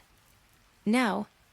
Yamashita Shio's attainment on the defensive end was very high. Yuuto had nothing to supplement. I'm going out for a walk. Yuuto walked out of the locker room after speaking and came outside the arena. A year ago, during the halftime break against Teiko, he also came outside the arena like today. At that time, he was nervous, his body stiff. Now he wasn't. His hands didn't tremble anymore, and there was no unease in his heart. This was the most powerful evidence of his becoming stronger. Shouldn't you be listening to the coach's arrangements in the locker room at a time like this? How did you know I was here? Sora came. She walked to his side, hugged her knees, and sat down leaning against him. Because I've always been watching you, Sora said matter-of-factly, handing him a bottle of energy drink. Are you tired? Not at all. Yuuto's mouth corners raised as he took it and drank a few mouthfuls. Hearing this, Sora actively put her hand into Yuuto's palm. Feeling that this big hand was calm, not trembling like the first time, Sora also laughed. What are you giggling at? Nothing, just. Sora organized her language before saying, just feel that this you is better. In junior high, he always frowned, got nervous, and tormented himself until he had no strength left after losing games. It's good like this now. Was I that bad before, actually making you worry about me? I know I'm willful, but don't talk like I only know how to throw tantrums and won't grow up. Yuuto stared at her blankly, as if knowing her for the first time today. Sora didn't speak again, but her eyes seemed able to speak, staring straight at him. So among the three of them, the one most prone to making people worry wasn't Sora, but him. Is that so? I won't let you worry anymore. Because I won't lose again. Yuuto looked into the distance again, as if there really were beautiful poems there. Finally, time was almost up. Yuuto stood up. Let's go, I should go back. I'll cheer for you, blow up that piece of charcoal. Sora waved her small fist at the air, the black rabbit doll dangling around. Beep tilde. The whistle for the start of the second half sounded again. Players from both sides returned to the court. Aomine's face was half hazy as he stepped onto the court step by step. He couldn't hear the fans' cheers. His world now contained only the sound of his own footsteps and heartbeat. Zone He. Continue, Yuuto. Ziza T. Aomine raised his head. Cyan lightning flashed through his eyes, shining like sparks before disappearing. But it didn't really disappear, it was just temporarily hidden. Continue. These 3 words were spoken by Yuuto in the second quarter. Now Aomine returned them intact. As you wish. Fwoosh tilde. While speaking, a large amount of white steam erupted from his body, like wearing a white gauze garment, hazy and indistinct. Only the flash of red fierce light in the steam made Imitation Shoichi's heart tremble. But this fierceness was quickly corrected. Be prepared to welcome the second defeat in your life, Aomine. Yuuto's voice was cold, like his snow-white short hair. Demon mode, Taiga Kagami saw Yuuto's change. Yuuto in this state was definitely the strongest he had ever seen. King Shotoku and Midorima were suppressed so hard they couldn't lift their heads by this form. But what is that feeling from Aomine? Zone. Kuroko, Riko Ada, and the others spat out 4 letters. Still 2's possession. After inbounding, Imitation Shoichi habitually looked for Aomine after dribbling past half-court. But just as he raised his hand, he saw Yuuto rushing out from the white mist, pointing straight at the basketball. Not just Aomine, even we were corrected. Yoshi's heart trembled. He was too naive. Actually thinking that because Yuuto had been singling out Aomine, Yuuto's correction only targeted Aomine. Little did he know, this lion of Okashira's silently corrected the entire two team. He was simply an anti-two noble phantasm now. Didn't even need to face us personally, just watching from the side completed the correction. What an utter monster. Smack! The ball was stolen by Yuuto. The left eye of God might have low effectiveness against Aomine, whose style and instinct countered the prediction. But predicting other players was the Emperor Eye's specialty. Stolen. Two's passing error. Can't call it a passing error. Yoshi Shoichi is one of the best point guards in the country. He wouldn't make such a mistake. It's Seiho's number 10, Yuuto. His state has advanced further. The guest commentator from TV Tokyo also had goosebumps. Never expected that at this stage, Yuuto's state could still improve further. Get 20+ chapters ahead on Patreon Rose Whiskey. 208, Chapter 208, Specialization Without Weakness. Am I crazy? They can actually continue to improve at this stage. If the fans were just shocked before, now they were frightened. Do they have no limit? Starting from the Wildness at the beginning, these two had already completed 2 explosions. And every improvement was that kind of visible, huge improvement. However, Akashi and the others knew that these two didn't truly have no limits. Next would be their limit. After stimulating their physical potential to 100%, they would have no possibility of continuing to improve. Smack! Yuuto rushed out like a thunderbolt, intercepting Yoshi Shoichi's pass. The opponent wasn't some nobody, he was a national-level point guard. Yet in front of Yuuto, Yoshi was as docile as a pet. Yuuto killed his way out, a large amount of steam erupting from his body, lingering in place like fog. At the same time, the golden light on his body didn't diminish but flourished, electric arcs swimming around him, his agility unbelievably swift. People were startled. Looking at the history of the Nationals, Yuuto was also in the strongest ranks, possibly number 1, surpassing any previous high school students. Aomine said nothing. Highly focused attention made him selectively forget his teammate's mistake. Complaining was useless now. Only Yuuto remained in his eyes. He turned into a cyan lightning bolt and launched a frantic pursuit. People marveled. The duel between these two was truly full of phenomena, special effects maxed out. Worthy of being the strongest geniuses of this era, their performance was too astounding. They crossed the center circle one after another, then quickly arrived at the 3-point line. Yuuto launched a fierce attack. The blood flow speed in his body was heaven-defying. The steam spewed out blurred people's vision. They could only see the two bodies constantly crossing through the golden light he emitted, and the cyan lightning in Aomine's eyes, engaging in an incomparably fierce confrontation. What exactly is that? Taiga Kagami simply couldn't sit still. He already knew about demon mode, but what was Aomine's state? Zone. Teammates explained to him. In a basketball game, no matter what level of genius, the potential they can exert is at most 80%. This is a kind of self-protection of the body, a limit that cannot be easily broken. But you just said their state just now already broke 80%. Kagami was even more puzzled. Since limits are so hard to break, why did they break them in the second quarter without entering the zone? So they are geniuses among geniuses. Riko ate aside silently. This was what her professional father told her. Probably even Kagetora Ada didn't know that there were players who could break the 80% limit through other means, temporarily pushing the limit to 90%. Then zone, Kagami pursued. The domain of the zone.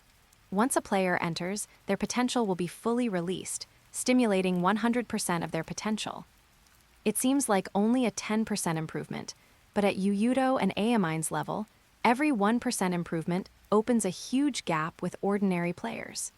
Teppei Kiyoshi said solemnly, their 100% cannot be judged by common sense.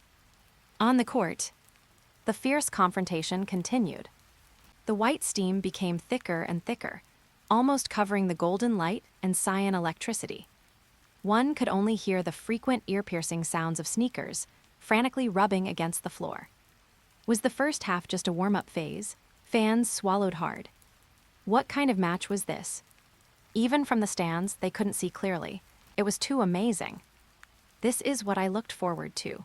Since accidentally knowing about the zone in junior high, you are the only one who allowed me to step into this domain so easily. Aomine's hoarse voice revealed excitement.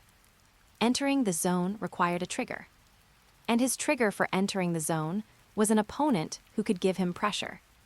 This was hard to find. Yuuto was the first player to do it successively.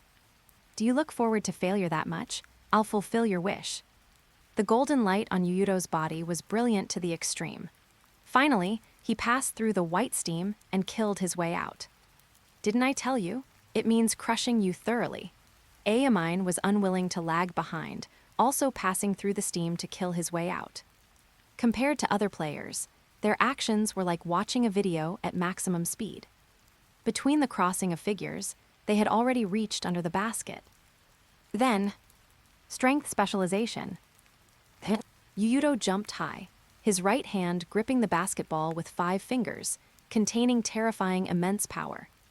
The ace of the generation of miracles didn't know, only feeling huge danger approaching. He stubbornly reached out to intercept, but it was futile. Feeling the terrifying power coming from the basketball, Aomine decisively let go of his palm. Boom! Yuuto succeeded with the tomahawk dunk. The entire basketball hoop shook violently, then hummed. Strength second only to Murasakibara. Aomine wanted to ask how Yuuto did it, but felt asking was useless. Since demon mode started, inside the generation of miracles, they believed Yuuto's body was different from ordinary people. This was an ability bestowed upon him by heaven, just like their generation of miracles. First speed, now strength. No, perhaps the mid-court super long three-pointer before was 2. Yuuto can specialize all his own abilities. The secondary personality, Akashi, spoke for the first time. His application of the Emperor Eye was still above Nash's. After all, he was a severe Chunibyo, 8th grader syndrome, who called what the Emperor Eye saw the future. Can you tell how he does it? Akashi asked. Not sure, probably related to his body. The strength he exploded with in that instant was second only to Atsushi. Second only to Murasakibara. Akashi took a deep breath, communicating with himself in his brain. Are there no weaknesses? There are. When he specializes, abilities in other aspects will drop. Before, when specializing speed, Yuuto didn't gain an advantage in physical confrontation with Daiki. This was the weakness of specialization. However, it couldn't really be called a weakness. Even in the state of specializing speed just now, Yuuto's physical confrontation maintained the level of a year ago. Enough to deal with all players except Murasakibara. So there are no weaknesses. No, our Emperor I can do it. The secondary personality Akashi was extremely confident. After that match a year ago ended, he also didn't waste time, constantly thinking about ways to defeat Yuuto. The current them were stronger than a year ago. His existence was for victory. If he couldn't bring victory to Akashi Seijuro, then his existence would be meaningless. The future seen by the Emperor I is absolute. Get 20+ chapters ahead on Patreon Rose Whiskey. 209, Chapter 209, Double Phantom. Shooting second only to Midorima, strength second only to Murasakibara, speed comparable to Aomine. When all this is concentrated in one person, it is enough to prove that this is Rakuzen's biggest competitor in the Nationals. Both personalities of Akashi had very solemn expressions at this moment. Little did they know. In this match, Yuuto still held back. As for Aomine, after being scored on by Yuuto, he followed his instinct to return one. Being hit without hitting back wasn't his style. Continuing the super high-speed one-on-one between the two, a simple probe, and Aomine exploded for a breakthrough, but wanting to tear open Yuuto's defense easily. Difficult. F-whoosh tilde. White steam continued to erupt. With Yuuto's intense movement, it made the duel between the two hazy, adding a sense of mystery.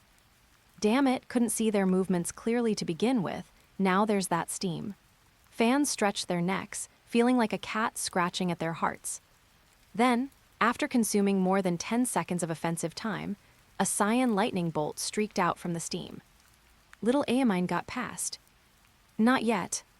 Akashi opened his Emperor Eye, also seeing a snow-white figure killing his way out right after. His jersey was white, the steam erupting from his body was white, and even his hair turned snow-white due to demon mode. But this figure brought endless killing intent and oppression to two. Aomine didn't have eyes like Yuuto's, but his instincts and concentration reached their peak at this moment. He knew the environment behind him without looking. He accelerated and crashed into the Seiho paint. Iwamura dared not act rashly, establishing position a step early according to his judgment. At least create a little time for Yuuto, even just a second is fine. The Seiho captain didn't ask for much. But Aomine didn't intend to give him even this 1 second, attempting to use Iwamura as an obstacle to stop the pursuit from behind. He streaked past Iwamura's side like lightning. Damn it, Iwamura realized immediately that he thought too much. Such a monster isn't something I can contend with. At this moment, his brain was thinking about how to move so as not to interfere with Yuuto. However, the left eye of God had already seen through everything. Aomine was hard to predict, but that didn't mean others were. Before his teammate moved, Yuuto had already made a choice. Crossing from Iwamura's other side with a huge stride, he chased Aomine all the way to the baseline. Both leaped out of bounds almost simultaneously.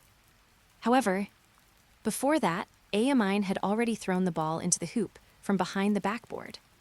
An unreasonable way of scoring, causing a riot in the two fan stands. Goal. Aomine could still score. Offensive time consumed was about the same as before. Even entering the zone, there isn't much difference from before. How can there be no difference? Midorima held a roll of clear tape and said, both having activated 100% of their potential, the actions they can complete in 1 second now might be double or even more than before. Kai's turned his head and asked, what do you mean? Meaning Aomine's stamina consumption will increase with every attack. He won't last until the end of the game. Akashi added, but Yuuto's match rhythm hasn't been disordered. He has always been in his most perfect rhythm. What will happen? Aomine will be unable to hold on sooner. In other words, little Aomine will lose. Kai's heart trembled. This genius who indirectly connected him with basketball and led him to contact the sport was the opponent and idol he wanted to defeat the most. In the past, he couldn't even imagine the scene of Aomine losing.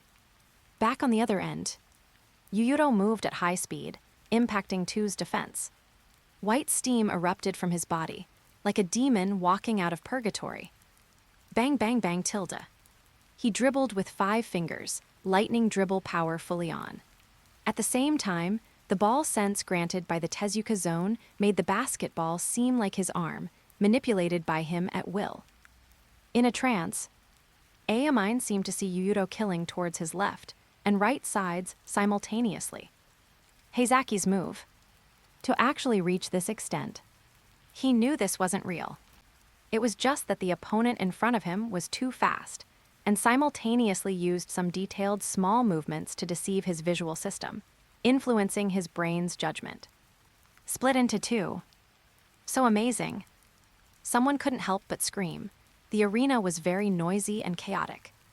On the other side, far away from Tokyo, Heizaki, who had graduated from Hozumi Academy and gone to Fukuda Sogo, was hugging a girl in a cold drink shop, watching the live broadcast on TV. He had originally put down basketball.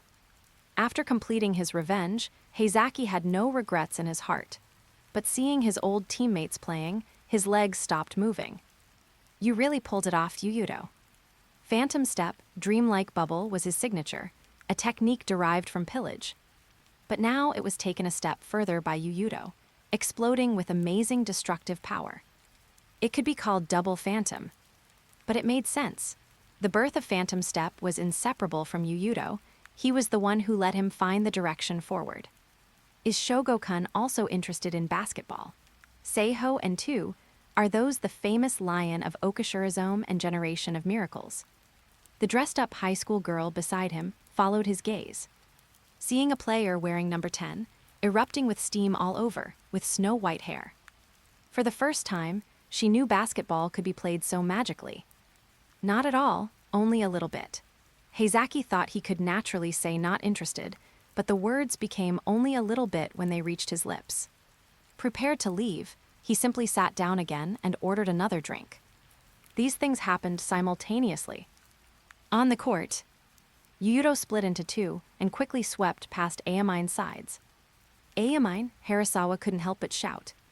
He wanted to remind him it wasn't real, but the time Yuuto gave him wasn't enough for him to react. And Aomine, entering the zone state, he had filtered out external interference. He acted on his body's instincts. Suddenly, under everyone's gaze, he closed his eyes, not letting his eyes look, so the brain wouldn't receive the information provided by the eyes. Then he followed his body's feeling, sensing with his skin. Right side. Yuuto's breakthrough speed was too fast, like a hurricane. The airflow brought by the breakthrough told the opponent the direction. Pervert, someone on Seiho's bench exclaimed. They were all stunned. Two's ace closed his eyes and chased. But they didn't know. Precisely because he closed his eyes, Aomine could make the correct judgment.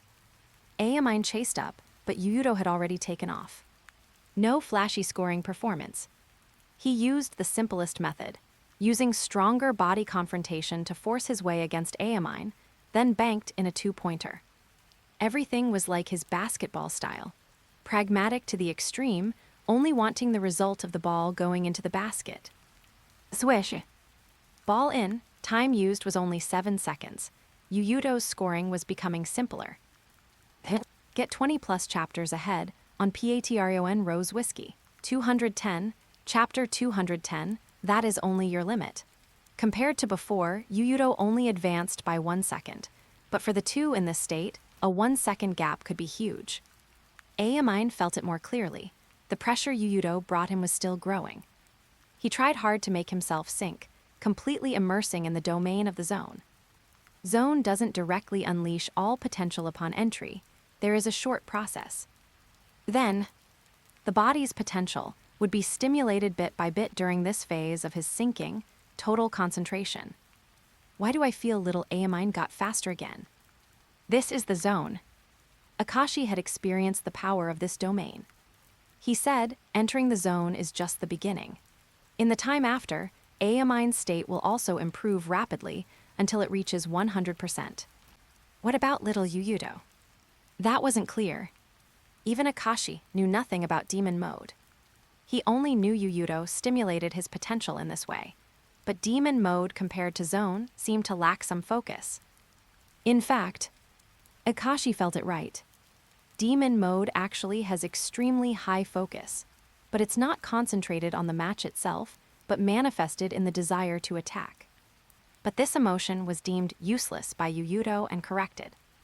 Perhaps this is the reason why demon mode has been slow to evolve into angel mode, selfless state. On the court, a black and a white figure crossed at extreme speed, constantly exchanging blows on the court like fighting a fierce battle. Suddenly, Yuuto made an aggressive defensive move, leaning forward and reaching out to grab the basketball.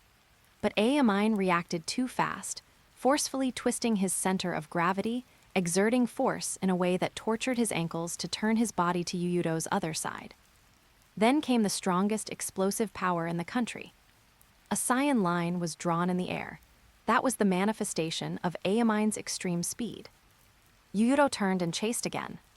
Similar things, the two didn't know how many times they had done in this period. Fierce attack pursuit. Breakthrough pursuit. Yuuto could feel that Aomine's state was about to reach the critical point, about to sink to the bottom of the zone lake, fully stimulating 100% of his potential. But that is only your limit, not mine. He took a deep breath, Bible of the Star activating again. This time, he drew more attributes from other aspects of the 5 dimensions. Manifested in the body, it was further compression of leg muscles. Thud. He stepped forward, center of gravity leaning forward, like the preparatory action before a sprint. But this movement only lasted less than a second. He completed the charging with a speed unimaginable to ordinary people. Finally, whoosh! His whole person smashed out quickly. Even the air seemed to be torn by him, swift beyond belief. In this instant, he broke his own limit. Broke the 100% limit. Even Aomine showed astonishment on his cold face. He didn't understand how Yuuto did it. At this moment, he had already leaped into midair, but Yuuto arrived later yet acted first, slapping the basketball directly with his palm. Current him wasn't matching Aomine in speed, but surpassing Aomine. Smack! The ball was swatted out of bounds, hitting the wall not far from 2's bench. How did you do it? Aomine wanted to know, so he asked directly. But Yuuto wouldn't tell him. This was a method of breaking limits he mastered in subsequent practice, after losing consecutively to Rakuzen and Saren. The price was breaking his own perfect rhythm, accelerating the drain of stamina. And such ultra-high burst, like Kagami Taiga's super jumping, placed a certain burden on the body and couldn't be used endlessly. His body was still very young and hadn't prepared well. Using it recklessly would be like Kai's in the simulation, prone to injury. But occasional use could achieve the effect of crying out in surprise, shocking everyone. At least the 2 people felt quite bad right now. Aomine didn't. After receiving the ball, he continued to attack, the offensive pouring down like torrential rain. But at the moment he was about to complete the attack, Yuuto burst out with speed exceeding the limit again. He seemed to cross time to kill his way to him, rejecting his shot with an iron-blooded block. This time, the ball was picked up by Ryuhei Kasuga. Yuuto's gaze had already noticed this teammate when landing from midair. Ryuhei Kasuga also noticed it because the place where he picked up the ball was exactly where Yuuto looked. You really are a complete monster, Yuuto. Before he even went to look, Yuuto seemed to have seen the future. Since it's like this, there must be no problem if I do this, right? He whispered, then took a deep breath and threw the ball forcefully towards the other half of the court. Thud thud tilde. 2 people landed almost simultaneously, then turned into 2 lights tearing through the air and moving straight forward, chasing that orange basketball. Their speed was truly too fast, crossing the center circle in the blink of an eye. With a loud bang, the basketball smashed heavily near the free throw line and bounced high. Thud thud tilde 2 more footsteps. Aomine and Yuuto jumped together. Mine, Aomine shouted in his heart, raising his arm high to grab the basketball. But there was an arm faster than his. Yuuto used his body to squeeze the opponent in midair to grab the advantageous position, grabbing the ball with 5 fingers first. Then, he followed the momentum and smashed the ball towards the basket. Even in the eyes of the fans, his center of gravity was unstable, his body at an angle of about 60 degrees to the floor, still squeezing Aomine. But the ball went in. Swish, the basketball hit the backboard, rebounded, and drilled into the net. This wasn't the meteor jam. It was the ability brought by the acrobatic shot talent. The scene exploded with a wow. The whole arena boiled over. This strike was too beautiful, too wonderful. Like a violent spike in volleyball after receiving a serve. The winner between them is about to be decided. Akashi's expression was complicated. They were now torn between hoping to defeat Yuuto personally and hoping their teammate could win. HMPH, what are you being sentimental about? It's better if he defeats Daiki and the others. That way, when we defeat Yuuto, it will reflect our value even more. The secondary personality, Akashi, snorted coldly. Akashi was dumbfounded. He said, "We are one. You are me. Whoever wins is you." Secondary personality, Akashi.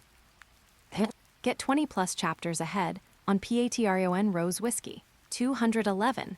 Chapter 211. It has already been abandoned by you. However, Yuuto executed it with an extremely uncoordinated movement. The visual impact of this shot was akin to Eiji Kikumaru from Prince of Tennis, unleashing Genichiro Sanada's aggression like fire with his acrobatic tennis. The gap had widened to 8 points. Seiho fans were cheering loudly. their shouts drowning out the two fans on the opposite side. Say-ho tilde. Clap clap clap clap tilde. Say-ho tilde. Clap clap clap clap tilde. They chanted in unison with rhythm, clapping 4 times forcefully after each shout. A year ago you couldn't beat me, and now you definitely can't beat me. Yuuto landed and straightened his back, standing before Aomine. This pride, once belonging to the generation of miracles, was now held in Yuuto's hands. Aomine said nothing, fists clenched tight. At this moment, he was standing before the second door of the zone. Long ago, he knew there was a second stage to the zone. But a figure at the gate stopped him from entering. The figure was hazy and pitch black. He couldn't see clearly who it was. Aomine just felt that the person blocking him had a deep connection with him. Who the hell are you? Get out of my way. He spoke, attempting to make the black shadow disappear, but the figure didn't move, nor did it respond to his words. Aomine had regained his lost passion and found an opponent he wanted to defeat. But this opponent was too strong. He needed more power to defeat this enemy. Beyond 100%. Perhaps the answer he sought lay behind this door, but he couldn't find the key. Don't waste your effort. You can't get in, Yuuto said as if he could see through Aomine's heart, because you've already abandoned it. What do you know? Aomine frowned on his cold face. Clearly never having stepped into the zone domain, why did Yuuto seem to know everything? Or perhaps you can enter the zone yourself, but you gave it up and chose another path. This wasn't impossible. With Yuuto's talent, he shouldn't be unable to enter the zone domain. Hearing this, Yuuto turned around silently, not answering the opponent's question. Before transmigrating, he had read another sports manga, Blue Lock. There was a vivid metaphor in it. Some people are born geniuses, like the generation of miracles. Their talent is innate. From the day of their birth, they are destined to become the focus of people's attention. More people are born ordinary. Some choose to go with the flow, while others choose to rise up and face difficulties, but can only struggle, trying everything to chase the talents those geniuses possessed from birth. Blue Lock described such existence as talent of the earth, hard worker, polished gem. Talents who can contend with geniuses through acquired effort and various methods. Yuuto considered himself such a person. Although he possessed something even more powerful, the simulator. Two's possession. Aomine stopped dwelling on meaningless things. After getting the ball, he exploded with acceleration without reservation. Even if I can't enter the second door, I can still defeat you. Aomine let out a roar that instantly pierced half the court. Then, Yuuto went up to meet him, swift as a ghost, like the 8 steps to catch a cicada martial arts move. But at the same time, his defense was fierce and powerful, actively seeking physical confrontation to increase the intensity of the match and intensify Aomine's stamina drain. The referee didn't change the scale of foul calls because 2 was trailing. After all, even he couldn't see clearly, his vision obscured by that hazy steam. White steam covered the 2. People could only see a cyan lightning bolt constantly sliding quickly within it, or perhaps struggling, wanting to break free from Yuuto's blockade. Yuuto. Aomine roared, the cyan lightning in his eyes surging. He shook his body frantically, his movements traceless and chaotic to the extreme. However, Yuuto seemed unaffected. Long-term correction allowed him to handle Aomine's basketball with ease. Zzzt. The cyan electric arc surged, becoming thicker. Aomine squeezed his potential, exploding with maximum speed to pass half of Yuuto's body length. Technique specialization. His body data shifted rapidly again, this time specializing in technique. Eagle's hook, eagle's spear. Still the eagle's hook, but compared to before, it became more agile. Aomine already sensed the threat from behind and dodged in time. However, Yuuto's arm tore at him like a venomous snake seeing prey, swatting the ball away the moment Aomine switched hands. Stolen again, people were greatly alarmed. That was the ace of the generation of miracles, Aomine Daiki. Before Hozumi Academy cut them down, he was the strongest junior high student in people's eyes. Even after losing to Yuuto, Aomine remained a top 3-level player in people's eyes. And now, he suffered comprehensive suppression from Yuuto. So amazing, is he really invincible? Someone whispered. Even the ace of the generation of miracles was suppressed to this extent. Was there anyone who could defeat Yuuto? The ball was picked up by Iwamura under the basket. Imitating Ryuhei Kasuga, he threw the ball forcefully toward the front court. F***. A large amount of steam bloomed from Yuuto's body. After a charge-up, he streaked across the sky like a meteor. It's not over yet, Yuuto. Aomine launched a pursuit, the cyan lightning following the white steam lingering in the air. Smack! The basketball hit the floor frantically and bounced. Facing such a pursuit, Yuuto's face showed no fluctuation. Dazzling golden light erupted from his body again, like a vortex attracting the basketball to run with him. Finally, the two arrived under the basket and jumped simultaneously, heights almost equal, arms swatting at one side of the basketball. Aomine didn't shout like other players, but his tightly clenched teeth showed he was giving his all. But strength specialization. The Bible of the star talent activated again. Yuuto's arm muscles contracted rapidly, then exploded completely, overpowering Aomine to dunk the ball into the basket. Boom! The basket shook violently. Aomine landed and stumbled back a few steps from the impact. Strength, speed, technique, every aspect has reached a brand new level. Even if achieved through some means, achieved is achieved. Seiho, no, it should be said Yuuto, was indeed the biggest enemy for Rakuzen to win the championship. It's over, Akashi prepared to leave. The Emperor I saw Aomine's fatigue. Soon, his old teammate would slip from peak condition. Such a duel was about to have a winner. Is little Akashi leaving? Yeah, I'll wait for you in Kyoto. And Shintaro, see you at the Winter Cup. Akashi bid a decisive farewell to his old teammates. This match gave him some inspiration. He couldn't wait to return to Kyoto to experiment. He indicated he would wait for Kaise's visit in Kyoto. As for Midorima, he could only wait until winter. Get 20+ chapters ahead on Patreon Rose Whiskey. 212. Chapter 212. The king hasn't agreed yet. Akashi left, sitting in his family's Lincoln to return to Kyoto, making final preparations for the upcoming Nationals main tournament. But was the match really over? Not yet, but almost. Huff tilde. Huff tilde. Aomine panted violently. This was due to the huge consumption brought by the zone. Zone was never perfect. The biggest flaw was intensifying the player's stamina drain. Like a bathtub initially filled with water. But as the drain was opened, the water would flow away rapidly. Zone was such an existence, exchanging greater stamina for stronger power. And besides the zone, Aomine's stamina drain was also due to Yuuto. Like the Jabberwock team in the movie, facing the powerful Vorpal swords, they had to pay more stamina than usual to barely bite onto the score. Suppression of strength. Last minute of the third quarter. The electric arc in Aomine's eyes was already flickering. He was about to lose his hold. He knew this would be the result and was prepared for it. He just didn't understand why Yuuto, who should have consumed more than him, still hadn't slipped from peak condition. Could it be because of demon mode? Was this the reason he abandoned the zone and chose another path? Aomine knew even now that it was Yuuto who abandoned the zone, not the zone that didn't choose Yuuto. But how to explain last year? Last year's demon mode duration was almost identical to the zone and had the same drawbacks. Damn it, is this as far as I go? Fatigue surged over his limbs like a tide. A year ago, losing to Yuuto, he thought it was because he slacked off and neglected practice. What about this year?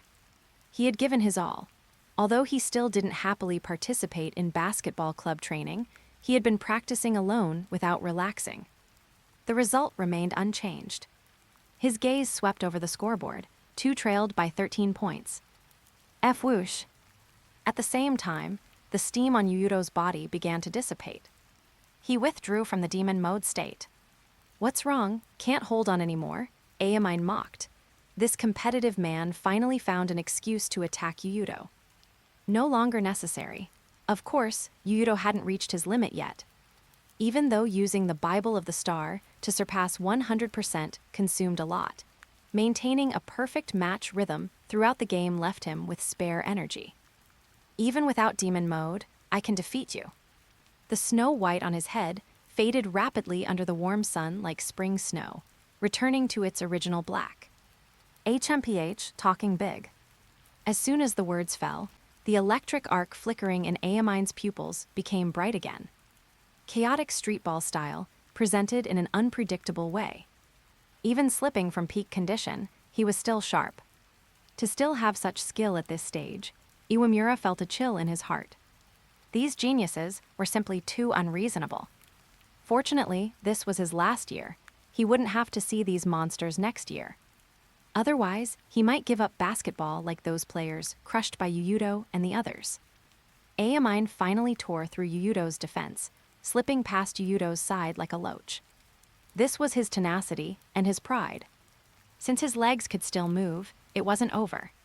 He rushed under the basket and leaped high, right arm raised high, smashing the ball down with the force to burn the heavens. However, smack! At this moment, Yuuto crashed into the paint like a meteor, rising rapidly like a jet, his right arm enveloping the basketball like a net. Long-term correction taught Yuuto how to deal with Aomine.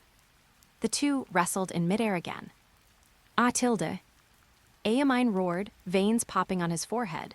This was his final strike. Useless. Strength specialization. Gathering strength in his hand, Yuuto slapped Aomine's dunk away like hitting a volleyball. The picture seemed to freeze. Aomine opened his mouth. Around them, from top to bottom, was the sweat scattered from his collision with Yuuto. Counterattack. Yamashita Shio's roar suddenly rang out from the sideline. Instantly, all Seiho members swarmed up like a pack of wolves. The weird lightning run crushed the opponent's defensive judgment. However, two was worthy of being a team composed of elites. Their overall adjustment ability was extremely strong. Ryuhei Kasuga failed to force a drive past Imyoshi Shoichi. Although trailing by 13 points, they weren't without a chance to reverse. That lion of Okashirazome had exited demon mode. Next was the stage for the other 8 of them. Next is our turn, Kasuga. Imyoshi's narrowed eyes had opened. That's just your ace. Our king hasn't agreed yet. What? Imyoshi's heart trembled violently. Then he saw Kasuga fling the ball behind him. Smack! Yuuto caught the pass with one hand. His white jersey was soaked with sweat, clinging to his blocks of abdominal muscles. But compared to Aomine, his breathing was relatively steady. Impossible, maintaining such a state after that kind of confrontation with Aomine. Imyoshi was incredulous. Yuuto caught the ball, telling everyone with action that his limit hadn't arrived yet. He prepared to shoot upon catching. Crap, Imyoshi hurriedly let go of Kasuga and pounced on Yuuto. Result. Whoosh tilde. Yuuto's figure dissipated like foam. Phantom step. Imyoshi turned his head quickly, sure enough seeing Yuuto bend down and sweep past his side rapidly. Swish. The ball went in. The gap widened to 15 points. Such an advantage was already huge, especially in a duel between powerhouse and powerhouse. A 15-point gap was fatal enough. Last possession. Imyoshi wanted to throw a three-pointer, but was seen through by Kasuga. Helplessly, he could only fling the ball to Sakurai on the wing. Gonna shoot that super fast three-pointer. Come on, I'm ready. Sugawa chattered endlessly. Sakurai couldn't apologize this time. After all, you're ready. What the hell am I shooting for? Beep tilde. 2 ran out of the 24-second clock without converting this possession, and the third quarter ended. 97-82. The data on the scoreboard seemed a bit cruel to 2, although the scene looked much more intensely contested. However, they were actually no different from Shotoku. Both had the suspense of the match killed by Yuuto's sudden exertion of force within 10 minutes of the third quarter. Daichan tilde. Aomine returned to the bench and threw his body onto the chair. Momoi thoughtfully handed him a towel and water. I lost. Aomine's voice was much lower. I know, it's not the first time anyway. Dai-chan, why do you look depressed? Shouldn't I be depressed about losing? By the way, what exactly is your relationship with Yuuto? Aomine clicked his tongue and covered his head directly with the towel. He didn't want to look at this annoying childhood friend he had known for more than 10 years. Seeing this, Mom covered her mouth and snickered. It's not like you're the only one who lost. I lost to you too. Mommy muttered to herself. Decided, starting tomorrow I'll follow Seiho all the time. Next time I must defeat you. She seemed to have made up her mind, but the two players felt her purpose wasn't that simple. Get 20+ chapters ahead on Patreon Rose Whiskey. 213, Chapter 213, What does defeating miracles represent? The fourth quarter began. Yuuto was subbed out to rest on the bench. Holding a 15-point advantage, Seiho played more calmly and patiently. The experienced king knew very well how to utilize this advantage. And the lightning run that two hadn't had time to adapt to played an important disruptive role during this time. In the first 3 minutes of the fourth quarter, Seiho still maintained a high shooting percentage of 70%. To actually do it at such a time, Kagetora Ada looked at the situation on the court and understood Nakatani's words. Do you understand now? Besides superhuman strength, that child is also particularly good at layout. Nakatani sighed secretly beside him. Missing such a player might mean missing him forever. He probably wouldn't have the chance to coach Yuuto in the future. Yuuto's big picture view and his, Nakatani's, tactics were a match made in heaven. The protagonist they spoke of was sitting on the bench with a bland expression. He didn't utilize this point in the simulation, because he didn't know exactly how long it would take two to adapt to the lightning run and what two's choices would be. But as Mr. Luzon, tree person, said, every failure is progress. Yuuto wasn't strong at layout. He just simply knew the opponent's plan in advance and made targeted adjustments. Beep tilde. In the 4th minute of the 4th quarter, Yuuto threw away the towel and was subbed back on. Seeing this, Aomine gritted his teeth and stood up too, but Katsunori Harasawa refused. This is just a battle for the top seed. We still have a chance. Do you understand what I mean, Aomine? This time, he didn't let the player do as he pleased. A mere few minutes weren't enough for Aomine's state to recover. It could be said that two had strategically given up on winning this match, because there was the more important Nationals main tournament afterward. First possession upon return, Yuuto sank a three-pointer, then assisted teammate Iwamura for a dunk under the basket. Without Aomine on the court, Yuuto's presence was as dazzling as the sun. Two's people simply couldn't ignore his existence. Excessive attention made them lose focus on other Seiho players. This directly led to Seiho playing smoother and more composed. Finally, they cut down Tokyo's Tyrant with a huge lead of 26 points. Beep tilde. The referee blew the whistle, ending the game. The North stand instantly erupted with a massive wave of sound. They finally crossed the hurdle of 2. The king returned to the position that belonged to them. Tokyo number 1. Just you wait for the Nationals.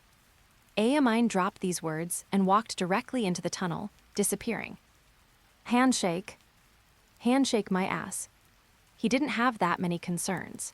His personality was as willful as his playing style. Aomine just didn't want to see Yuuto's face right now. A moment later, a simple awards ceremony was held on site. They first awarded gold, silver, and bronze medals to the top 3 teams, equivalent to a ticket to the Nationals. Then, they began selecting the best 5, best lineup. Yuuto, Aomine, and Midorima were selected without suspense. The center position was given to Yuuto's teammate, Tsutomu Iwamura. His stats weren't particularly good. Compared to Atsubo, Wakamatsu, and others, he had no overwhelming advantage or was even worse. But Iwamura had better results. As the captain of the number 1 seeded team, he occupied a spot in the best lineup. The Best Point Guard award went to the captain of Senshinkan, considered a consolation prize. These 2 positions were controversial because there were no particularly obvious advantages. Fans believed players from their own teams deserved the honor more. But Yuuto and the other two were undisputed. From the group stage to the round robin, Yuuto averaged 46.6 points, 7.8 rebounds, 12.1 assists, 6.3 steals, and 5.3 blocks. A large 5x5 stat line crowned him the MVP of the Tokyo district. For Tu and Shotoku fans, this was a cruel public execution. These trophies of Yuuto hit them in the face. They were like pitiful worms going fishing without helmets, getting their heads smashed by rocks confusedly, again and again. The proud king of the East and the rising tyrant could only be reduced to foils this year. But Senshinkan fans were even more pessimistic. This year they were lucky that the 6 geniuses fought among themselves and eliminated a spot for Nationals Winter Cup qualifiers. But would they be so lucky in the Nationals? Especially considering the Winter Cup afterward, could they get that ticket to the main tournament? What about the next 2 years? In the last few minutes of the fourth quarter of Seiho vs. Tu, after Yuuto re-entered the court, they witnessed that terrifying dominance. Even Tu, taking the all-elite route, was beaten to looking for teeth on the ground, suffocated by the oppression. Facts proved, without a player comparable to those 6 geniuses, it was impossible to defeat these teams. Yuuto proved he was the best one last year. This year, he is ready to prove again that he is the strongest high school student in the country. Tokyo Sports News. The strong remain strong. No matter when, no matter where, the important thing is never the opponent, but Yuuto himself. Just as he conquered Okushirazome in the past few years, he is currently conquering the Tokyo district, known for the fiercest competition, step by step. Morning Okushirazome. If Aomine represents miracles, and the Teiko 5 are the generation of miracles, then what does Yuuto, who defeated them, represent? Let's count. Shotoku, too. 2 generation of miracles have already lost to him. Who will be next? Basketball pioneer. These were the reports the day after the match. Every duel between these geniuses always caused these people to write extensively. As the winner, Yuuto received almost all the praise he could want and expect. What does the person who defeated miracles represent? Who knows? By the way, don't you have school today? I do, but to defeat you next time, the coach sent me here specially to collect intel. Then you collect intel by sunbathing with me on the rooftop, instead of going to the basketball club. Work-life balance. Mama giggled, lying side by side with Yuuto on a beach chair, wearing fashionable sunglasses. Yuuto had no doubt that if there were a swimming pool in front of them, Mom would have much less fabric on her body right now, fully displaying her impeccable figure. Tu's opponents aren't just us. Based on past patterns, the first and second seeds likely won't be drawn into the same half bracket. Yuuto clasped his hands behind his head. Mom, based on past experience, 2 teams from the same district indeed won't appear in the same half, to prevent early elimination of strong teams. The Tokyo district is the only district in the country with 3 qualifying spots. Other districts, even Kanagawa Prefecture, only have 2, unless the host location adds an extra one. But even though Kanagawa had 3 spots last year, the first and second seeds were separated into the upper and lower brackets. The nationals are no longer in a group stage format, but drawn into upper and lower half brackets. Among them, the first and second seeds normally won't be grouped together because people prefer duels between districts and don't want to see civil wars. Unsurprisingly, Seiho and Tu will be separated into different halves this year too. Before the finals, they won't have a chance to meet.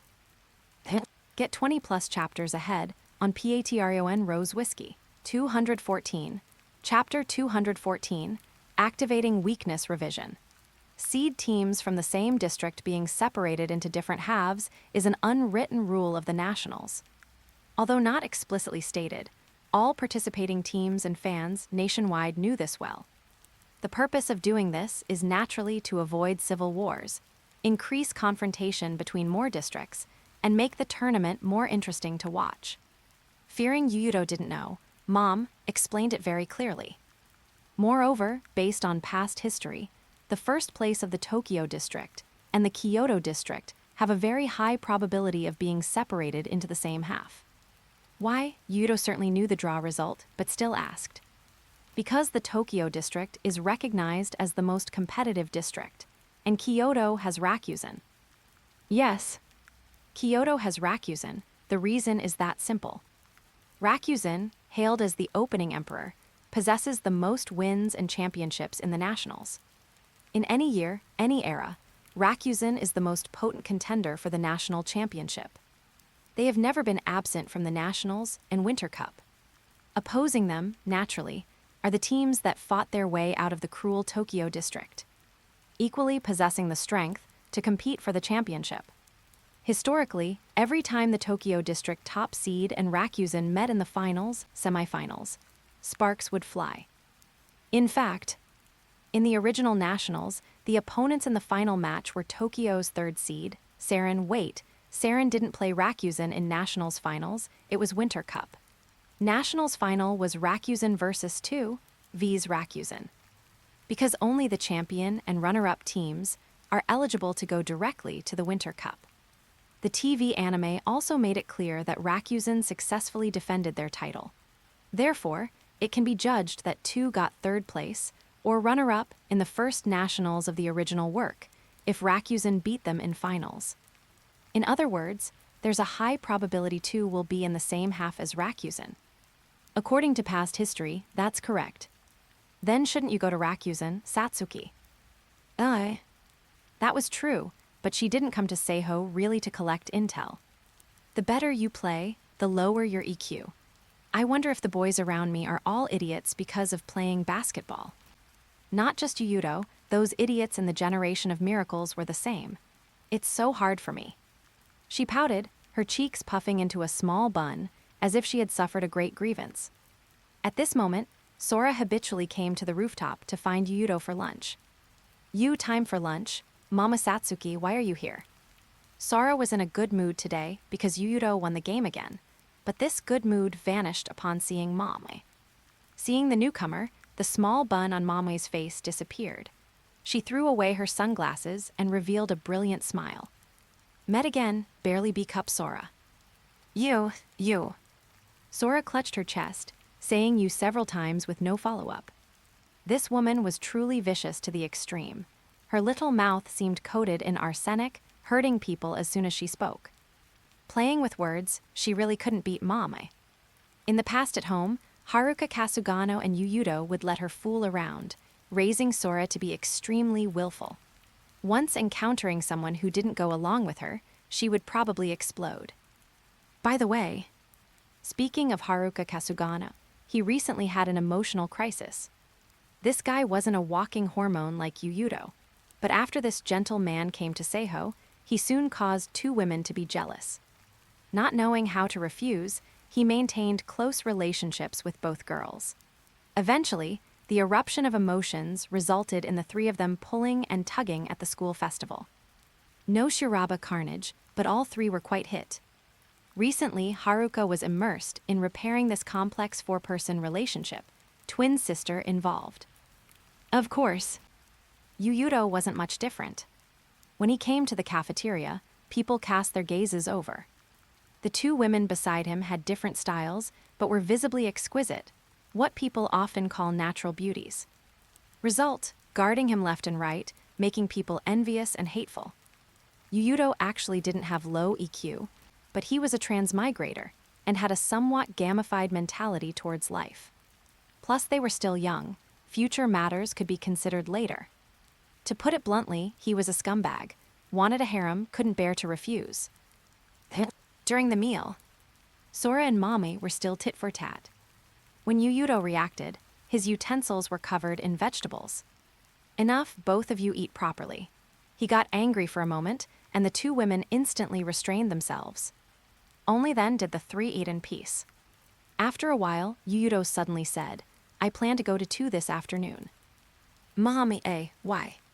Sora, what are you going to 2 for? To find Aomine. After the game ended yesterday, Yuuto conducted his 3rd high school simulation. Didn't get very good talents, not even fusion materials. But after losing the game in Sim, he conducted some fusion attempts. like fusing Wildness and Demon mode to see if he could fuse a red talent, the type that could rise from the dead. But failed.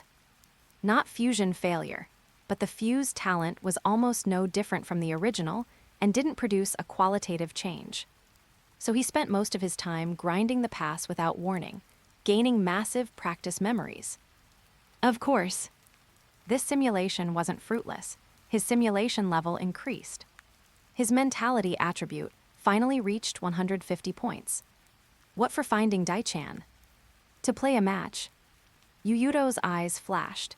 He wanted to make good use of the weakness revision talent. Afternoon. To Academy. It was class time, but Lord Aomine was never a child who loved studying. The moment the class bell rang, he instantly got sleepy. His body involuntarily went to the rooftop, then uncontrollably lay down to sleep. Running to the rooftop to sleep during class time, you're truly hopeless, Aomine. Yuuto pushed open the door and saw Aomine lying flat at a glance. Mom, following him, muttered secretly, in this regard, what difference is there between you and Daichan? Yuuto, what are you doing at 2? Aomine's eyes became sharp. 2 just lost the game yesterday, and Yuuto ran over today. What did he want, to mock him? If so, he definitely wouldn't spare him. Want to play you again? Huh? You can refuse if you're scared. Truly low-level provocation. Mame was speechless inside, but even more speechless was that she felt Aomine would fall for it 9 times out of 10. Sure enough, Aomine got annoyed upon hearing it, jumping up with a carp kip-up. Just right, I wasn't satisfied yesterday. Since you want to be beaten, I'll fulfill your wish. He was this kind of person. The more he couldn't defeat an opponent, the more he wanted to play them. Challenge the strong, then make himself stronger. Soon after, they arrived at the 2 gym. No one was around. Mom acted as the referee. Play to how many? Until you're satisfied. Hearing this, Aomine laughed. After changing into jerseys, they started directly. From the initial state to igniting Wildness, and finally both entering Demon mode zone again, activating 100% of their potential. Get 20+ chapters ahead on Patreon Rose Whiskey. 215, Chapter 215, Satsuki's Scheme. They played for a long, long time. Until the basketball club doors were pushed open and Miyoshi Shoichi and the other 2 members arrived. Only then did they stop. Seems that's it for today. Seeing Miyoshi and the others, Yuuto released the basketball in his hand. Hey, are you leaving just because you won? I still want to play. They played a total of 11 games to 11 points this afternoon.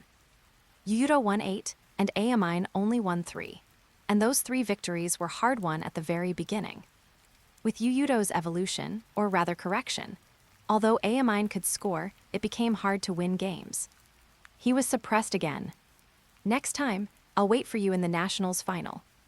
Of course, provided you can make it to the final. Yuuto didn't change clothes. He picked up his things and walked out of the 2 basketball club. At the door, he suddenly turned back. Aomine, do you remember the second door of the zone? Second door, zone has a second door. Aomine hadn't reacted yet, but the faces of the people around changed. Could that invincible domain go even further? They pricked up their ears to listen to the conversation between the 2 geniuses. I remember, you said it was abandoned by me. That's right, might as well try trusting your teammates. Trust teammates? Aomine turned his head to glance at Wakamatsu, immediately snorted HMPH, his disdain beyond words. What do you mean, you bastard? Wakamatsu jumped in rage. This was too disrespectful. Aomine ignored him, wanting to ask clearly, but Yuuto had already left. He had given Aomine enough hints. In the Winter Cup, Kagami Taiga opening the second door was a fact. It happened in all 3 simulations. Since that was the case, might as well see what level Aomine could reach. Consider it a return gift for him. Is the focus of the zone really on the second door? Meh. Why is you so certain? Walking out of the basketball club, Mom stared at Yuuto with curious eyes. She thought along the same lines as Aomine. Perhaps. It wasn't that Yuuto couldn't enter the zone, but he chose another way. This way allowed him to break the 100% limit, like yesterday's match. I just know. A non-answer made Mom confirm her guess even more. Then what does trusting teammates mean? Can't say it too clearly. He has to realize it himself. In the final season movie, Aomine knew the condition to open the second door, but still couldn't enter. So, that mysterious door isn't something one can enter just by knowing the method. It's a rather idealistic existence. Requires familiarity and complete trust in teammates, letting basketball return to its original face. Where is Midorima now? Little green. Mom felt around her chest and pulled out a notebook, leaving Yuuto dumbfounded. Seeing this, Mom laughed proudly and asked, nice to look at, is it better than Sora's? Sora isn't here, what are you afraid of? Mom enjoyed and was satisfied with his expression, but she wouldn't let Yuuto have his way as easily as Sora. Things unobtainable are the best. She flipped through the notebook, then said for the Winter Cup they started a special training. Currently at the Eastern Beach, Saren is there too. Mom didn't know exactly what Yuuto wanted to do, but from him actively seeking his childhood friend, Aomine. Today, her intuition told her that Yuuto's correction talent might have evolved again. This time, maybe he wouldn't disappear after the game ended like before. Wanna go? I bought a very sexy swimsuit. She leaned into Yuuto's ear and blew air very ambiguously. This little girl is such a tease. Yuuto felt electrified, shivering all over. Not for that swimsuit. He wasn't that shallow of a man. He was just going to complete his correction. Mommy's pretty face was like a blooming flower. Come pick me up tomorrow. I'm going back first.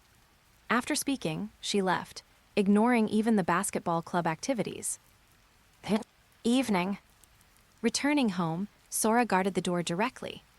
What did you go to 2 for? She demanded an explanation, a bit worried about Yuuto, this big pig trotter. Went to find Aomine for a game. Really that simple? Yeah, don't always overthink. Use your smart head in the right places. Yuuto patted her head, fooling her. Corrected memories were now recorded in his brain and body. He had completely adapted to that chaotic street ball style. I have to go out tomorrow, won't accompany you to school. What are you going to do again? I'm going to find Midorima Shintaro. Generation of miracles again. Sora frowned, very curious inside. What did this big pig trotter want to do? But she didn't understand basketball much, so she didn't ask further. The next day, a beach in eastern Tokyo. Saren and the others had arrived here not long ago for a training camp, for another national-level tournament after the Nationals, the Winter Cup qualifiers. Riko Ada had her father bring 2 basketball hoops, letting the team play on the sand. She organized the experience of failure, and found that the biggest difference between Saren and other powerhouses was numerical values, stats. Except for Kagami and Kuroko, this special player, the other players were inferior to national powerhouses like Seiho, Tu, and Shotoku. Therefore, she wanted the players' stats to reach a level comparable to those powerhouses. Such training brought great pain to the players. The consumption and difficulty of moving on sand were 3 times that of the court. Taiga Kagami received a teammate's pass and dunked as usual, but dunked loneliness. He couldn't even touch the rim, falling down and eating a mouthful of sand. Damn it. He was sweating profusely, the others weren't much better. The intensity of such practice was obviously a bit excessive. When they finally finished practice to rest and went to buy drinks, they saw 2 unexpected figures being lovey-dovey over there. You apply here too, or I'll get sunburned. Okay. Oh my, not there. Ah, sorry, touched it by accident. Yuuto held sunscreen in his hand, untying the strap behind Mommy's swimsuit with a face of justice, helping apply it to Mommy's back. However, he was clumsy, fingers always touching places they shouldn't, making Mama shy endlessly. She thought, although I prepared to give you some sweetness, you're too unceremonious. I seem to be losing big this time. After being touched accidentally by Yuuto again, her face flushed like a teapot. He had seen through this woman's scheme and decided to beat her at her own game. But before the 2 could go further, Kagami's voice suddenly rang out nearby, Yuuto. Get 20 plus chapters ahead on Patreon Rose Whiskey. 216, Chapter 216, Count Me In. Yuuto and that spy from 2, why are you here? Kagami and the others never expected to see these two here. And in such a close relationship. Hi, everyone from Saren, hello, we meet again. Seeing people, Momoi hurriedly tied her straps, then grabbed her jacket to cover the spring scenery. The sweetness. It's enough for you to taste alone, others can't. Yuuto felt it was a pity. He almost accidentally touched her again just now. Taking a bottle of water to wash his hands, he turned his gaze back to Kuroko in the crowd. Long time no see, Kuroko. Long time no see, Yuuto. Kuroko greeted politely, while the others fell silent. Facing this player who almost shattered their ace's confidence and brought them a huge shock, they still held immense pressure in their hearts. What are you doing here? Shouldn't you be preparing for the nationals? Nothing much, just came to find someone. He was preparing for the nationals.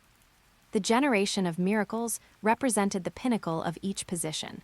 Completing their correction was largely equivalent to correcting everything. The scene changed. Yuuto and Mom arrived at Saren's lodging. Riko Ada had already prepared lunch for them. Looking at the food emitting black smoke on the plate, Yuuto calmly put down his spoon. Don't ask why they were so calm. Sora and Mom were cooks of this type too. It's really hard on you guys. Finally, someone understands us. Saren members burst into tears.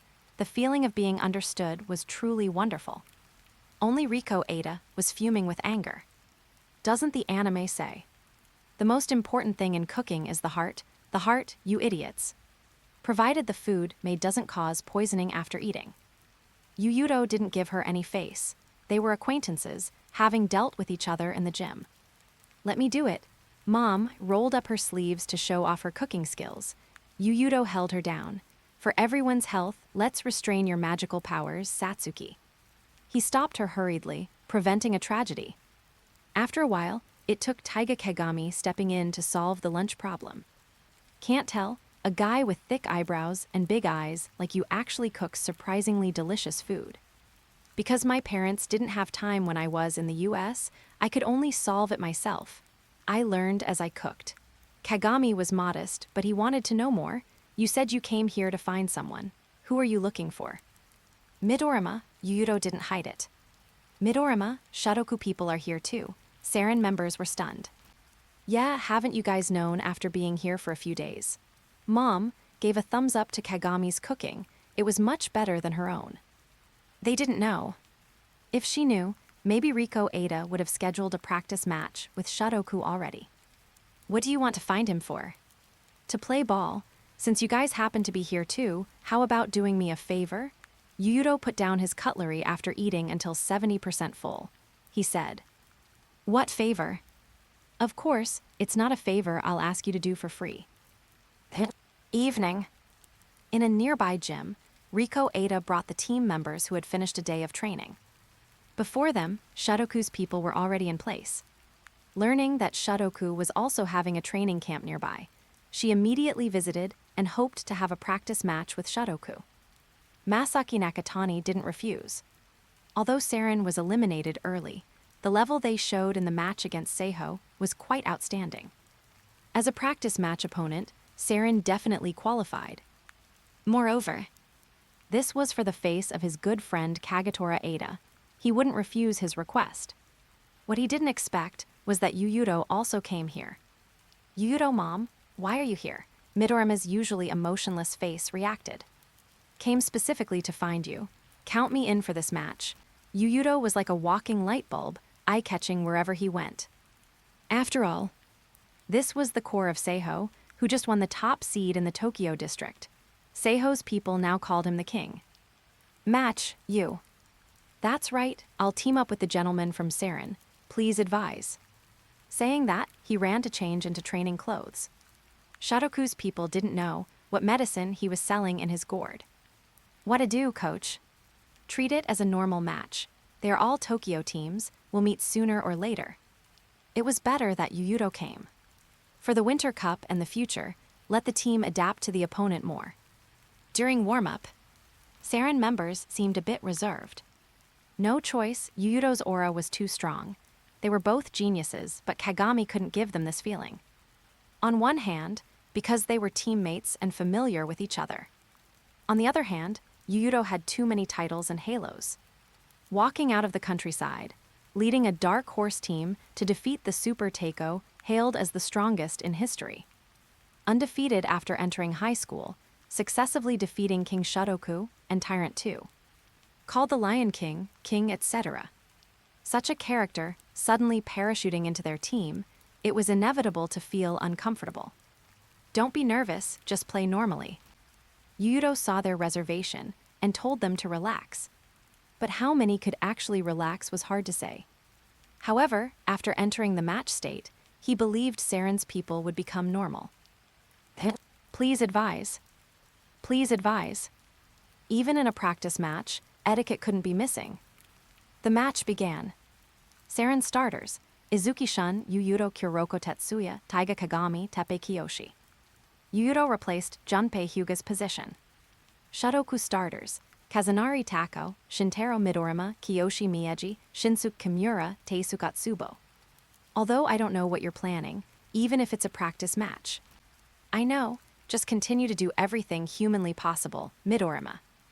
Yuuto was casual, his calm demeanor was uncomfortable. Jump ball segment. Teppei Kiyoshi defeated Teisuke Atsubo and tapped the ball to Izuki-shun. Worthy of being an uncrowned king. Mom recorded on the sideline, thinking secretly, Saren's current inside strength is absolutely national level. Taiga Kagami with explosive jumping ability, and Teppei Kiyoshi, one of the uncrowned kings. It seemed the opponents for the Winter Cup weren't just Seiho and Shotoku, there were potential threats. After losing the jump ball, Shotoku quickly got into position. They were well-trained and unaffected. As for Izuki-shun, after dribbling past half-court, he started thinking. Although I don't know what you're planning, since the coach agreed, I'll do as she says. Riko Ada had communicated with Izuki-shun before the match. She hoped he would give the ball to Yuuto more. The purpose was simple. Let Kagami see with his own eyes how Yuuto played with Kuroko as a partner. Get 20-plus chapters ahead on Patreon Rose Whiskey. 217, Chapter 217, Personal Experience Shows the Distance Better. Smack. Izuki-shun passed the ball very straightforwardly to Yuuto's hands. No politeness. The reason Yuuto didn't seek out Midorima for a one-on-one directly was largely because he believed Midorima's value was reflected in strategy. Masaki Nakatani used Midorima this way too, using tactics to give him enough support, creating shooting opportunities for Midorima. But giving me the ball right at the start is quite unceremonious. Yuuto swept a glance at Riko Ada. This woman's thoughts were self-evident. She attempted to make him Kagami's teacher. He didn't refuse, they were taking what they needed from each other.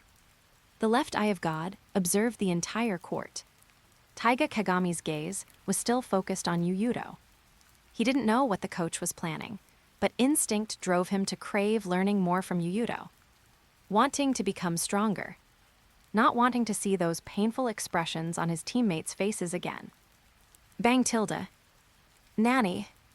Suddenly, the sound of a basketball hitting the floor came to his ears. When he came back to his senses, he found the basketball had appeared right before his eyes. When did he pass the ball? Kagami was shocked. This was even more unexpected than Kuroko's passes. Kuroko fed the rice to his mouth. Yuuto guided his body to move. Following his body's instinct, he reached out to grab the ball. Shotoku's teammates were also attracted by this sudden change, shifting their defensive attention.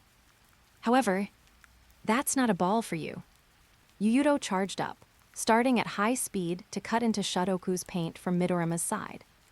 Almost simultaneously, Kuroko seemed to walk out of the shadows, suddenly appearing from behind Kagami. Then, the moment Kagami received the ball, he slapped it hard, changing the flight trajectory of the basketball. Bang! The basketball flew straight into Shotoku's paint at a 90-degree angle. At that position, Yuuto's figure appeared in time, catching the ball and jumping with the momentum, putting the ball into the basket with a burning the heavens posture. Kagami was stunned again, staring at Kuroko in astonishment. The latter didn't speak. He had a temper too, he wouldn't compromise. Actively coordinate with Kuroko, instead of waiting for Kuroko to feed the ball to your mouth. Junpei Hyuga saw clearly from the sideline and sighed silently. In just the first possession, he saw the gap between them and Yuuto.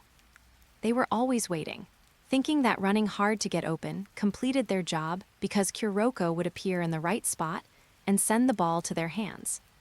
But Yuuto's demonstration wasn't over. Next possession, he received Kuroko's weird pass again and broke into Shotoku's hinterland. With the first time as a lesson, Shotoku's people were guarded against him. Yuuto didn't force it. Instead, he leaped and passed behind the back to Kuroko. Swish! Kuroko caught the ball and hit a mid-range shot. Too easy. Creating opportunities for each other while attracting defense for each other. Riko Ada's expression was wonderful. She guessed that the combination of Yuuto and Kuroko might be strong, but she didn't expect scoring to be so simple against King Shotoku. Was this really her Saren? Your light is too dim. On the court, Yuuto's words echoed in Kagami's mind again. Is this, the stronger the light, the stronger the shadow? A sense of defeat rose in his heart. Others in Saren relied on Kuroko, wasn't he the same? It was precisely realizing this, that he wanted to win games through his own ability. As a result, in this match, Yuuto let him see another side. The so-called deciding the match by individual ability was never fighting alone.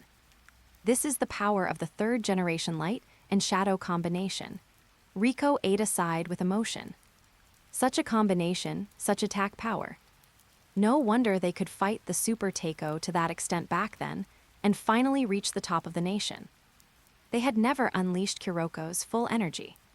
Second-generation light and shadow combination? Mom picked up a pen to record. Hearing Riko Ada's words, she shook her head and said, no, you didn't rely on Tetsukun's power in junior high. Strictly speaking, the second-generation light and shadow combination refers to Tetsukun and Heizaki-kun. Then now he is simply utilizing all available resources. Glasses Kun, who seems to have special feelings for his coach. You, what are you talking about? Junpei Hyuga's face stiffened. How did this ghost know such things? He obviously hid it so well. What special feelings? Riko Ada was confused. Mom found it interesting watching them, but didn't continue teasing. She continued, just like his playing style, use purpose in playing basketball is always only one thing: victory. He will think and utilize every player around him who can help him win. Whether it's Tetsukun or others, there's actually no difference. But Tetsukun allows him to see more possibilities. Simply put, it means being able to make teammates better, right? While speaking, Yuuto coordinated with Kuroko again, cutting down to Shotoku's hinterland. This time, Kazunari Tako personally marked Saren's Kuroko.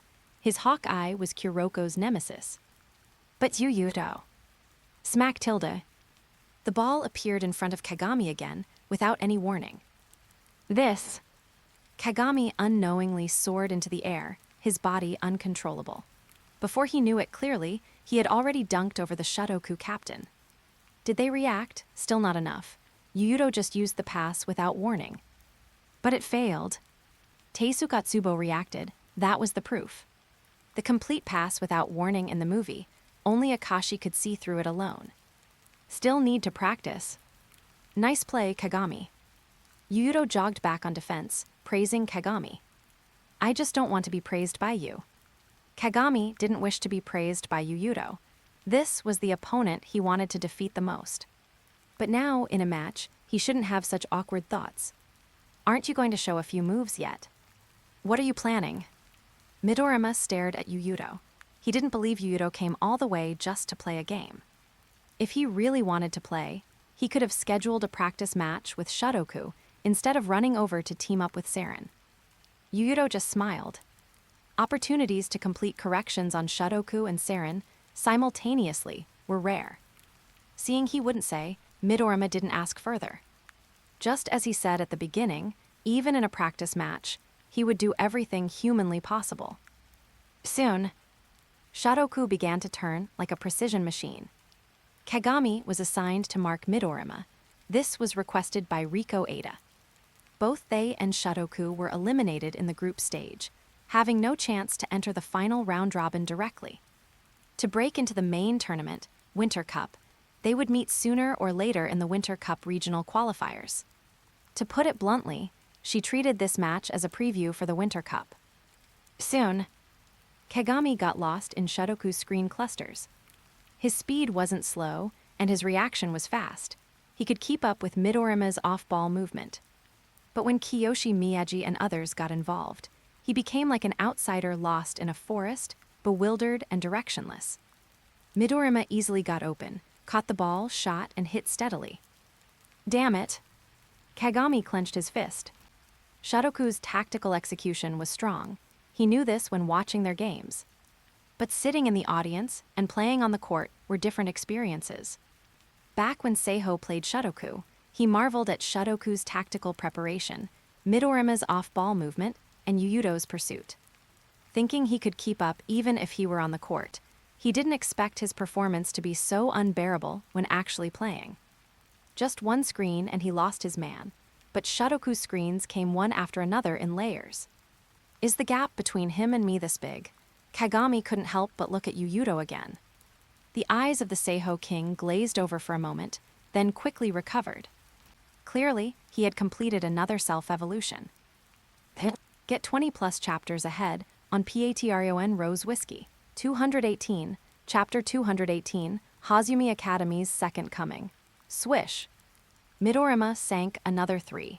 This was the second three-pointer he hit in this match. In front of him was an unwilling Taiga Kagami. Shadoku's screen clusters made him lose his way. He couldn't catch up to Midorima no matter what. Possessing unparalleled jumping ability, he had no place to use it. But he can do it. Kagami's gaze involuntarily shifted to Yuuto again. This king of Seiho displayed amazing off-ball pursuit ability against Shadoku. Even Shadoku's continuous off-ball screen tactics couldn't stop him. At that time, Yuuto was like a ghost. His ghostly footwork pierced through all tactics meticulously prepared by Nakatani. And Yuuto. His pupils lost focus again. His brain performed analysis and quickly issued instructions to his body, taking his ability a step further. When he came back to his senses and noticed Kagami's gaze, he just smiled and said, "If your brain can't keep up, then try trusting your intuition."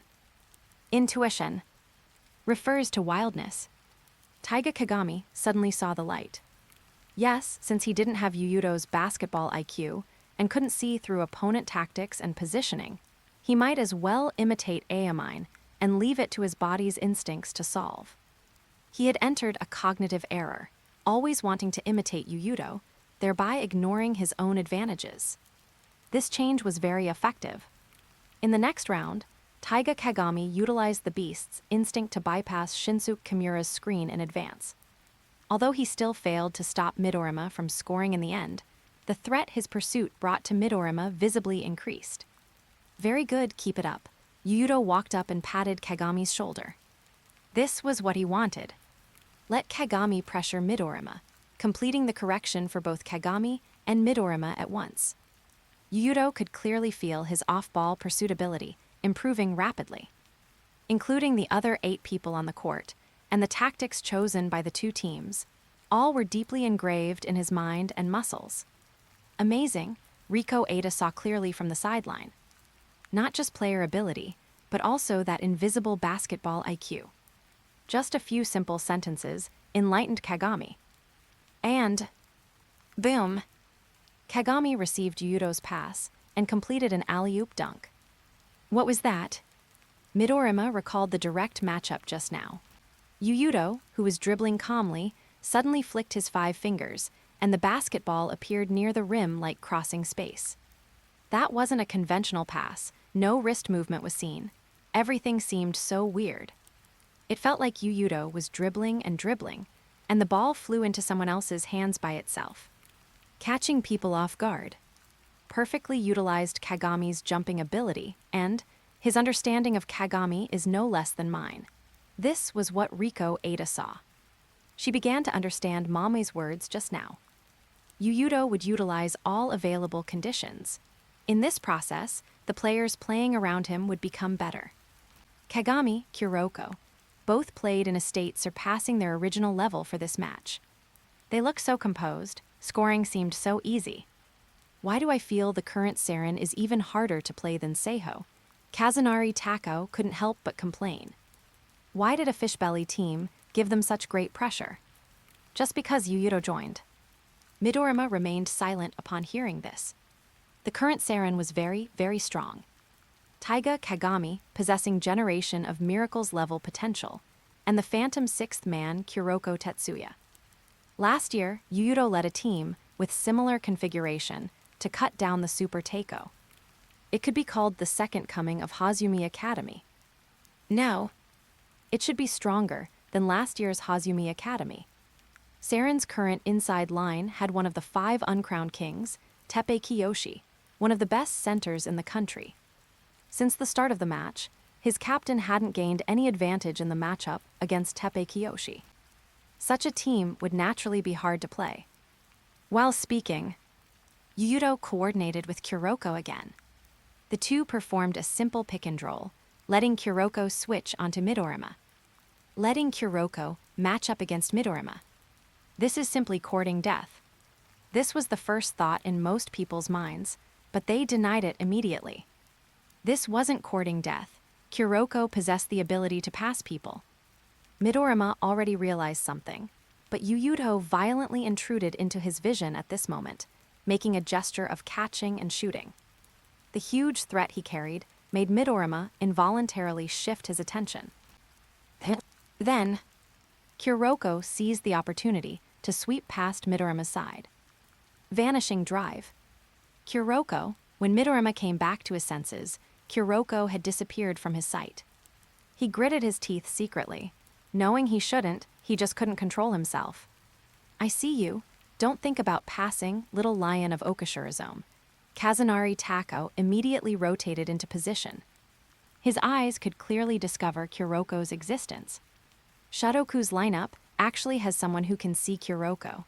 Riko Ada habitually bit her thumb. Undoubtedly. The aces of their team were Kagami and Kuroko. If Kuroko was locked down, she couldn't predict the consequences, but it would definitely be troublesome. But soon her expression became wonderful again. She saw Yuuto outside the 3-point line start again. After a simple charge-up, he pierced straight into Shadoku's paint like a thunderbolt. Almost simultaneously, Kuroko's bounce pass arrived. A coordination like a 2-on-2 in soccer easily hit the ball into King Shadoku's danger zone. Yuuto attracted the opponent's defense, then dished the ball. Teppei Kiyoshi scored a layup. Fluid coordination. Midorima watched with his mouth agape. So Kuroko could play like this too. Such a thought involuntarily rose in his mind. Fortunately, Kuroko-kun didn't run to Seiho with you. Otherwise, I can't imagine the possibility of them losing. Mom tapped her lips with a pen. Yeah. If Kuroko's partner were Yuuto, one wouldn't know how to lose. Riko Ada expressed that her horizons were broadened. Clearly the first time coordinating, yet Yuuto seemed to have played with Saren for a long time. Within minutes on the court, he completely controlled the entire team. Except for Izuki-shun, Kagami, Kuroko, and Teppei were all connected together. How that Hozumi Academy managed to defeat Teiko last year was now visible from a glimpse. Yuuto truly shone like the sun. As long as he stood on the court, he could always attract all gazes. Moreover, the match rhythm is too perfect. Didn't blindly use Kuroko's misdirection, but used it occasionally. While maintaining the threat, it also prolonged the duration of Kuroko's misdirection. How can there be such a perfect player? Riko Ada was envious, and her chest hurt, because her own ace was an idiot who only knew how to receive the ball. Get 20+ chapters ahead on Patreon Rose Whiskey. 219, Chapter 219, Correction complete. Beep tilde. The whistle blew, ending the first quarter. Returning to the bench, Seren's players looked relaxed but complicated. At this time, the score on the field was 34-26. Their Seren actually led King Shotoku by 8 points. The tactics didn't change, it's our specialty blitzkrieg, but the players' consumption is much less than expected. Riko Ada could see the players' current state. Unprecedentedly excellent. She knew where the problem lay, just look at the stats. In a single quarter, except for Izuki-shun, the 4 Seren players on the court all scored more than 6 points. Although scoring was dispersed, the team's attack power increased instead of decreasing.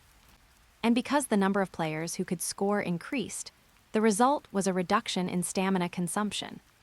This is the multi-point blossoming pursued by most head coaches. If only it could stay like this forever. Riko Ada knew this was impossible, unless she remodeled Kagami in Yuuto's direction. But the difficulty was too high. The lion emerging from Okashirazome was hailed as a super genius once in 50 years. Moreover, it was time to bring these guys back to reality. Yuuto, rest for the second quarter, okay? Sure. Yuuto agreed without hesitation. Others instantly understood their coach's meaning. No matter how powerful Yuuto was, he didn't belong to them. He would always be the king of Seiho. Did you get what you wanted? Mom sat next to him and asked. Not yet, but soon. Midorima didn't possess buff talents like Wildness, barring the possibility of him suddenly stepping into the zone domain. His correction of Midorima was more than half complete. Off-ball movement ability, one-on-one ability, and the shooting ability granted by extraordinary touch, all corrected. Then, shall we go to the beach again later? She leaned into Yuuto's ear again to blow air. The Seiho king shivered all over. The little fairy is messing with my Taoist heart again. He said righteously, I don't go anywhere without benefits. Implying, I won't go if there's no reward. Hearing this, Mom rolled her eyes at him and said, but there's a moon at night. Moon? What can the moon do? Don't you want to punish me in the name of the moon? Sailor Moon reference. Too evil. This fairy is truly too evil. To maintain world peace and justice, Yuuto could only go to the meeting alone. He kept a straight face and said, all right, just so happens I sweated all over after playing. You and your many excuses, who bathes in seawater. Mom couldn't help but pinch him, rolling her eyes again. Only in her teens, she had already mastered infinite charm. The second quarter continued. The loss in the first quarter wasn't the result the king wanted. They launched a fierce attack right away, using Midorima as bait to stretch Seren's defense, creating scoring opportunities for other players. When Seren adjusted, Midorima would stand up and hit a three-pointer to score. Defense couldn't hold. Offense was also a bit chaotic for Seren. Because Kagami was trying to imitate Yuuto's playstyle, actively making various complex coordinations with teammates. That idiot, Riko Ada, seemed to have seen the result. Yuuto's playstyle is a typical ball-dominant core playstyle, meaning the whole team builds a fence around one player. Such a player has extremely high value and is the cornerstone of team building. But the requirements are also quite harsh. Every ball-dominant core needs to possess several abilities. Strong driving ability, strong perimeter shooting ability, passing ability to find teammates accurately after attracting double teams, and excellent big-picture view. Only by satisfying these points can one cover the whole court with their influence. Such a player is simply the representative of omnipotence. But Kagami wasn't this type of player. His role in Seren was more of a finisher. When the ball reached his hands, it meant Seren's offense was coming to an end. Taking Kobe's ability to do Kid's job, this was digging his own grave.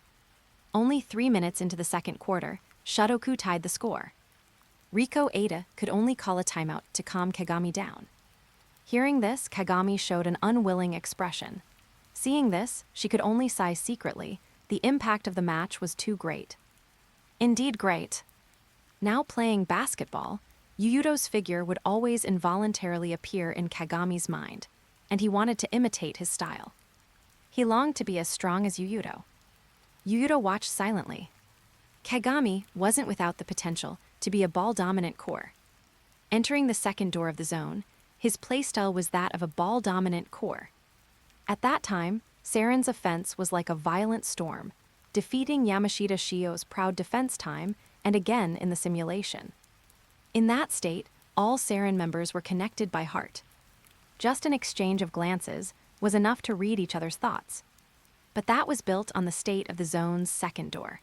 Ordinary Kagami was more suitable as a finishing point. Riko Ada's reminder failed to wake Kagami up.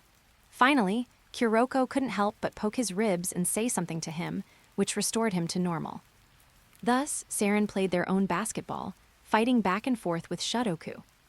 Just haven't seen them for a while, and everyone in Seren has improved so much. Mom compared with previous data, found that Seren's players had improved greatly in all aspects compared to before. Passing became more decisive, player reception awareness is stronger. The previous ball-hogging situation disappeared. Is it because they've been playing beach basketball? This woman wasn't a fuel-efficient lamp either. Riko Ada had just felt relieved about the team's performance, but her face darkened again hearing Mame's words.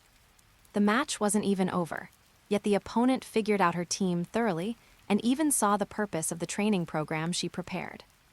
Are people outside all monsters like this? Do we really have a chance in the Winter Cup? Leaving aside Seiho, just passing the hurdle of Shudoku and 2 before them would be hard. Anyone associated with Teiko and Hozumi Academy wasn't simple. The match continued. Yuuto put on his armor again in the third quarter. He wanted to complete the final part of the correction. And, after completing the correction on Midorima, he handed the ball right back to Izuki-shun. Teaching time is over. Now is the time for me to collect my commission. Huh? Izuki-shun didn't understand. What commission? As far as he knew, Yuuto's correction ability would disappear after the match. Unaware of the reason, Izuki-shun continued to play in his own rhythm without reservation.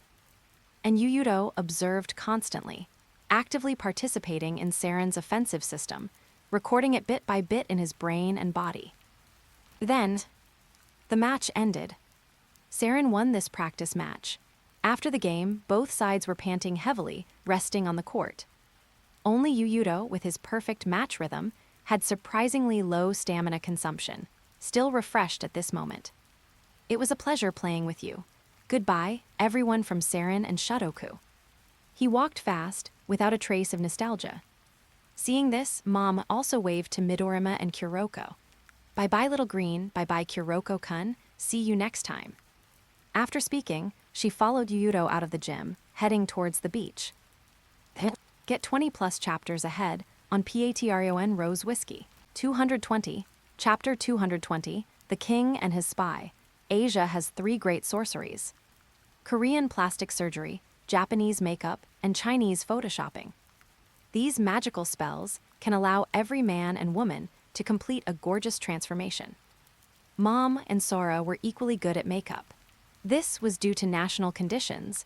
Japanese people have high requirements for appearance and grooming.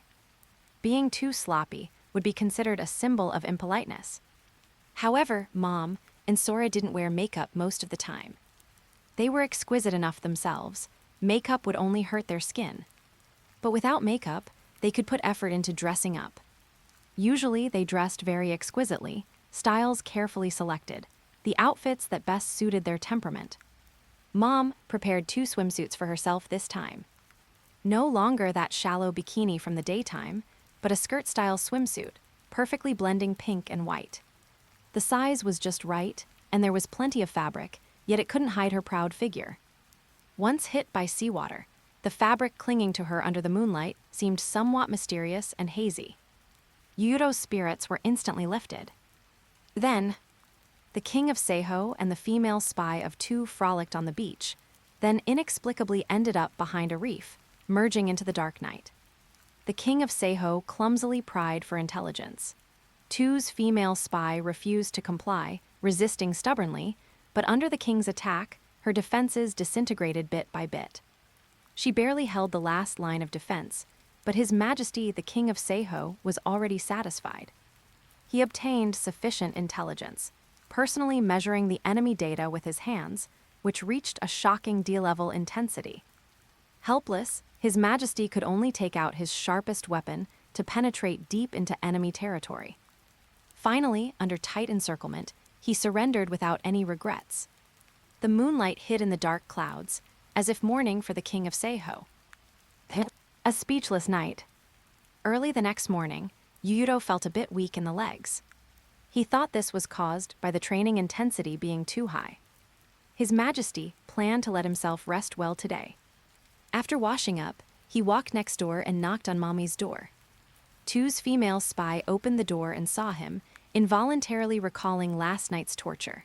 Her body, washed by unforgettable memories, twisted uncontrollably. Mommy carefully poked her head out and asked, "Good morning, you, what's up?" "Time for breakfast. Want to go out together or should I bring it back for you?" "I won't go, please bring it back for me." "Okay." Yuuto nodded and left the inn. Walking to the door, he couldn't help but sing a song. "Just because you're too beautiful baby tilde. On the other side, Mom closed the door again, picked up the battle robe from last night, and hurriedly threw it into the trash can. It had completed its mission, and could be lost along with the scent left by Yuuto. HMPH, now we're even, Mom thought of the domineering Sora. Although she said that, she felt like a deer was bumping in her chest, and her head was dizzy. She knew how to tease and understood her advantages, yes, but she had no experience. Originally planning to show off some charm, result, she ended up suffering a double loss. Truly hateful. No, can't let it go like this. Must go out and have fun later before going back. Naturally, Yuuto wouldn't refuse such a request. After breakfast, he strolled around the neighborhood with Mommy. Saren's people were still playing hard on the beach. Kagami scanned the surroundings, wanting to find traces of Yuuto, but didn't see the genius pair from yesterday. Not just Yuuto, in their hearts, Mommy was also a troublesome character. Have they gone back already? He muttered to himself, still having many questions to ask. Actually, he looked for Yuuto after the match last night, but His Majesty was busy dealing with the female spy. "Kagami-kun, you look troubled. Encountered some annoyance?" Kuroko's voice sounded unexpectedly, scaring Kagami, who was deep in thought. "Are you trying to scare me to death, bastard Kuroko?" "Are we going to Akita and Kyoto next?" On the subway, Mommy guessed Yuuto's next destination. She was almost certain that Yuuto's correction had completed another evolution. Probably those corrected memories would never disappear with the end of the match again. First Dai-chan, then Little Green. Next must be Little Murasakibara and Akashi-kun. As for Little Kai's, he was too special. It seemed Yuuto didn't need to make a trip. Not going. Rakuzen and Yosen are both undergoing closed training. Yuuto called in advance, but both Yosen and Rakuzen had entered a closed training state. They still had the main tournament to play, unlike Shotoku and Saren, who could start preparing for the Winter Cup so early. "Is that so? It's a pity we can't go to Akita and Kyoto." Mom felt somewhat regretful. Seeming a bit tired, she closed her eyes, her head naturally leaning on Yuuto's shoulder. There will be chances. Yuuto looked at the scenery outside the window and closed his eyes too. They were both tired. Another day passed. When Yuuto returned to Seiho, the team had also entered a closed training state. At this time, there were about 10 days left before the opening of the Nationals' main tournament. The experienced Yamashita Shio knew very well what the team needed now. Not fierce practice matches, but strengthening targeted at the players' and team's own strengths. Time was too short to improve further. They could only amplify their advantages. Especially stamina, this was the top priority. Reaching this stage of the Nationals, it could be said they had entered the final sprint phase. Next, unless they reached the finals and lost one, they would have no rest time. And stamina and low consumption had always been Seiho's advantage. Besides that, the draw results. Back. Meh. Got what you wanted. Got a part, but enough. That's good. Yamashita Shio's conversation with Yuuto was particularly simple. As promised, he gave Yuuto maximum freedom, not just on a tactical level. When Yuuto applied to go out to find Midorima and Aomine before, he also guessed Yuuto's intent. He didn't know the specifics, but he knew Yuuto wouldn't do meaningless things. Now that he was back and brought gains, it was settled. Everyone assemble. Shuffle shuffle tilde. With one command, Seiho players immediately put down their basketballs and lined up in front of the coach. Yamashita Shio took out a schedule. The draw results are out. This year our Seiho is placed in the upper bracket. According to past history, Rakuzen is placed in the lower bracket, meaning before the finals, we won't meet the Emperor Rakuzen. This was good news. No team wanted to meet Rakuzen early. Rakuzen to Kuroko, no basket is equivalent to Sano in slam dunk. The strongest team in high school basketball, bar none. The leader of the generation of miracles, leading 3 uncrowned kings, with head coach Eiji Shirogane, who built the Rakuzen dynasty single-handedly. Such a lineup had almost no dead angles. What about 2? Iwamura asked. They were also placed in the lower bracket. Sure enough, the first and second seeds of the Tokyo district are mostly separated into different halves. In this way, 2 and Rakuzen have a high probability of meeting. Ryuhei Kasuga couldn't help but grin. Both were teams with explosively strong individual ability. Meeting each other would be enough for them to drink a pot, suffer. Don't be careless. Our draw luck this year is indeed good. Besides Rakuzen and 2, we also missed Yosen with Murasakibara at Sashi. Does that mean the last remaining team with a Generation of Miracles member, Kaijo, is our biggest enemy? That's right. Get 20+ chapters ahead on Patreon Rose Whiskey. 221, Chapter 221, The Curse of the Round of 16. Seiho's draw luck could be said to be very good. The lower bracket had 3 Generation of Miracles teams, while the upper bracket had 2. This was the reason. Don't be careless.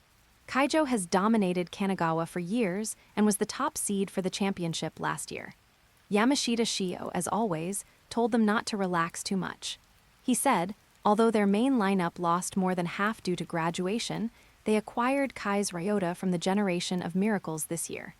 Their strength will only be greater than last year. Last year's Kaijo was hailed as the strongest in history, the biggest favorite for the championship in the eyes of the media, with a chance to shake Rakuzen's dominance. But unexpectedly, they narrowly lost to their opponent in the round of 16, regrettably exiting. Yuuto also had some memory of this incident. Through Yukio Kasamatsu, he learned that Kasamatsu made a fatal error at the last moment in the round of 16 match last year, causing the team to collapse and eventually lose the game. This became the biggest regret in the Kaijo captain's heart. The reason Yuuto remembered this was because in the second nationals of the original work, Kaijo also encountered the number 1 seeded team of the Tokyo district, 2 Academy, in the round of 16 match. As a result, they fell in the round of 16 again. It was just that, unlike last year, the person who sent the fatal pass at the last moment this year was no longer Yukio Kasamatsu, but Kai's Ryota. Yamashita Shio's words reminded Yuuto of this matter. So that was the reason.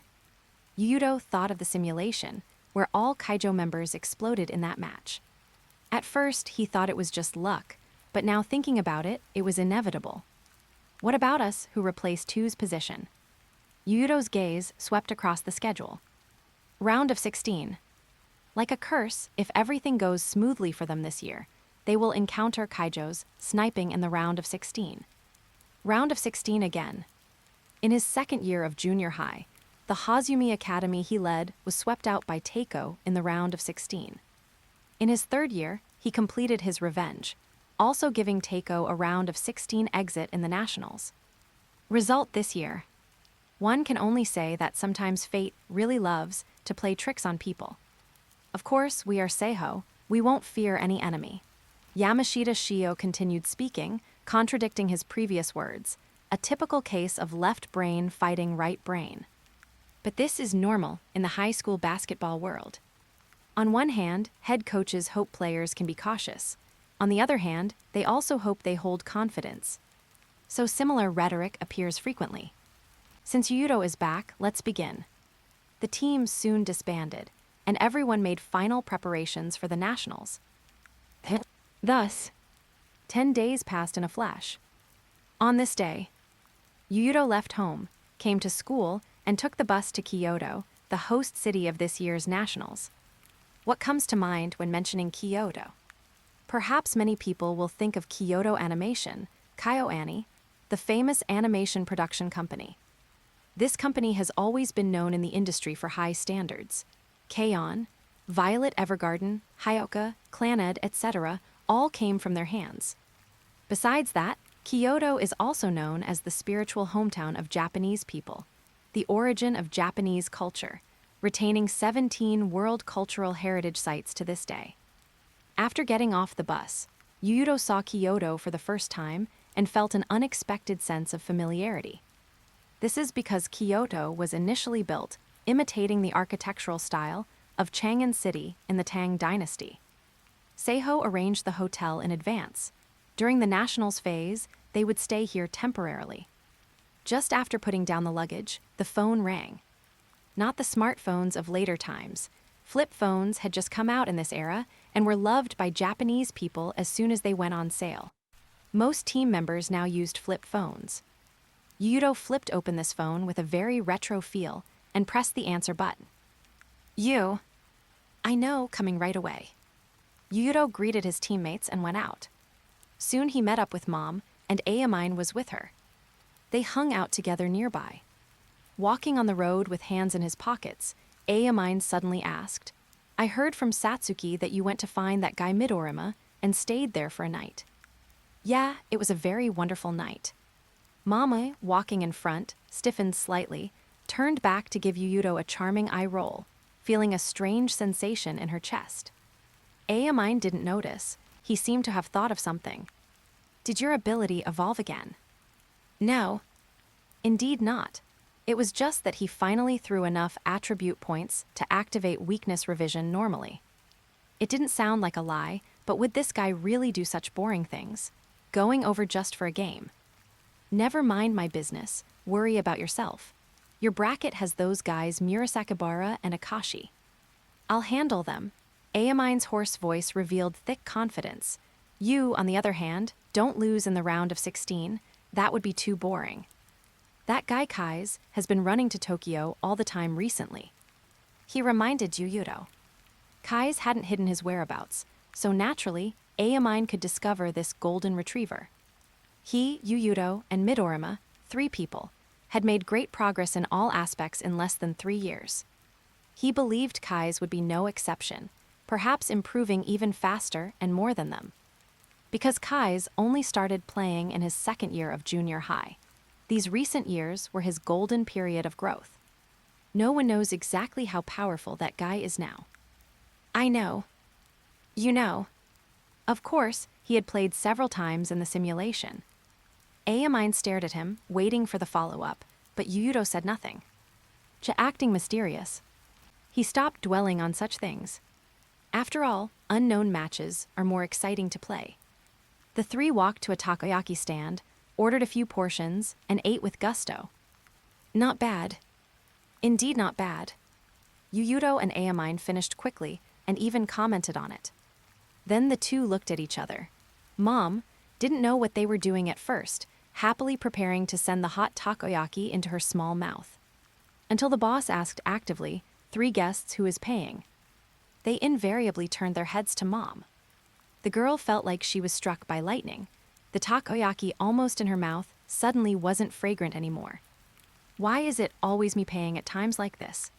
She pitifully took out her wallet, taking out her pocket money to pay for her scumbag dream lover and idiot childhood friend. Yuuto was a bit embarrassed. He forgot to bring his wallet when going out. Compensate Satsuki tonight. Get 20+ chapters ahead on Patreon Rose Whiskey. 222, Chapter 222, Seeing Akashi Again. Evening. Yuuto, as promised, asked Mom out alone. This date lasted from 8 p.m. to 11 p.m. No one knew what happened during the process.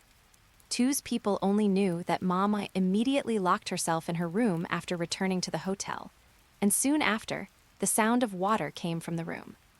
Didn't she just shower before going out? Aomine found her inexplicable. Did that guy Yuuto take Satsuki to roll in the grass or something? On the other side, Yuuto. Returning to the hotel refreshed, he talked with Sora on the phone and soon entered dreamland. He wasn't a scumbag. Just his love was fragmented. Just like the pervert teabag in Prison Break, his pants had 2 pockets turned inside out. The next day, all Seiho members were ready and headed to the venue. Kyoto Prefectural Gymnasium. This large comprehensive gymnasium would host all matches of this year's nationals. The interior could accommodate more than 20,000 fans to watch the games. Not that it couldn't hold more. This gym hosted concerts and exhibitions besides basketball games. It was just that the area of the basketball court was limited, unable to create 50,000, 60,000, or even 100,000 spectator seats like soccer. More than 20,000 fans was about the limit. If increased to 30,000, fans at the top wouldn't see the game clearly. When arriving at the scene, outside the gym was already a sea of people. Besides fans from various places, there were reporters and staff carrying cameras filming and conducting street interviews. So lively. This is all thanks to Yuuto and the generation of miracles. The basketball atmosphere in the country has become much more intense in the past 2 years. A smile appeared on Iwamura's rigid face. In the past 2 years, the media had been vigorously promoting how earth-shattering the duel between the generation of miracles and the Lion of Okashurazome was.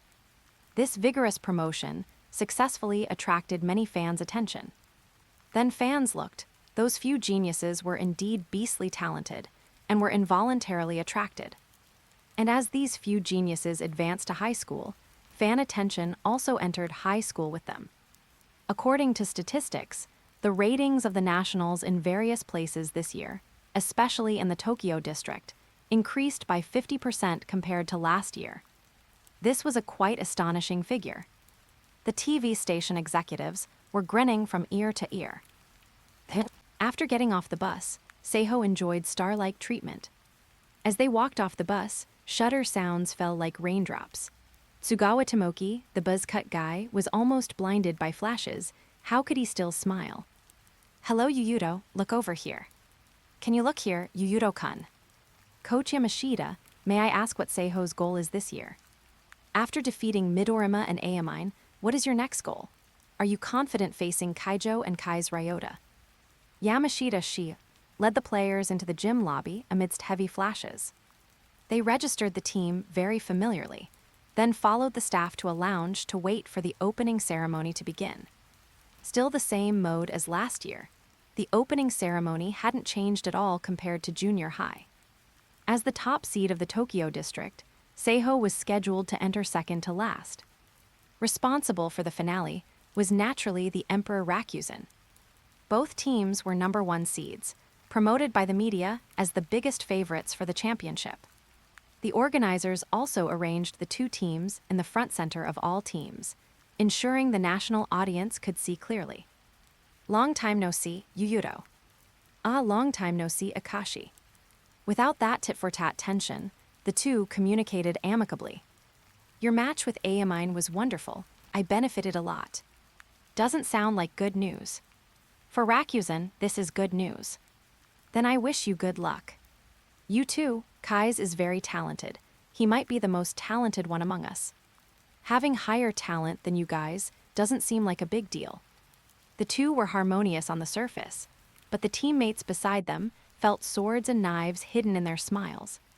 They sounded like reminders to each other. But to others' ears, it sounded more like cursing the opponent to fail. Especially Yuuto's last sentence, it was almost outputting right in the face.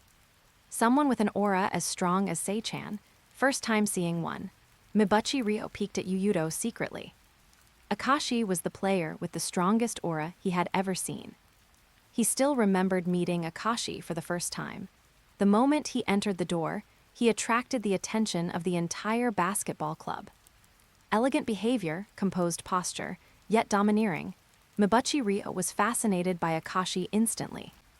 Then, Akashi easily controlled Rakuzen. He defeated everyone, using strength and wisdom to become the captain of the Emperor Rakuzen's basketball club as a first year. And Yuuto, also a first year, also controlling King Seiho, hailed as the king. That pressure emanating invisibly made people feel immense pressure. That dominance was much more intuitive than Akashi's. He will be stronger when fighting. Hayama Kataro was the only one of the three who had faced Yuuto. Recalling the duel between the two back then, Yuuto's brutal wildness seemed like it wanted to swallow him alive. His muscle lines are distinct, looks like a player who exercises often. Nebuya Aikichi's attention was unique. He observed Yuuto's muscle lines, believing that Japanese people playing technique, because of weak bodies, was putting the cart before the horse. Muscle content not enough. Should exercise more. But anyway, Yuuto's first impression on them was profound. It was a visible, palpable strength. Then, the organizers started speaking, first thanking the sponsors, then promoting the sport's spirit. A bunch of miscellaneous things were said, and unknowingly nearly an hour passed. Large events like the Nationals all have sponsors. Sponsors are different every year, and brands may change because they have to go through bidding. Besides that, there are some broadcasting revenues, etc. Finally ending the opening ceremony, next was the opening match. Host Rakuzen opened the curtain of the Nationals. The opponent wasn't weak. Reaching this stage of the Nationals, there were no weak teams. Every participating team was elite from various regions.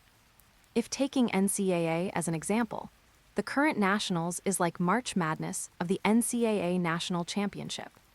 The number of participating teams is around 60, all elite teams emerging from various regions' small leagues. But the result of this match was unexpectedly one-sided.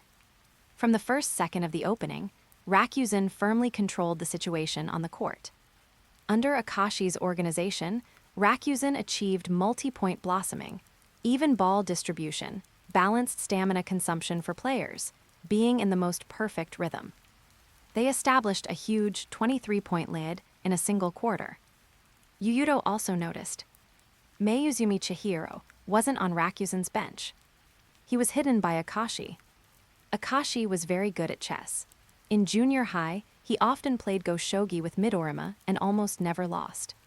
Just like that sentence in the original work when Rakuzen faced Shotoku, the real layout starts before the game begins. In this regard, both personalities of Akashi are no different. Yuuto laughed. For no other reason than Akashi, not knowing that his carefully prepared secret weapon had already been seen through by Yuuto in advance. Get 20+ chapters ahead on Patreon Rose Whiskey. 223, Chapter 223, How Strong Was Teiko? Is this match rhythm very similar to our match with Shotoku? Strictly speaking, when Yuuto is on the court, they play very similarly to Rakuzen. Taking advantage of the break, Saren members turned on the TV to watch the live broadcast. Without Yuuto, they might not have felt it. But after partnering with Yuuto, Saren players could clearly feel this difference. That was the match rhythm when Yuuto led them. Scoring points dispersed, but scoring production didn't drop. Balanced shot attempts ensured the whole team participated in the game, and stamina consumption was reduced. This is the match rhythm all teams dream of. Similar things they had only seen in Yuuto and Akashi. Even Shotoku, Tu, and Kaijo. More or less, scoring points would be concentrated on the team's ace. In other words, Akashi, like Yuuto, possesses powerful field control ability. Teppei Kiyoshi crossed his arms. Having been injured for months, the high school league had become somewhat unrecognizable. But he had played against Teiko in junior high, so he was mentally prepared. Seeing his teammates' solemn expressions, he clapped his hands to attract attention and said, "Don't frown. They have their style, and we have our advantages. The important thing is to be ourselves. Don't forget, we are putting in 3 times the effort now." Hearing this, everyone's expressions relaxed a bit. This training camp, their training intensity was 3 times the original. Although very hard, the effect was undoubtedly obvious. Ending beach basketball training during the day and returning to play on the solid court at night, they immediately felt their movements were more agile than before. They all became stronger and improved. While speaking, the second quarter began. Ig Shirogane showed people Rakuzen's rotation depth. He obviously also understood the importance of stamina for the nationals. The audience thought that by doing this, the opponent could recover some points and bring some suspense to the match. But no, even the substitutes, Rakuzen players' strength reached the national level. Emperor Rakuzen is the Teiko middle school of the high school basketball world. They can attract numerous basketball talents from all over the country every year. Their talent reserve is the highest among all teams. Halftime ended. Rakuzen's lead expanded to 39 points, basically killing the suspense of the match in half a game. Second half, Akashi led the starters back on to maintain their touch, widening the gap by another 27 points in a single quarter. At this step, the match had no suspense whatsoever. In front of Emperor Rakuzen, this team from Akihabara looked less like elite and more like a fishbelly team. Rakuzen opened the curtain of the nationals with a big victory. Emperor Rakuzen tilde. Emperor Rakuzen tilde. Rakuzen's cheering sounded in the arena. A leader shouted, followed by the uniform roar of Rakuzen's diehard fans. First match ended. Immediately, the second match began. The schedule of the nationals is just this tight. Matches won't stop. This time it was Kaijo's turn to appear. The opponent was Senshinken, one of the three kings of Tokyo. Senshinken didn't encounter Seiho, Tu, and Shotoku in the regional qualifiers. But in the nationals, they met the Kanagawa hegemon Kaijo in the second match, first round. Such a draw result made everyone in Senshinken feel helpless, but this is the current high school nationals. Good luck can't favor a team forever. If you don't lose, sooner or later, you will meet the generation of miracles and the king of Seiho. Kaijo appeared soon. Kise, with his model halo, caused a scream upon entering. The blonde, warm man waved to his fans with a gentle face. Yukio Kasamatsu couldn't stand it, walked over, and kicked him flying. Is this guy really Generation of Miracles? Why do I feel he is much worse than Yuuto and Aomine? Simply doesn't look like a person from the same world. Senshinken people criticized inwardly. Facing Seiho and Tu, they could feel immense pressure from Yuuto and Aomine right from the start. The emitted aura made hearts tremble. Kise didn't have this feeling. He looked very ordinary. At least they couldn't imagine anyone daring to kick the Lion King's butt like that. However, swish. As the first quarter ended, Senshinken's team members collapsed. At this moment, the score on the field was 42-12. They lost to Kaijo by 30 points in a single quarter. Kai's Ryota, who was as docile as a golden retriever before the match, tortured Senshinken players' nerves constantly with heaven-defying imitation after the match started. Any shooting, breakthrough, layup, including passing and defensive actions, he could return them doubled after seeing them once. The huge gap in talent made Senshinken's heart seem to stop beating. They didn't even know how they walked off the court. Everyone was bewildered. Looking at Kaise's face and smile again now, it chilled their hearts. Senshinken, one of the three kings, was actually beaten like this. Junpei Hyuga and others watching the live broadcast were shocked. As one of the three kings of Tokyo, Senshinken's overall strength wouldn't be much weaker than Kaijo. But just because of one extra Kai's Ryota, the overall strength of the two teams pulled apart by a dimension. At this time, people realized what a wise decision it was for Senshinken to actively give up playing against Seiho and Tu initially. Opponents are all players of this level. It's amazing you can win. Ryuhei Kasuga lamented Yuuto's perversion after watching the first quarter. How strong was Teiko last year? Members were all like Midorima, Aomine, Kise. Although they hadn't met Murasakibara at Sushi and Akashi Seijuro yet, imagining them was enough to know they were monsters among monsters. It was truly incredible that Yuuto could gnaw down Teiko a year ago. 10 people participate in a match, but there is only one ball. Yuuto spoke lightly. Many fans mention the God, Magic, King, Buddha, Shark lineup when assembling the best historical lineup. These 5 refer to Jordan, Magic Johnson, LeBron James, Duncan, and O'Neal, 5 historical-level players.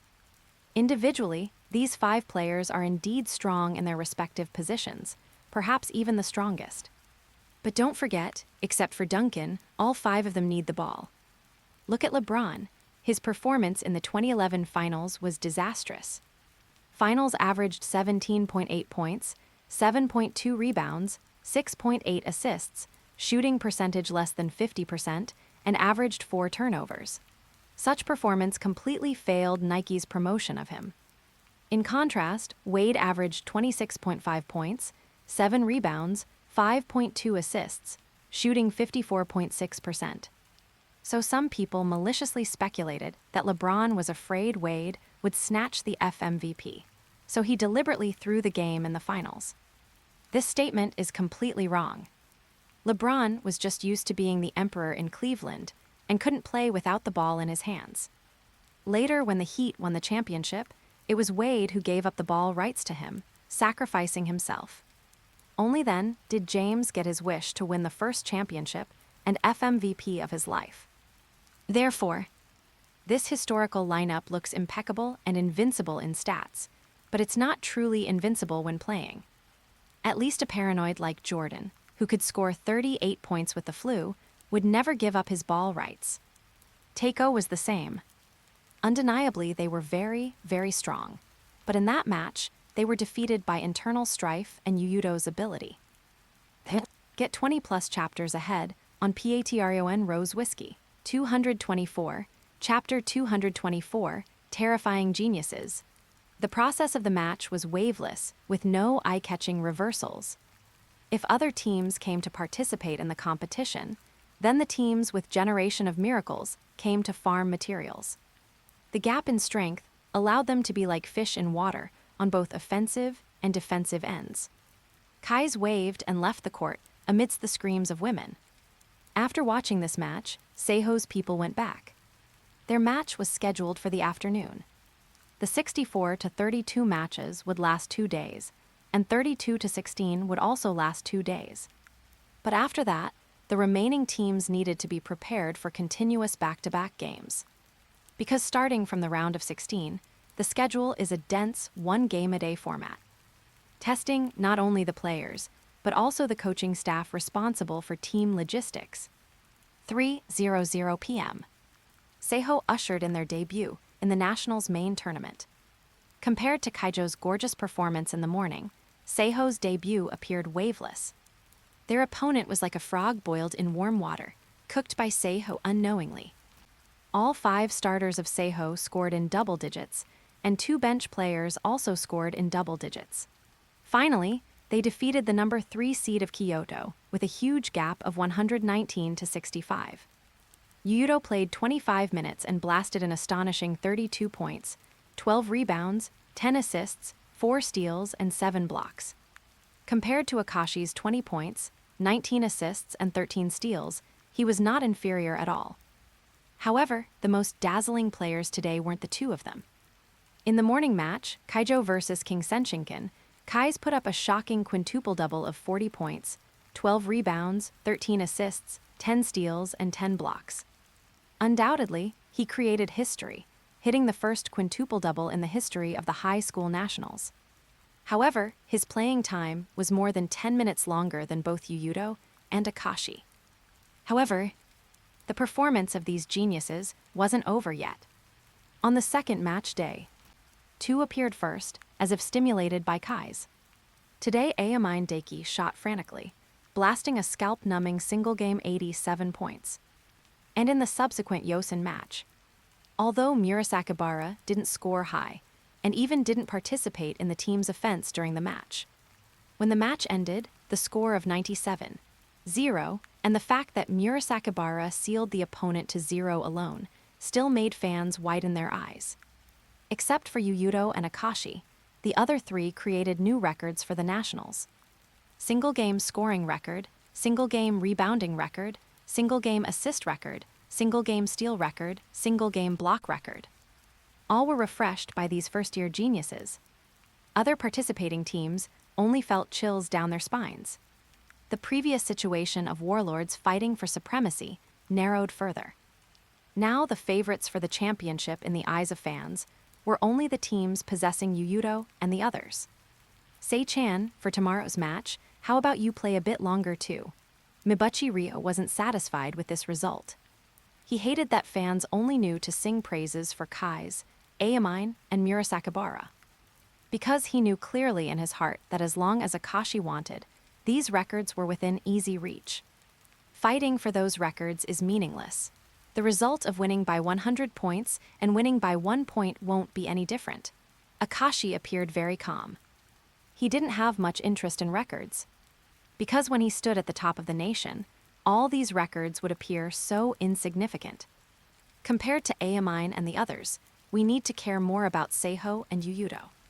True, he played only 20-something minutes in the first match like you, not exerting force at all. Hayama Katero was thoughtful. The method Yuuto adopted on the first match day was very similar to Akashi's. Playing 20-something minutes to maintain touch and form, then clocking out immediately after ensuring team victory. Both were saving strength for subsequent matches. Continue practicing, be prepared. Whether Murasakibara or Aomine, they won't admit defeat easily. Yes. Rakuzen Basketball Club practiced in full swing. Seiho on the other side was about the same.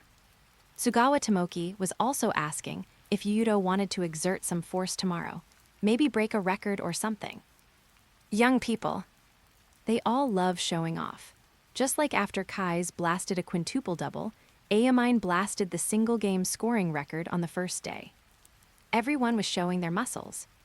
No need. History only remembers champions and winners. People only remember Jordan and his Bulls dynasty, but not how excellent the opponents they defeated were. A very direct question. Jordan reached the finals 6 times in his career and won the championship 6 times. Fans know this because it has long been written about extensively by the media. However, how many fans really remember the opponents Jordan encountered in these 6 finals? Just like in the 80s, fans only remember Magic and Larry Bird. But few remember that besides them, there were Hall of Fame superstars like Moses Malone, Dr. J. Julius Erving, human highlight film Dominique Wilkins, etc. in that era. In the end, fans are creatures who judge heroes by success or failure. Especially latecomers, they will selectively remember who the champion was, ignoring how many problems that era actually had. Besides, if they were really that excellent, why couldn't they win? Many years later fans and players may not remember the records they created, but they will remember who won this competition in the end. Yuuto's words were cold and ruthless because Ryuhei Kasuga and others knew he spoke the truth. Just like them now, they only remember some past nationals champions. Teams other than the champion. They didn't remember who took 2nd or 3rd place, let alone the luxurious stats players of those teams put up in that match. Do you understand? Seem to understand. Winning until the end is the right way, right? Your comprehension is not bad. Yuuto patted Sugawa Tomoki's buzz cut, his eyes full of care for the mentally challenged. However, actually not wrong, just win until the end. On the day of the 32-16 matches, teams that played on the first match day would appear again. Seiho's match was scheduled for the morning. Yuuto played 5 minutes more in this match, reaching 30 minutes of playing time. Stats didn't change much, he still filled the stat sheet. 40 points, 13 rebounds, 11 assists, 7 steals, 5 blocks. He had already started adjusting his form in advance for the upcoming match against Kaijo. The other starters were the same. Yamashita Shio let the starters play a few more minutes in this match. Too dense a schedule is bad, but resting too long will also make the body rusty. These are the wisdom of powerhouses. Get 20+ chapters ahead on Patreon Rose Whiskey. 225, Chapter 225, Before the Great Battle. Immediately following was the afternoon match. Kaijo appeared again. As long as they won this match, they could advance to the round of 16. And their opponent was already determined, King Seiho, who advanced in the morning. All Kaijo members had momentum like a rainbow, not letting accidents happen to themselves. They established a huge 39-point lead by halftime. Kise scored 39 points in the first half. His score was exactly the point difference between the two teams. Furthermore, in this match, Kaijo changed Kise's role. Not the daddy who did everything in the last match. In this match, he played more like a finisher. Smoke bomb, what's the point? Yuuto's mind had already recorded most of Kaijo's tactical reserves. No matter how they played, Seiho had countermeasures. Beep tilde. The fierce whistle pierced the air. Kaijo easily entered the next round. 1 Kaijo. In that case, round of 16, Seiho versus Kaijo, it's coming. Oh. The moment the match ended, the whole arena erupted with enthusiastic cheers. Not for Kaijo winning the match, but for the upcoming round of 16 match. The collision between the generation of miracles and the Lion King was about to happen again.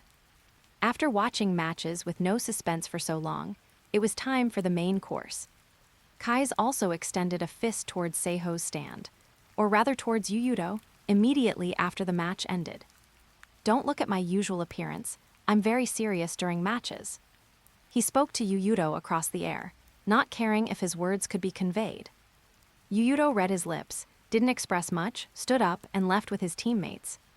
The next day, Seiho had no match. It was a precious day of preparation time. Yamashita Shio stayed up late, working overtime to find any possibility that could help the team win. Kaijo did the same thing. This battle was too important. As long as they gnawed down the opponent, the path to promotion would be smooth sailing. Before the finals, they wouldn't encounter teams with those few geniuses again. Rather than saying this was a round of 16 match, it was better to say they were fighting for a ticket to the finals. Therefore, both attached great importance to it. Second day, Yuuto got up very early, bidding a temporary farewell to his teammates. Where are you going at a time like this? Me, Sora is coming over today. I'm going to pick her up. So that's it. Remember to come back early. Don't wander around. Got it.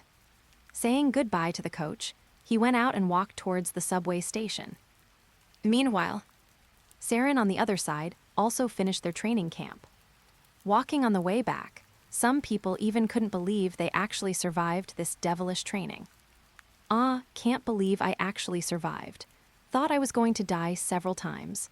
Shinji Kagane said like a survivor of a disaster, his body language very exaggerated. Now I just want to go home and have a good sleep. Yeah, without my pillow and blanket at home, I can't sleep at all. The group chatted while walking towards the subway station. Riko Ada suddenly stopped and asked, "Where are you guys going?" The station. Aren't we going home?" Junpei Hyuga asked matter-of-factly. Training camp was over. Time to go home. What nonsense are you talking about? Today is the match day for the Nationals round of 16. 16-8. Has it reached this stage already? Izuki Shun hurriedly took out his phone to check the schedule. Then he noticed. 4:00 p.m. Tokyo, Seiho versus Kanagawa Kaijo. Kaijo versus Seiho. Others were stunned instantly. Memories of 2 matches flooded their minds. Let's go to Kyoto together to watch the nation's top duel. Nation's top. Hearing these words, the impulse in Kagami Taiga's heart made him decide. I'm going. Hearing this, the others immediately turned around and walked towards the subway station. Unknown time passed. They took the subway to Kyoto. Exiting the subway station, Kuroko looked around, his expression a bit anxious. What's wrong, Kuroko? Number two is missing. Number 2 was a dog he raised.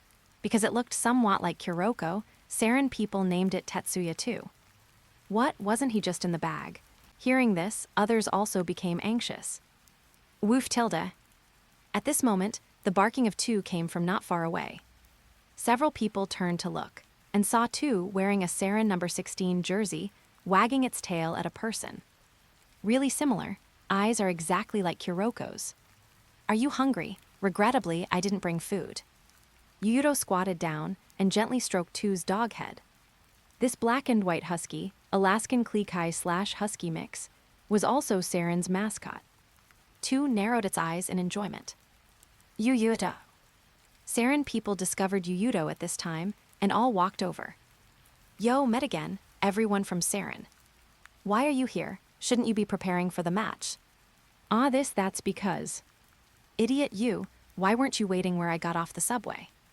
Sora appeared closely behind, wearing a pair of black princess shoes, still in a pure white dress, gothic style, holding that black doll. When walking, she seemed to emit sparkling special effects. Saren brothers were dumbfounded. So exquisite. Like a doll. She walked to Yuuto and put her hands on her hips, planning to throw a tantrum, act coquettishly, after a long time, but her eyes lowered and saw a dog. Sora squatted down to take a few looks, scanning back and forth between Kuroko and two, finally saying, really looks like Kuroko, looking like it's dead. Kasugano-san, I'm not dead. My physical index was very healthy during the checkup. Who asked about your checkup? With a listless face all day, luck will be bad. Her little mouth was like it was smeared with honey, sarcasm. Her words were not polite at all. Helplessly, Kuroko was honest. If it were Mom, she would choke Sora until she exploded. Yuuto also said at this time, as you can see, I came to pick up this willful fellow. Who is willful? Sora exploded upon hearing this, grabbing his collar and pulling him to her face to face, almost kissing. She said, you didn't even turn on your phone yesterday. That's because the phone ran out of battery. Can't you charge it? Charged it. Charged it, but still turned off when I called. Charged myself, slept. Sora felt like she was going to explode. If not for the many people around, she would definitely pound Yuuto's chest with small fists. Get 20+ chapters ahead on Patreon Rose Whiskey. 226, Chapter 226, Kaijo. In other words, you guys came over right after your training camp ended.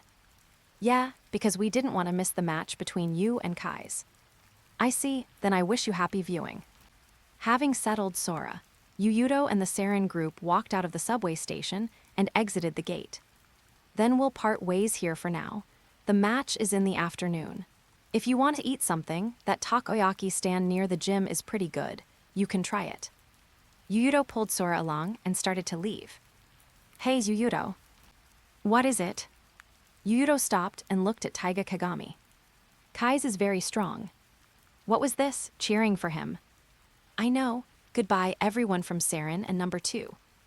Woof tilde. Number 2 seemed to like him quite a bit. Its tail wagged nonstop. Waving his hand, he led Sora towards the hotel. She came alone. Haruka Kasugano, that central air conditioner, was still playing his four-cornered relationship game and couldn't get away. Seems raising a dog is also not bad. Sure, then let's raise a teddy poodle. Then forget it. Why, you have a prejudice against teddies. Can't call it prejudice. Just seeing that creature, I inexplicably have an urge to kick it flying. Isn't that prejudice? Sora tried to argue. Originally, she didn't have that idea, but after seeing number 2, she suddenly really wanted to raise one. Preferably one that looked somewhat similar to Yuuto. Why does this woman curse so dirty now? Yuuto rolled his eyes and went back. Afternoon. The grand finale of the round of 16. The match between Kaijo and Seiho was about to begin.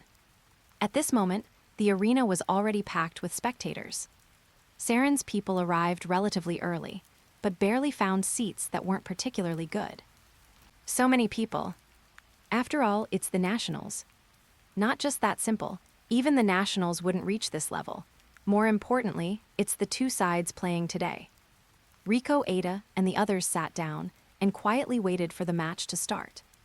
Every duel between those few geniuses would spark intense confrontations. Seiho versus Shotoku, Seiho versus 2. Constantly bringing varying degrees of shock to fans and spectators. They believed this time would be no exception. Meanwhile, Kaijo's locker room. Bad, all kinds of excited now bad.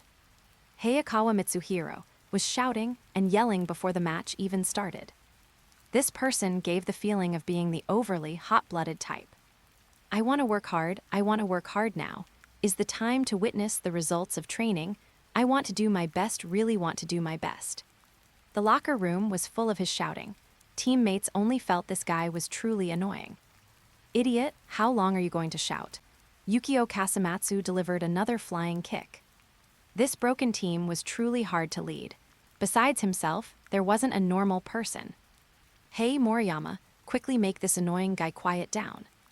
Hearing this, Yashitaka Moriyama, who was doing stretches with his back to everyone, suddenly spoke seriously. Speaking of which, Kasamatsu, that one on the far end of the third row on the left, did you see her? She's here. What is this guy talking about? Yukio Kasamatsu was baffled. However, Moriyama continued with a love-struck face, super cute girl. Today I will fight for her. You should fight for our team, idiot. Crazy. Yukio Kasamatsu felt like he was going to explode. Of these idiots, not one had a normal brain. Even his own coach dressed up carefully today. What handsome contest are you trying to have with Two's coach? Look at your belly. Kasamatsu's roars were incessant. Finally, he really couldn't stand his teammates and walked out of the locker room alone. His back looked a bit heavy. What's wrong? Senior looks very nervous.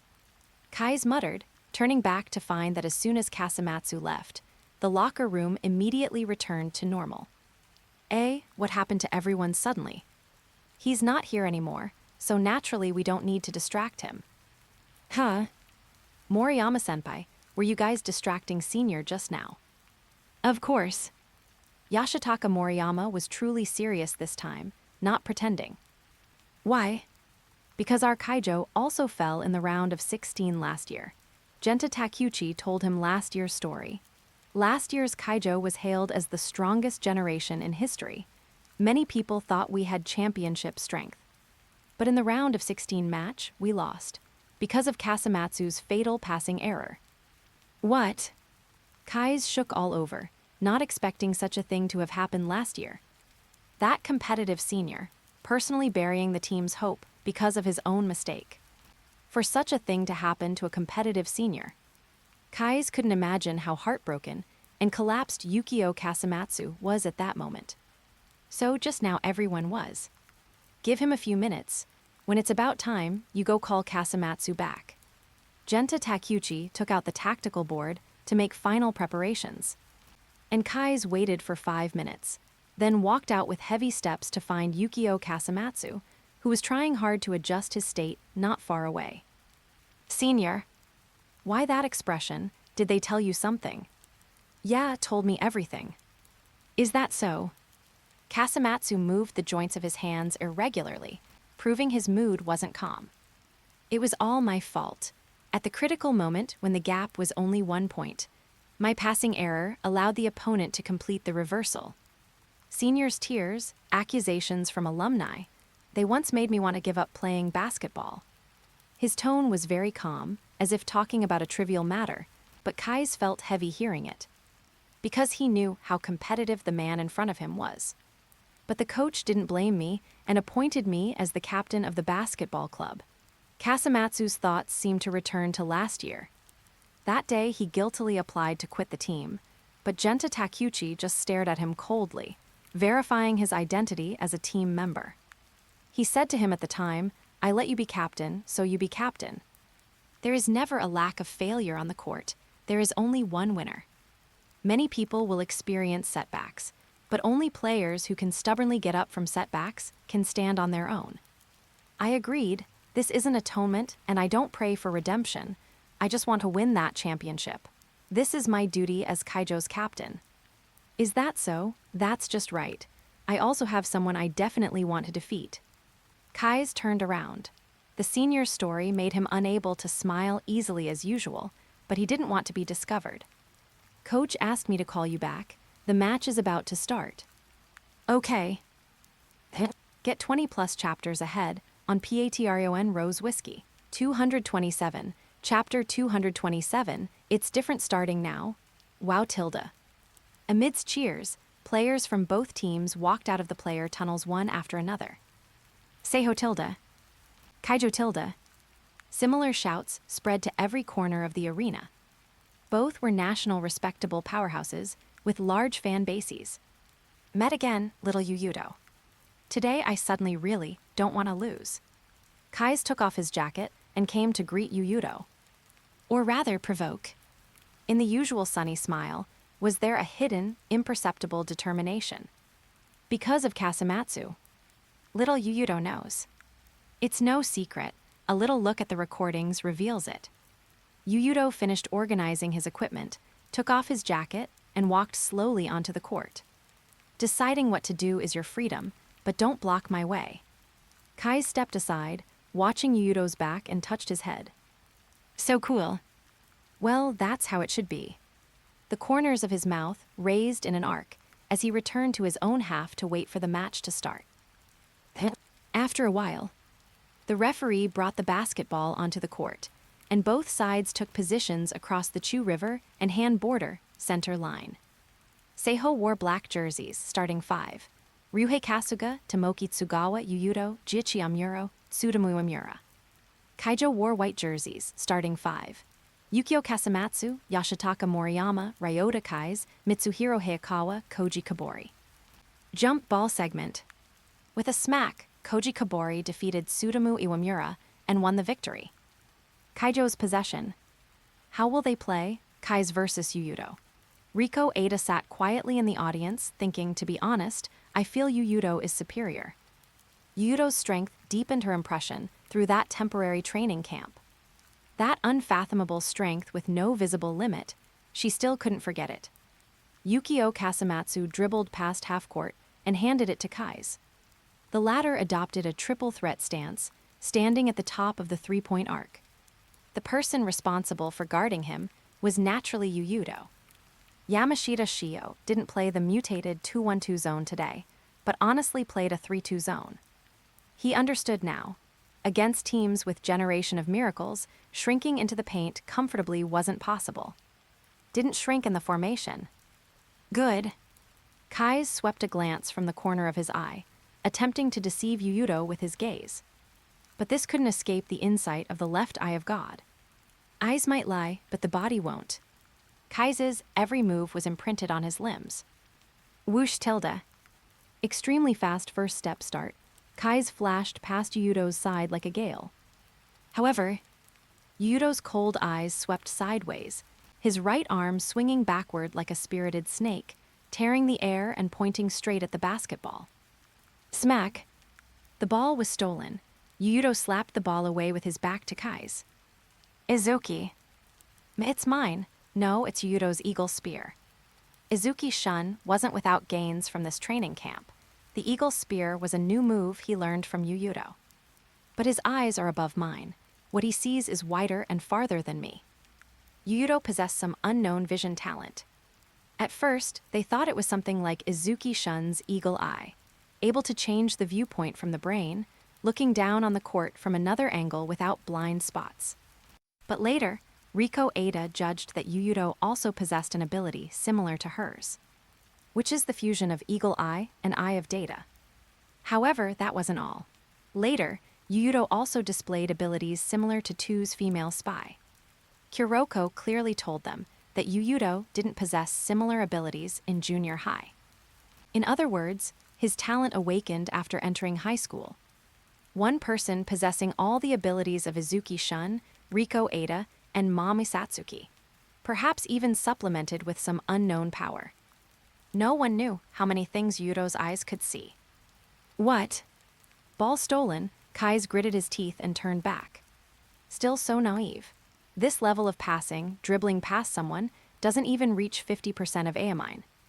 Yuuto dropped this sentence and ran forward. Duels with Aomine and Midorima triggered his weakness revision talent many times. His individual ability improved a lot. Kise's dribbling was now so immature in his eyes. The left eye of God had already seen a corner of the future. Jiichi Amuro would grab the possession, and next would be their counterattack opportunity. Almost simultaneously. The moment he started, Jiichi Amuro picked up the ball, scanned the front court, noticed Yuuto's figure, and decisively threw the ball forward. It's not over yet, little Yuuto, Kise shouted, his body launching a pursuit immediately. Last year he was like a child, escorted by teammates like Akashi, Aomine, Midorima, and even Murasakibara.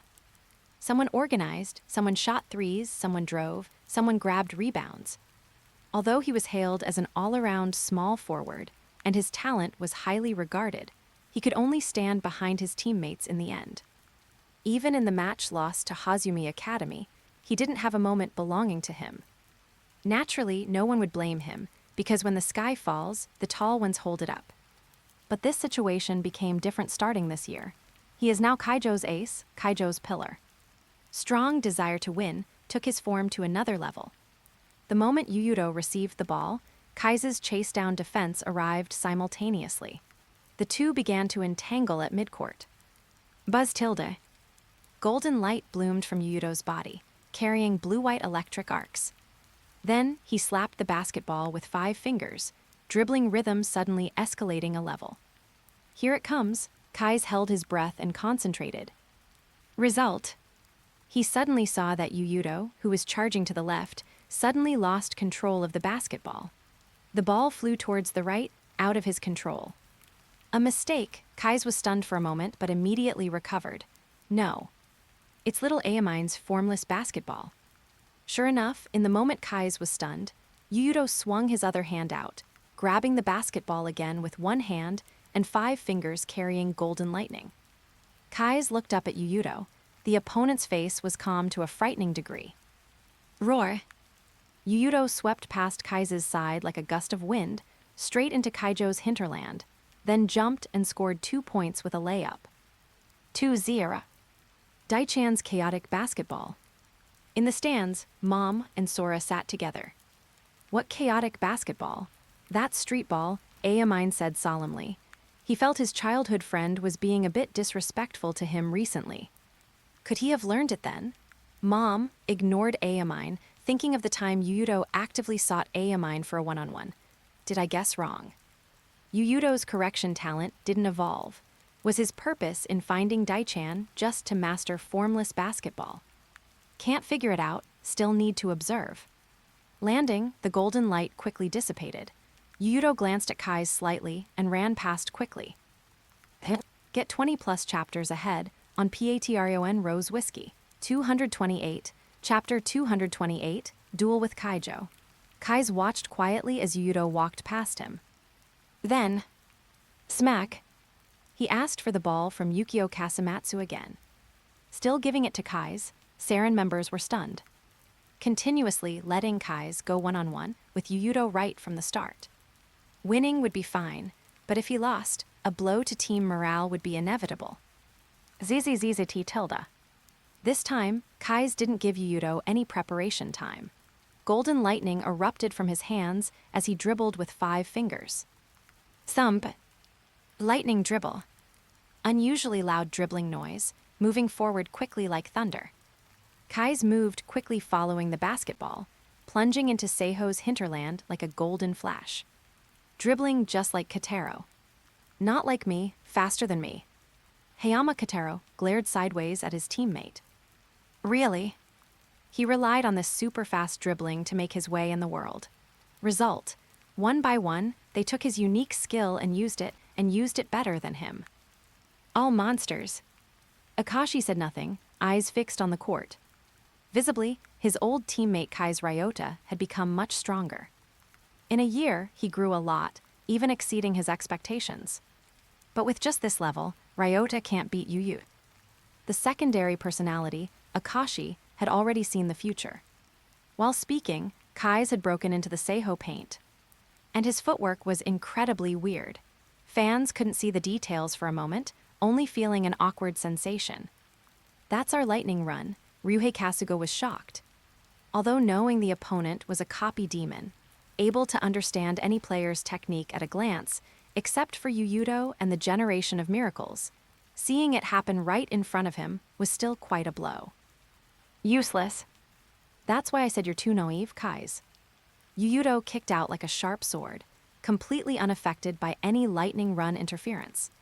Seiho's correction, he completed it in a quarter of a match. He killed his way to Kise's side, his right arm flung out like a spear, hitting the ball in Kise's hand straight on. Consecutive steals at the start. In this case, the rhythm will be firmly controlled by Seiho. Saren people sweated for Kaijo. Looking for Yuuto to single out was still too risky. After all, that was a monster who could suppress even the ace of the generation of miracles, Aomine Daiki, head-on. While speaking, Ryuhei Kasuga had picked up the ball on the ground to spark a counterattack. However, Kasuga, Yuuto swept a glance violently and shouted a reminder. Too late. Kaijo's captain suddenly killed his way out of the crowd, slapping hard to steal the ball from Kasuga's hands, then pulling up for a jump shot. 2-2. Kasamatsu, Ryuhei Kasuga gritted his teeth. Being stolen like this by a player of the same position was a humiliation. Don't think beating Shotoku, and 2 means you can naturally defeat our Kaijo. Kaijo's captain was full of dominance, implying they were stronger than Shotoku and 2. Turning around, he shouted loudly to his teammates. Defend 1. Oh. All Kaijo members responded loudly. Not only did morale not drop, it became even more appalling. Kaijo's morale today was unexpectedly high. Almost to the point of being tangible, anyone could see their thirst for victory. Yuuto came to the 3-point line and also reached out for the ball actively. He dribbled slowly, observing the situation on the court. In the final stage of the Nationals, almost all participating teams chose closed training. Even for practice matches, everyone picked teams without qualifying qualifications for closed practice. That is to say, Yuuto's correction of Kaijo was 0, but their data was all in his mind. Smack tilde. The moment the basketball bounced into his hand again, Yuuto rushed over with a big stride. First Aomine's chaotic basketball, then immediately the pragmatic to the extreme basketball style. The rhythm change of 2 completely different styles made Kise make a wrong judgment. He imitated Yuuto reaching out from behind to grab, only to see Yuuto quickly cut the ball and switch hands, dodging effortlessly. Swish! Yuuto hit the jump shot again for 2 points. Landing, he glanced out of the corner of his eye at Yukio Kasamatsu, who had killed his way to his side unnoticed. The opponent's expression carried unwillingness and pity. If you can't stop Yuuto, the situation won't be any different. Aomine said hoarsely, he's not a guy you can defeat with just morale. The difference in scoring efficiency was too great. Aomine knew very well. Lion King Yuuto. Genta Takeuchi sat on the bench with fingers interlaced. The hot state of these Kaijo players could only maintain the stalemate in score for a period of time, because their distance from Yuuto's level was still very long. From the moment the schedule came out, they had been studying Yuuto's playstyle and characteristics. If they couldn't tame this beast, they couldn't defeat Seiho. Kise and Kasamatsu were Kaijo's best 2 players, but it was hard for the 2 of them to defeat the Lion King. Truly an unreasonable monster. However, Kaijo doesn't just have Kise. They learned from the failures of Shotoku and 2. To reach that level, other factors of the team were equally indispensable. Moriyama. On the court, seeing Kise locked down by Yuuto, Yukio Kasamatsu shouted to deceive the opponent, fake passing, and real driving to quickly pass Ryuhei Kasuga. I won't fall for it a second time, Kasamatsu. Kasuga moved in advance, turning to block Kasamatsu again. Not yet. The Kaijo captain didn't stop moving, reacting quickly, stopping abruptly and turning to the other side. However, he was still seen through by Kasuga. Then it's a fadeaway jump shot, right. He jumped almost simultaneously, his fingertips almost touching the basketball. Completely seen through. Sure enough, Yuuto told the rest of Seiho everyone's intel on Kaijo. Not just simple intel, but predictions carrying the future. How could Riko Ada not know? Seiho's number 10 possessed terrifying analytical ability like 2's female manager. But who cares about your predictions now? Basketball matches change in an instant. Yukio Kasamatsu shot toughly against the defense. Clang, the basketball drew an arc and hit the rim, bouncing off. But the Kaijo captain's expression remained cold as he said, Hayakawa's rebounding ability is unreasonable. Uwu. As the words fell, Mitsuhiro Hayakawa soared like a jet, snatching the ball between Jiichi Amuro and Tsutomu Iwamura. Without thinking, he flung the ball to the corner of the 3-point line. The biggest weakness of the 3-2 zone lay in the two corners. This couldn't be avoided. Tsugawa Tomoki didn't lose position, but Yashitaka Moriyama caught and shot. The shooting posture was extremely weird, like a big loop specifically to draw fouls, and the shot ball had no spin at all. Although all information was memorized, this movement is too weird. Tsugawa reached out to slap, but smack hit Moriyama's arm. Beep, referee blew the whistle. Kaijo got 3 free throws. Get 20+ chapters ahead on Patreon Rose Whiskey. 229, Chapter 229, Kai's Ryota. Tsugawa Tomoki's face turned red, just when everyone thought he was angry about giving the opponent 3 free throws. Suddenly, he opened his throat excitedly, a sunny smile on his face. The first sentence was what bewildered Moriyama. "You're so strong. By the way, will that kind of shot really go in? Your shot has no spin at all, completely different from others' 3-pointers. Will it really go in? Hey, will that kind of shot really go in?" Yashitaka Moriyama was stunned upon hearing this. He hadn't seen such a strange guy. Yet it was such an odd person, who once froze Kai's one-on-one in junior high. Kaijo naturally knew about this Seiho first year. Famous nationwide for defensive ability, he chose Seiho Academy without hesitation after advancing to high school. Because Seiho had Yamashita Shio, Tsugawa believed that was his best destination. Moriyama ignored him, adjusting his mood to the free throw line for free throws. Swish. Swish. Swish. 3 free throws all made. Kaijo overtook by 1 point. Amazing Kaijo. Yeah, even with Intel comprehensively lagging behind, they resolved it with tenacious will and individual ability. Truly excellent leadership ability. Even if actions are predicted, as long as the ball is hit to the right spot, allowing teammates to exert their characteristics, that prediction through data can be broken. Simply put, play to your strengths. But to achieve this step isn't easy. He must know his teammates absolutely well and trust them 100%. Riko Ada and the other side at the heritage of these powerhouses, none were simple. Back on the other end, Yuuto held the ball facing Kai's directly. Extreme simplicity and extreme flashiness, 2 styles switching. One moment like a basketball textbook, one moment like a street kid messing around. A metaphor would be a thug in a suit, dressed neatly, but containing fatal violent factors inside.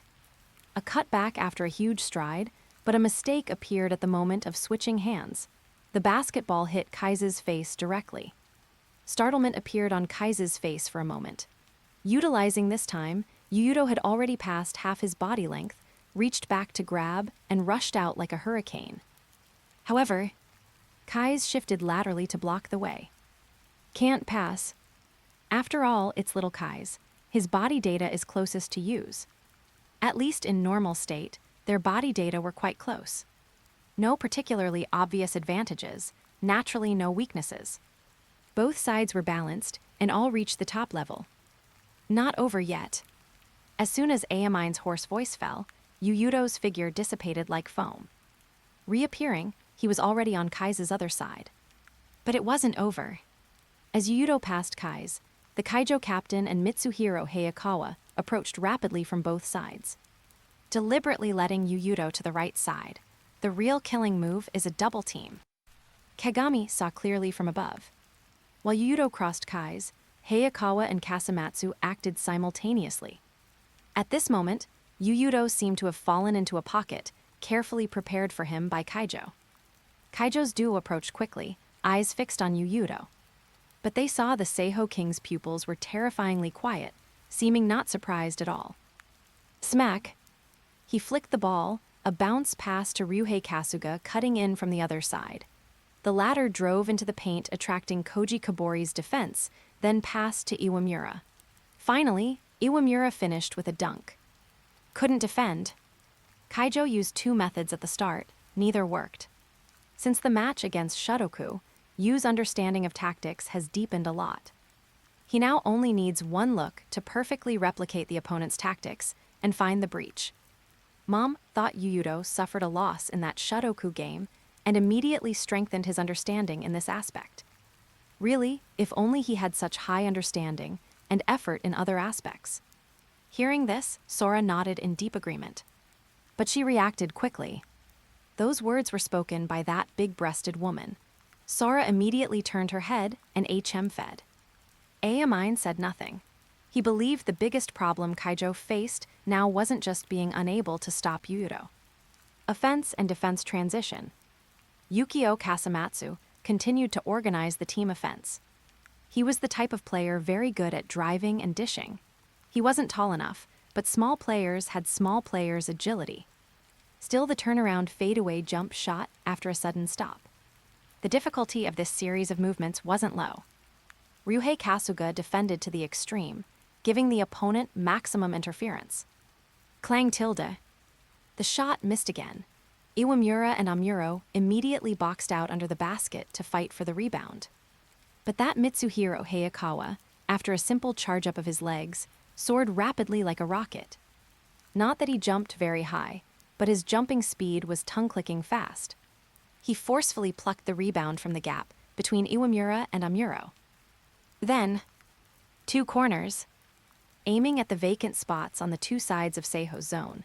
This time, Kaijo even added off-ball movement and screen coordination to block Tsugawa's pursuit of Moriyama. Hayakawa flung the ball to the right corner while in midair. At that position, Yashitaka Moriyama was already prepared to catch and shoot. However, halfway through the basketball's flight, a hand suddenly blocked horizontally between the person and the ball. Smack!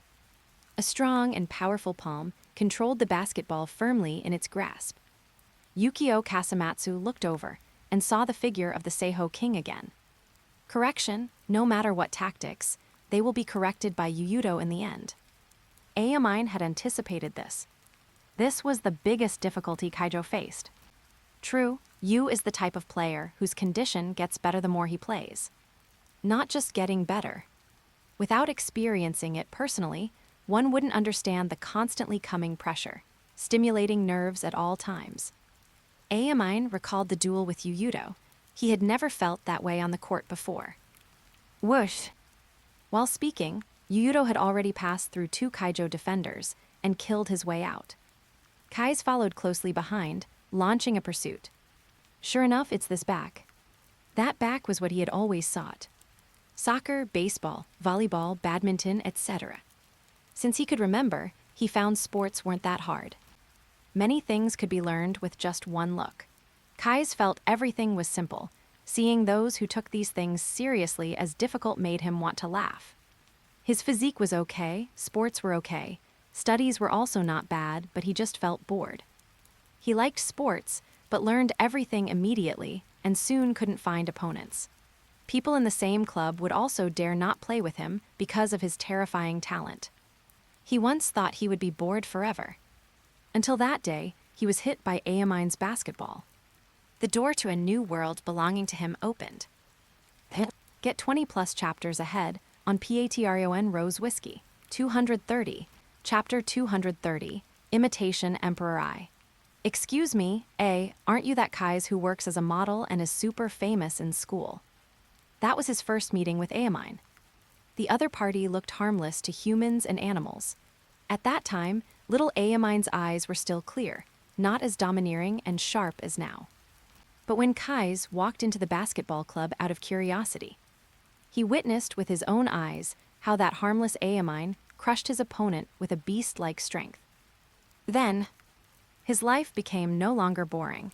He had a goal to chase and defeat. He met a guy he might not be able to defeat no matter how hard he tried. After that day, he joined the Teiko basketball club and became a team regular at an extremely fast speed. Kai's thought they were invincible and couldn't lose. In fact, he won until the end in his first nationals and got the championship. But the process wasn't without waves. In the round of 16 match in his second year, they encountered big trouble.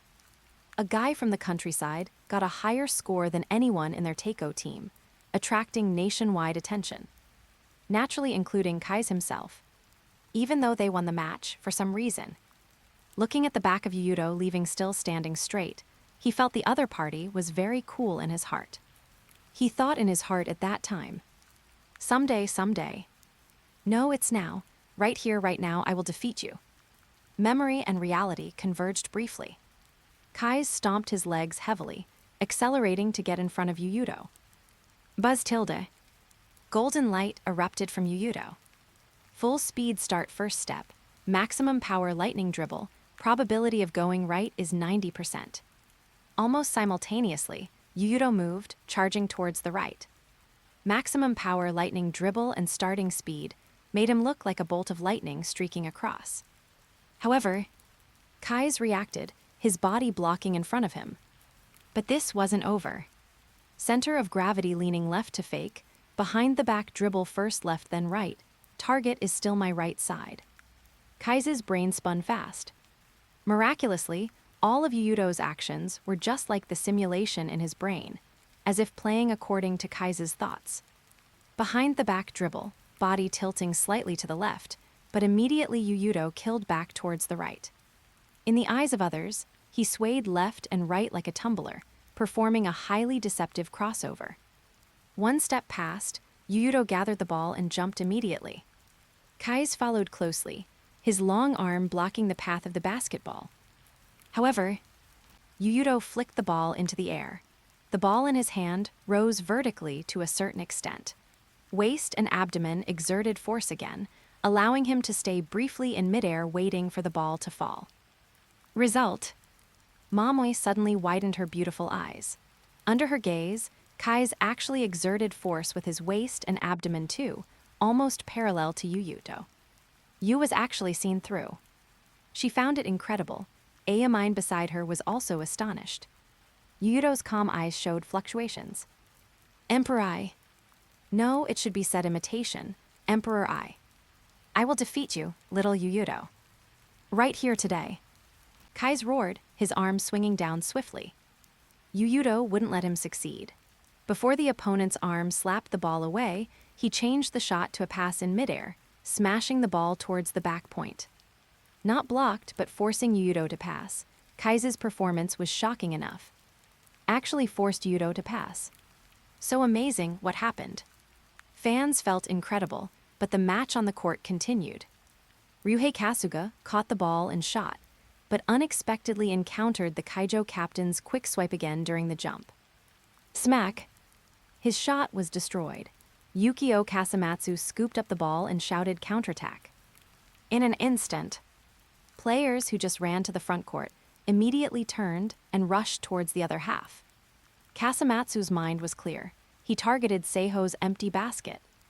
He forcefully flung the ball to Moriyama in the corner. The latter stared at Tsugawa's defense and missed the shot. For players other than the Generation of Miracles, Tsugawa's defense was an iron wall. But Hayakawa. As soon as the words fell, Mitsuhiro Hayakawa soared quickly again. His jumping speed talent once made Yuuto want to take it.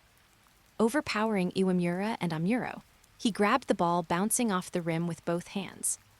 However, just as he was about to snatch the rebound, Yuuto's figure broke into the paint like a hurricane, rising later, but arriving first to snatch the rebound away. Nanny, Hayakawa looked astonished, mouth wide open. Jumping speed and rebounding awareness were his unique skills to become a starter for the powerhouse Kaijo, yet they were crushed at this moment. Boom! The scene erupted with a huge wave of sound. These few rounds of super-fast offense and defense made their blood boil. Sure enough, duels between these genius teams never disappointed them. Amidst the noise, Yuuto started again. He spewed golden light, like a humanoid sun streaking across the court quickly. Kise chased up. Perfect copy hadn't fully exploded yet, but clues were already emerging. His pupils stared dead at Yuuto's every move, not letting go of any detail. Imitating the Emperor I. Of course, innate talents like the Emperor I couldn't be truly imitated, just like his left eye of God, demon mode, and wildness talents. However, Kise found a new path, imitating the opponent deeply, shifting his brains thinking to do the opposite, thereby making absolute predictions about the opponent. If it were me, how would I pass? It was a feeling like that. Quick turn after a huge stride, be prepared for the impact. Time flow seemed to slow down. Under Kise's gaze, Yuuto, radiating golden luster, crashed towards him with the ball. Zzzt. Golden lightning suddenly emerged from Yuuto's hands. That was the symbol of maximum power lightning dribble. Then, smack, gone. The ball in Yuuto's hands actually disappeared. What happened? Kise's solemn expression fluctuated. He turned his head hurriedly, only to find that unknowingly, the ball had already hit Kaijo's hinterland. No one reacted. Whether on the court or on the sideline, including Iwamura who received the ball, none were absolutely prepared. Result, the ball appeared in his hands unknowingly. Fortunately, his reaction was fast enough to put the ball in with a layup. What was that? A brand new pass you developed. Such a pass Mom had seen with her own eyes. She thought of that night where she even bet herself. Yuuto had tried this kind of pass in the training camp. Only his pass wasn't complete at that time. Of course. It wasn't complete now either, but it could already be put into actual combat. The golden light on Yuuto dissipated. He raised his right hand to look a few times, eyes blurred for a moment. He was correcting, making his pass without warning go a step further. A moment later, his correction was complete. Turning to the somewhat sluggish Kise, he said, "Do everything you can, Kise. Get 20+ chapters ahead on Patreon Rose Whiskey. 231, Chapter 231, Not Our Fault. Do everything you can, Kise." Yuuto clenched his fist, then relaxed it, turning back to the defensive end. Seeing this, Kise took a deep breath and ran towards the other half of the court without a word. It was Kaijo's turn to attack. Smack! The Kaijo ace actively reached out for the ball immediately after crossing half-court. Is it coming? Yuuto stood ready, his focused concentration almost tangible, forming an invisible aura that swept across half the court. What about Kise? The anticipated perfect copy didn't appear. He started, his speed as swift as ever, like a gust of wind blowing past. Speed and explosive power were inferior to Aomine, but in the eyes of other players, his speed was already as fast as lightning. Thump tilde. Thunderous dribbling, fast enough to lose track of if one wasn't careful. Faster than before. But such dribbling cannot defeat Yuuto. The two Akashis communicated in their minds. Sure enough, with a movement of his feet, Yuuto blocked Kise's path. But what Akashi didn't expect was that Kise's action didn't stop there. At this moment, Akashi seemed to see Hayama Katero's shadow on him. But it wasn't just Hayama Katero. As if reading Yuuto's action, the moment Yuuto shifted laterally, he flicked the ball to the other side. The figures of the two quickly crossed once, and finally, Kise actually bypassed Yuuto's man-to-man defense in one step. How did he do it? Both Akashis opened their eyes wide, simultaneously. On that old teammate, an aura appeared that made them feel very incongruous. Like seeing through Yu's actions, every step was extremely targeted. Mom frowned. Just like Akashi's prediction, Aomine hit the nail on the head. In an instant, a flash of inspiration crossed Mame's mind. Could it be little Kise imitated Akashi-kun? Imitating Akashi? How could such a thing be possible? Saren's crowd on the other side also launched a fierce discussion. Imitation isn't omnipotent. What one doesn't have, one doesn't have. Kise naturally couldn't forcefully grow a pair of emperor eyes for himself. Logically speaking, it's indeed impossible, but what if he completed the imitation of Yuuto? Completed the imitation of Yuuto, you mean? Standing in Yuuto's position to defend against Yuuto, to some extent, can that achieve an effect closest to the Emperor Eye's prediction? Kuroko's words fell like a thunderbolt. Kagami and the others widened their eyes. Such a thing sounded incredible, but if it was Kise, with his ability, it didn't seem impossible. Provided that, in other words, his imitation has evolved to the level where he can imitate Yuuto and the generation of miracles. Hearing this, the usually silent Teppei Kiyoshi suddenly asked back. Can I ask you a question? What question? The still shocked Saren members turned their heads. How did you beat Kaijo in the practice match back then? This question was sharp enough to silence everyone in Saren. After a while, Shinji Kagane said weakly, probably morale, or something. Riko Ada rolled her eyes speechlessly. She knew how they won back then, because the Kais they faced at that time wasn't the current Kais. In just over a month, the opponent had ushered in another evolution. If that's really the case, doesn't that mean Kais can also imitate the others in the generation of miracles? Logically speaking, yes, these monsters really bring surprises every time. Miyoshi Shoichi watched the game with his teammates. He used to think Kai's biggest weakness was not having a weapon of his own. His learning ability was indeed strong, but the things he imitated were far below the level of Yuuto and the others. This was the reason he couldn't defeat Yuuto, always being suppressed on the court. But now, the situation might be different. I see, conducting the most realistic matchup simulation in the brain by imitating me. In this case, the brain might be very tired, but it won't cause any burden to the body. Yuuto understood. The opponent in front of him wanted to try to confront him in this way, or perhaps to delay time for Kaijo. Kais might have felt the weakness of his perfect copy. His body wasn't ready yet. Or maybe there were other schemes. However, that's why I said you're still too naive, Kais. Roar tilde. An ancient biological aura bloomed from Yuuto. A fierce light flashed in his pupils. He twisted his body to complete a turn and chased all the way to the basket. Even Aomine's chaotic crossover had been corrected by him. This level of breakthrough was even less of an issue. Bang! Yuuto chased down and blocked Kai's dunk against the backboard. The basketball hit the backboard and bounced out. Kais gritted his teeth and turned his head. Perfect copy wasn't truly perfect. At least innate talents like Wildness he couldn't obtain through imitation. And the imitation Emperor I was ultimately not the real Emperor I. Yuuto only needed one correction to smash its prediction to pieces. Yukio Kasumatsu grabbed the ball and immediately looked for Yashitaka Moriyama in the corner, but Tsugawa Tomoki gave full physical confrontation and interference. While showing a brilliant smile, preventing the opponent from even having a chance to shoot, he also urged the opponent to shoot quickly so he could see. Moriyama felt extremely aggrieved. Finally, a Kaijo teammate came to receive the ball and threw a contested three-pointer. Swish! The ball went in again, hitting the rim, bouncing up, and falling into the net. Damn it, Ryuhei Kasuga was extremely unwilling. His defense was impeccable, but the opponent's luck was too good. It appeared again, this kind of luck ball.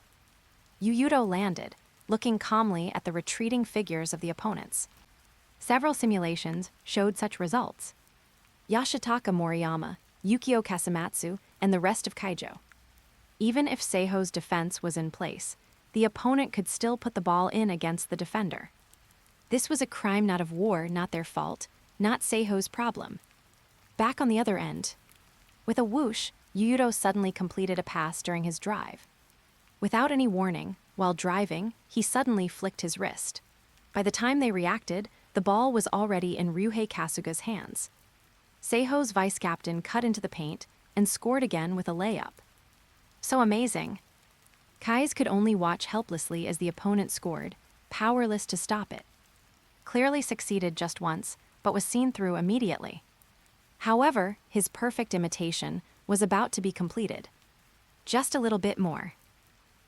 Get 20+ chapters ahead on Patreon Rose Whiskey. 232. Chapter 232, I don't want to admire you anymore. Beep tilde. A whistle blew, ending the first quarter. Seiho temporarily led Kaijo by 4 points, 24-20. The gap wasn't large, but the atmosphere on Kaijo's bench was very heavy. Because they knew they threw in many luck shots in the first quarter, second quarter mentioned in text, but context implies first ending. Without those luck shots, the current deficit might not be 4 points, but 8 or even double digits. Kais was already panting when he came off. Even without using his body to imitate, just simulating and calculating in his brain made him feel extremely exhausted. Imitating little Yuuto and the others is indeed too difficult. This was an attempt he hadn't tried before. For most players, his imitation was as simple as drinking water and eating. His body could easily imitate it. But for the imitation of those few people, he needed a lot of preparation, recalling it over and over in his mind. Of course, he had already completed most of the imitation. What he was pursuing now was the perfect rhythm Yuuto displayed after the Shotoku match. This was the last piece of the puzzle missing from his perfect copy. If he could complete it, perfect copy would be truly perfect. The duration could be further extended. Just very difficult. 5 people at the same time, and being in his own perfect rhythm.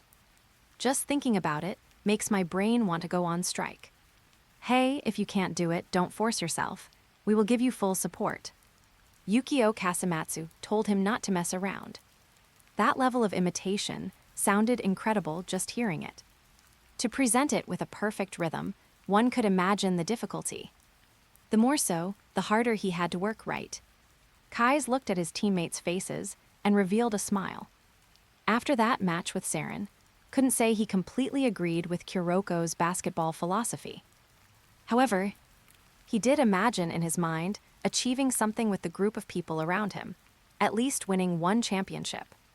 All of them standing on the podium together, laughing wildly, hugging each other, even shedding hot tears. That scene must be great. Kai's liked this team from the bottom of his heart, if only the seniors didn't kick him at the drop of a hat. Can such a thing really be done? Seiho bench, Yamashita Shio squatted beside Yuuto. Tactical board.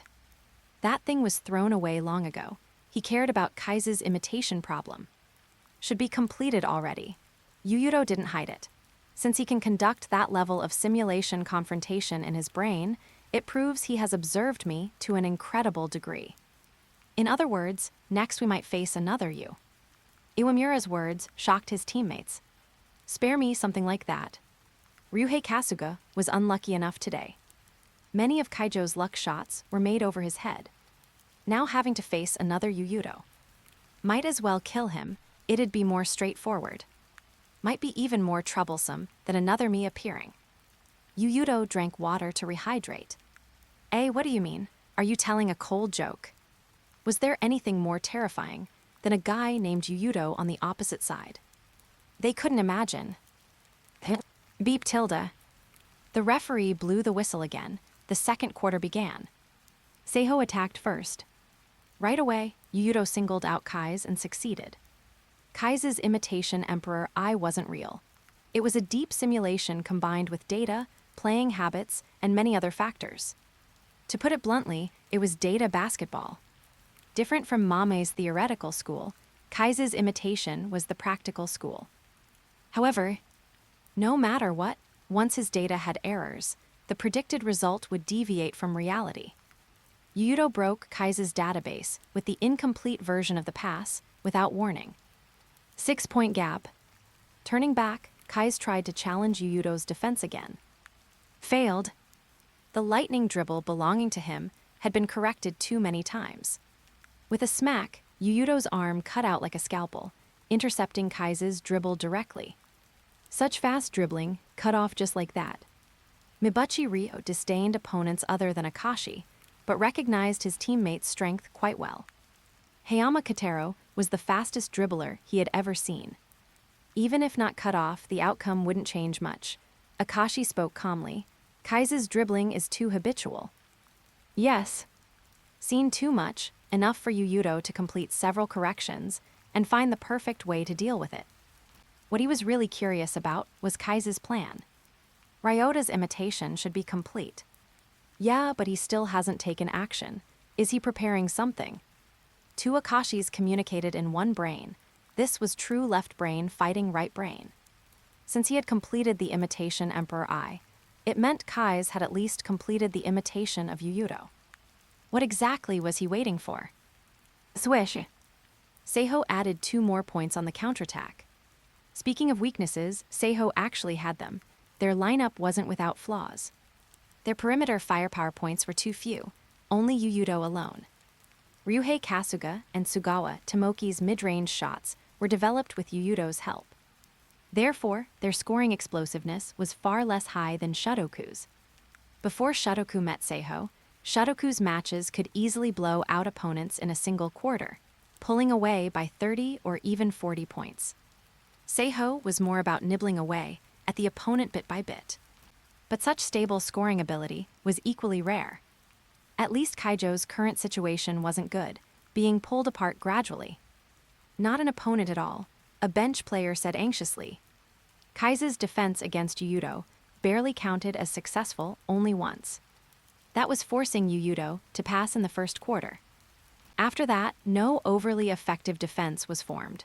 Instead, the opponent scored directly or assisted teammates for many points. Genta Takeuchi wasn't anxious. Current Kais is indeed inferior to Yuuto. He admitted it very simply. A year ago, like most coaches, my first choice was Yuuto.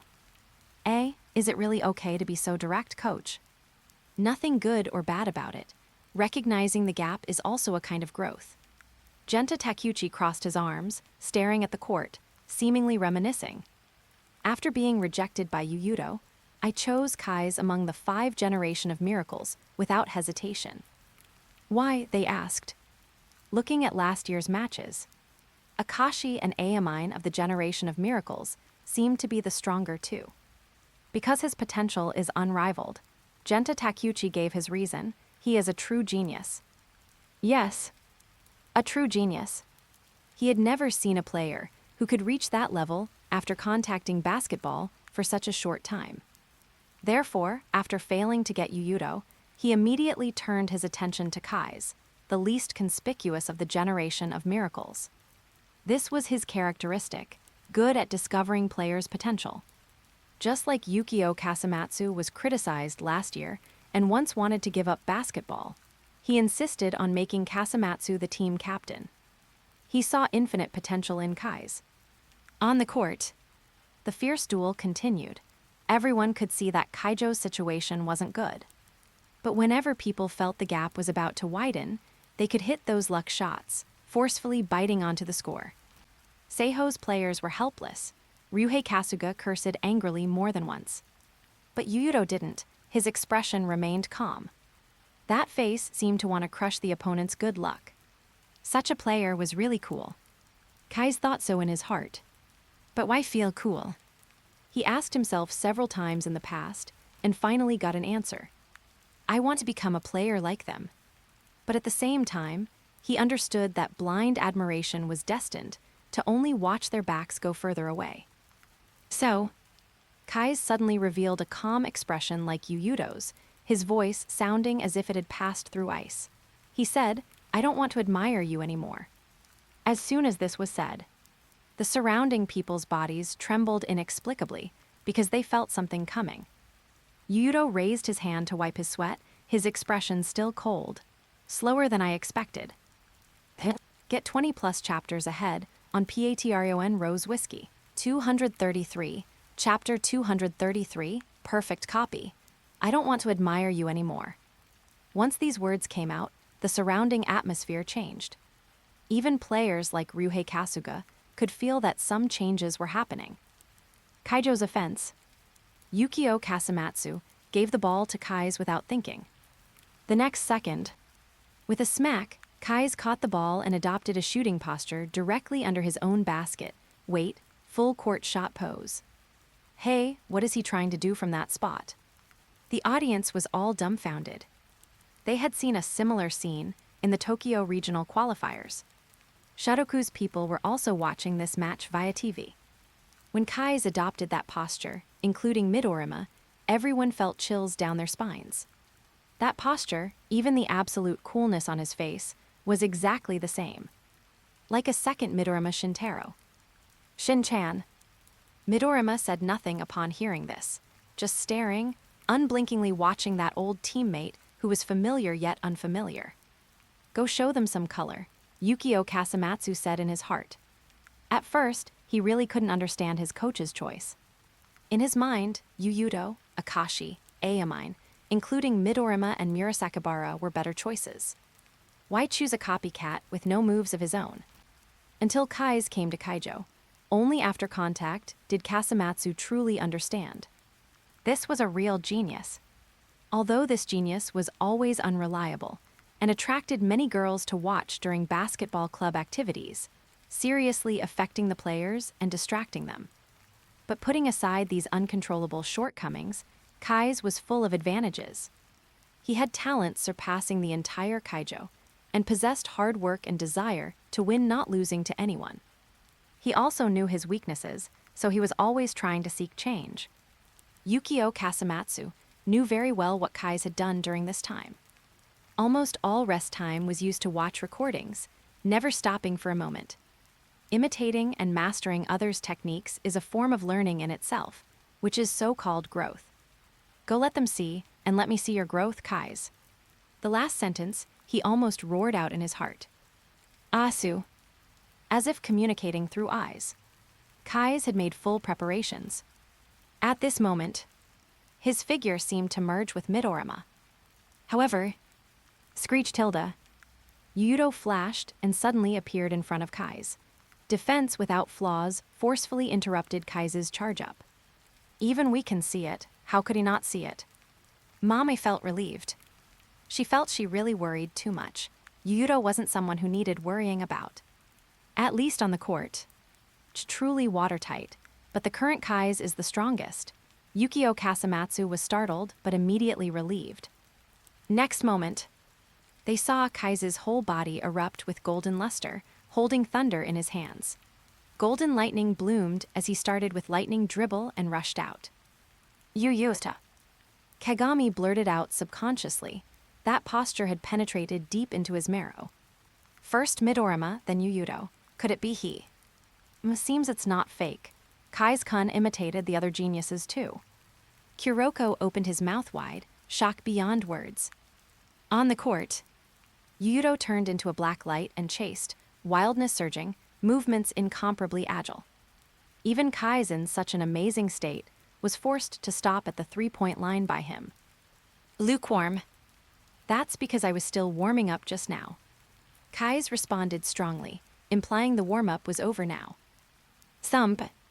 The basketball hit the floor, sounding like a perfect prelude. Next moment, they saw the basketball bouncing crazily around Kise like a madman. That feeling was like when Nash first appeared against the college representative team, bringing a huge visual impact to people. Isn't this too Aomine's street ball? Such a distinctive basketball style, completely different from before. Fans recognized it at a glance. First Midorima, then Yuuto and Aomine. Pervert! People exclaimed, shocked speechless by Kise's changes. Is this the scarier thing Yuuto mentioned? Ryuhei Kasuga was dumbfounded. Indeed scary. One person possessing all the techniques of those 6 geniuses. This combined thing could no longer be described as terrifying. Yuuto. He was calm to a frightening degree. He had already completed the correction for Aomine. Kise moved like the origin of chaos. All movements looked so chaotic and unpredictable. He emitted dazzling golden light, impacting Yuuto's defense like a humanoid sun. With a whoosh, he passed half of Yuuto's body length. Just when he prepared to kill his way into the paint to score in one go, Yuuto's figure ghost-like blocked in front of him again. Blocked? How can it be so fast? What about the time needed for correction? Kaijo's players didn't expect this. Yuuto's correction needed time. Why today, just as Kise started, was Yuuto so, able to handle it with ease? Seems my feeling wasn't wrong, I didn't overthink. Mom took out her notebook from her chest and recorded quickly under Sora's jealous gaze. Yuuto's talent evolved once again. Not necessarily a sudden realization, but maybe the body was ready over time. In short, the current Yuuto, memories corrected by him wouldn't disappear anymore. The stronger the enemy, the faster his evolution speed. Kise launched a fierce offensive, like a violent storm, constantly switching imitation targets for the most unpredictable rhythm changes. But useless. Yuuto was like catching a cicada in 8 steps, muscle memory, brain memory, telling him what to do at all times. Are little Midorima and little Aomine useless? Then what about this? Although shocked inside, Kise had more important things to complete at this moment. Surpass everyone. Lead Kaijo to win the match. The awkward feeling spread from him again. Yuuto opened his eyes, seeming to see himself and Akashi merge together at this moment. Smack! He reached out forward, but Kai's cut the ball and switched hands to dodge a step earlier. Imitation Emperor.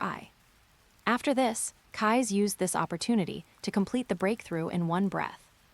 Passed. Kai's passed Seiho's Yuuto. Someone roared loudly. Responding to them was Kai's powerful one-handed tomahawk dunk. Yuuto chased to the basket, but failed to stop it. What surprised him wasn't Kai's imitation, combining himself and Akashi to take his attack power a step further. What truly surprised Yuuto was Kai's match state. Perfect match rhythm. This was a scene that didn't appear in the simulation. In the stands, both Akashis changed their expressions, instantly completing the imitation of us and Yuuto, presenting the most realistic imitation in this way. And that perfect match rhythm, flawlessly merging the styles of us and Yuuto. A perfect imitation. The secondary personality Akashi showed emotional fluctuations. Kai's performance was wonderful enough, surprising enough. Get 20+ chapters ahead on Patreon Rose Whiskey. 234, Chapter 234, Sober Up for Me. Boom. Thunder from a clear sky. Kai's ended this jaw-dropping offense with a gorgeous dunk. A moment later. Ooh tilde. The scene boiled over directly. Kaijo fans who followed from Kanagawa let out sky-shaking roars. Kai's at this moment was unbelievably powerful. Even imitated the match rhythm. Yuuto watched Kai's. The latter blew a breath leisurely. He said lukewarm. After speaking, he walked straight past Yuuto. Arrogant enough. Yuuto reached out and pinched his shoulder. In this case, the duration of perfect copy will become longer. However, Bible of the Star wasn't an ordinary talent, Kai's. Yuuto returned to the offensive end and actively reached for the ball. Smack! He caught the ball with both hands at his waist, half-turned, adopting a standard triple threat stance. The enemy in front of him deserved anyone's attention, right here, right now, even stronger than Aomine. Here I go, Kai's. Buzz tilde. Without waiting for a response, Yuuto also spewed brilliant golden light.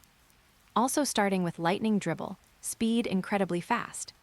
But Kai's reaction was equally swift. In an instant, the two had exchanged blows for several rounds. The left eye of God stared dead at Kai's, reacting through his body data changes. And the opposing Kai's constantly turned his brain, searching for the one choice in the countless backup plans that matched the current situation. So scary, I can't even imagine such a matchup in my brain. Many people look sluggish. Some tried to put themselves in it for simulation. Like Taiga Kagami. Only to find his brain couldn't simulate the process at all.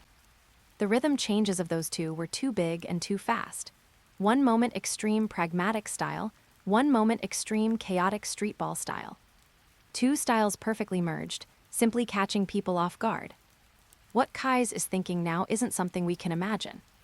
True, after all, not truly possessing the Emperor Eye, facing Yuuto, his thinking speed needs to reach the extreme. Moreover, Yuuto's eyes are the closest to the Emperor Eye. Saren people simply couldn't fantasy the thoughts in the minds of the two right now. That speed of thinking exceeded their limits. The duel between these two was too inhuman.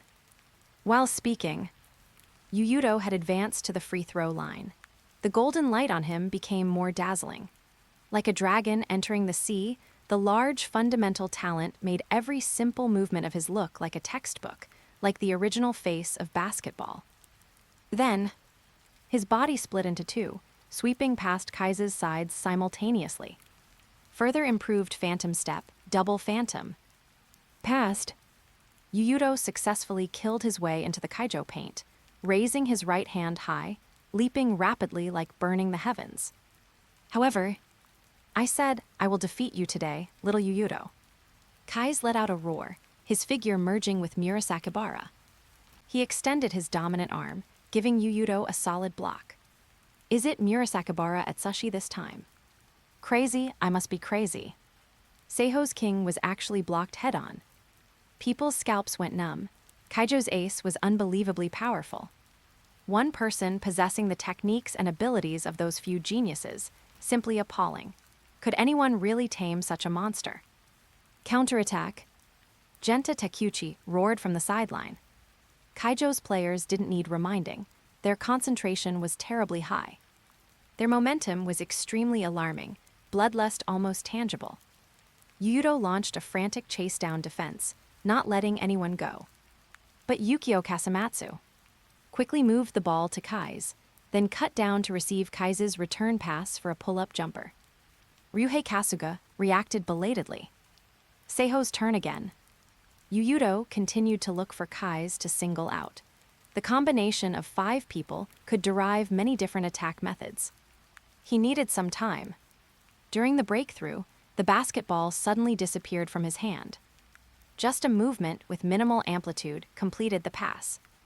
However, smack tilde. Kai's continued his performance. He actually intercepted Yuuto's incomplete pass without warning.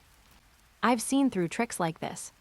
He strode forward, scooping up the basketball on the ground and sprinting to the other half.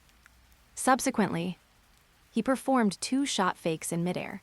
Fake shot reel pass to Moriyama in the corner, attempting to assist a 3-pointer. This was clearly Yuuto's mirage shot. Truly endless attack modes. Yeah, the arsenal is too rich, can't predict his next move. Seiho is a bit chaotic. Saren people clearly saw that Seiho played a bit chaotically during this time.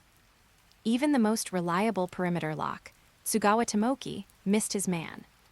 Looking at Kaijo again, morale like a rainbow, almost swallowing the opponent. Ryuhei Kasuga dribbled past half-court and encountered Kasamatsu's oppressive defense. He gritted his teeth, his whole body swept by immense pressure. Looking at the court, he planned to coordinate with Tsugawa to bypass Kasamatsu and avoid his edge. But, smack tilde, the ball was stolen again. But this time, the person who stole his pass wasn't Kasamatsu, nor a Kaijo player, but Yuuto. Yuuto. You. Sora and Mame were surprised. Looking at Yuuto again, that calm face activated by the dual personality shooter talent had anger rising. What is he doing? That was his own teammate's ball. Fans all over the arena opened their mouths wide, including Seiho's diehards. Of course, including the 4 starters like Ryuhei Kasuga. Scared into retreating by this level of sniping. Don't make me laugh, you frogs in the well who call yourselves kings. Yuuto spoke coldly, then quickly took a step forward, followed by a double step back to the 3-point line to shoot. Swish! The ball went in, but the whole arena was silent, all looking at that Seiho king. Current him looked more like a tyrant than 2. Yuuto. Shut up. Yuuto landed, his cold gaze locking onto the other 4 Seiho players, devoid of emotion. When did I say you could slack off? Did you treat everything I said during the break as wind past your ears? Hearing this, the 4 Seiho players lowered their heads like students who made a mistake, listening to the lecture. If you couldn't do it, and you tried your best, I wouldn't say anything. That's our limit. But my eyes see clearly that those things could all have been avoided. With your ability, you shouldn't be so wretched. But it happened, that is the best proof of your fear. Emotionless words pierced their hearts like needles, making them ashamed. Is it because relying on me has become a habit? If so, leave the rest of the match to me. You don't need to do anything, just watch from the side. Is this what you want? As kings, even if you die, you must die standing straight with pride. Sober up for me, all of you. Get 20+ chapters ahead on Patreon Rose Whiskey. 235. Chapter 235, You Are Very Strong. Yuuto's voice wasn't loud, but like a needle, it constantly pierced into his teammates' hearts. They felt unwilling, but mostly ashamed. Yamashita Shio was ready to call a timeout, but seeing this situation, he returned to his original position. Yuuto's approach was considered treasonous in Japan. Don't you see in Prince of Tennis, those seniors in Seigaku hit Tezuka whenever they wanted. After being hit, you can't make a sound. Twisted social etiquette, seniors and juniors are like 2 classes. But here with Yamashita Shio and Seiho, everything was fine. Rather, if Yuuto didn't scold, he would have started scolding. Of course, if Yuuto only had this means, he would have to cooperate by playing the good cop. Did Yuuto need his cooperation? Of course not. Thought that possessing the Iron Heart talent would eliminate the worry of encountering such problems. In the end, he took it for granted. Thinking about it, even with Teppei Kiyoshi himself, when participating in the Winter Cup, Saren suffered many blows and once lost confidence. Iron Heart isn't omnipotent. Are you all sober now? Yuuto scolded his teammates in front of the national audience, leaving no face at all. But the Seiho players didn't blame Yuuto for being too domineering. Instead, they were grateful he scolded them awake. Sorry. Don't apologize to me, say those words to yourselves. If we lose this match, thinking back on it one day in the future, you will only regret why you were so weak then.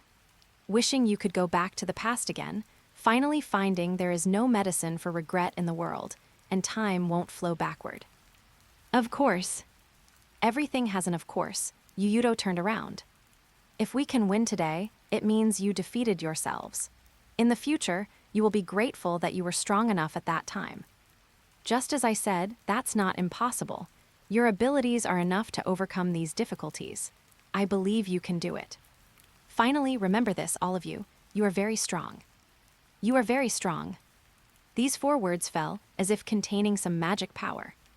Like Coach Anzai's "We are the strongest" in Slam Dunk, all Seiho members woke up instantly. Ryuhei Kasuga responded first, the first to follow Yuuto's footsteps back on defense. Others saw, stopped dawdling, and all returned to their positions. Although this handling method was overly domineering, anyway, the effect of boosting morale is obvious. Teppei Kiyoshi could see. Seiho, repositioned, had particularly terrifying morale. Their expressions changed, there was no fear. That king of Seiho was simply a born leader. The army's heart is usable. Next, only your left Kai's. Yuuto refocused his gaze on the Kaijo ace in front of him. Kaijo's turn. Kai's attacked immediately upon receiving the ball. Golden light like the Tezuka zone erupted from his body. Under perfect rhythm, he switched back and forth between the technical characteristics of other generation of miracles and Yuuto.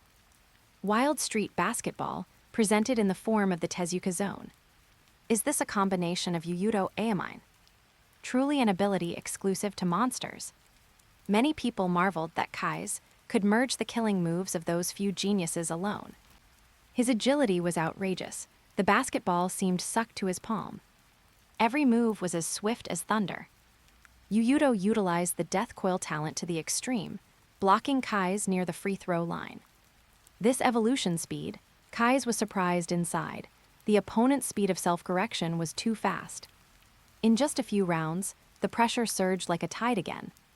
Smack! He made a passing motion, but before the ball flew out, he turned and controlled the ball in his hand again. A fake pass-reel drive that could pass for genuine. Completing this step, he jumped quickly. Too arrogant Kai's. The Seiho King still remembered Kai's trash talk. The opponent dared to call him lukewarm. This was simply a great humiliation. He jumped quickly, his arm firmly blocking the path of the basketball. Then, both exerted force with their waists and abdomens simultaneously, seeming to freeze in midair for a second. Seeing no chance, Kai's could only pass to Yukio Kasamatsu. The Kaijo captain caught the ball and cut, but encountered Ryuhei Kasuga's tenacious sniping. This guy, Kasamatsu, gritted his teeth. Finding no chance, he could only pass again. Result: others also encountered Seiho's death defense. Seiho was biting the opponent hard with their iron wall-like defense. Concentration is on a completely different level from before. Kagami watched dumbfounded. Riko Ada keenly sensed something wrong and hurriedly reminded him, Kagami, quickly throw those thoughts that shouldn't be there out of your brain. He was the player most influenced by Yuuto. She didn't want this idiot to suddenly start spraying his teammates on the court one day. After all, Seiho wasn't Saren, and Yuuto wasn't Kagami. Kagami's control over the team couldn't compare with Yuuto. While speaking, the offensive clock was running out. The ball returned to Kai's hands again. Kaijo's ace caught the ball, strode, jumped, turned his body in midair, and smashed toward the basket with both hands using inertia. However, Yuuto crashed under the basket like shuttling through space and jumped. His arm seemed to reach out from the void, hitting the side of the basketball fiercely. Bible of the Star talent activated. Strength specialization. Suddenly, Kise's expression changed drastically. The immense force transmitted through the basketball actually surpassed him. You can only imitate their techniques, but what makes Aomine and the others powerful isn't just technique. Boom! The basketball was swatted away fiercely, hitting the floor with a muffled sound. Kaijo members' hearts trembled. It's that specialization ability that appeared against two. Strength not too inferior to Atsushi. In this way, Yuuto is equivalent to being able to briefly obtain the physical talents of the five of us. The secondary personality, Akashi's tone, appeared somewhat serious. One side imitated the techniques of the generation of miracles. The other side could briefly obtain the talent of a certain person in the generation of miracles through specialization. In such a duel, what would be the result? The answer was about to be revealed. Counterattack. Iwamura shouted and threw the ball to the front court. Yuuto and Kise killed their way forward almost simultaneously. Both were players with incomparable balanced body data. Their most prominent aspect was basketball IQ. Running speed was almost the same. But this balance would soon be broken. Speed specialization. Yuuto poured strength into his legs. With one step down, his body rushed forward a distance fiercely, as if hit by nitrous oxide acceleration. Damn it! Only this point, he couldn't imitate no matter what. He imitated that perfect match rhythm, but couldn't specialize a certain attribute of his own. Yuuto pierced the air like a black light. Not yet. Kise naturally wouldn't let such a thing happen, instantly turning into Murasakibara, arriving at the paint, and raising his arms to intercept. But he saw that before his body fully soared, Yuuto smashed the ball out, aiming at the gap between his hands. Small-range meteor jam. Swish! The basketball tore through the air, crossed Kise's hands, and fell into the net like a meteor. Get 20-plus chapters ahead on Patreon Rose Whiskey. 236, Chapter 236, Collision of Talent and Technique. Wow tilde.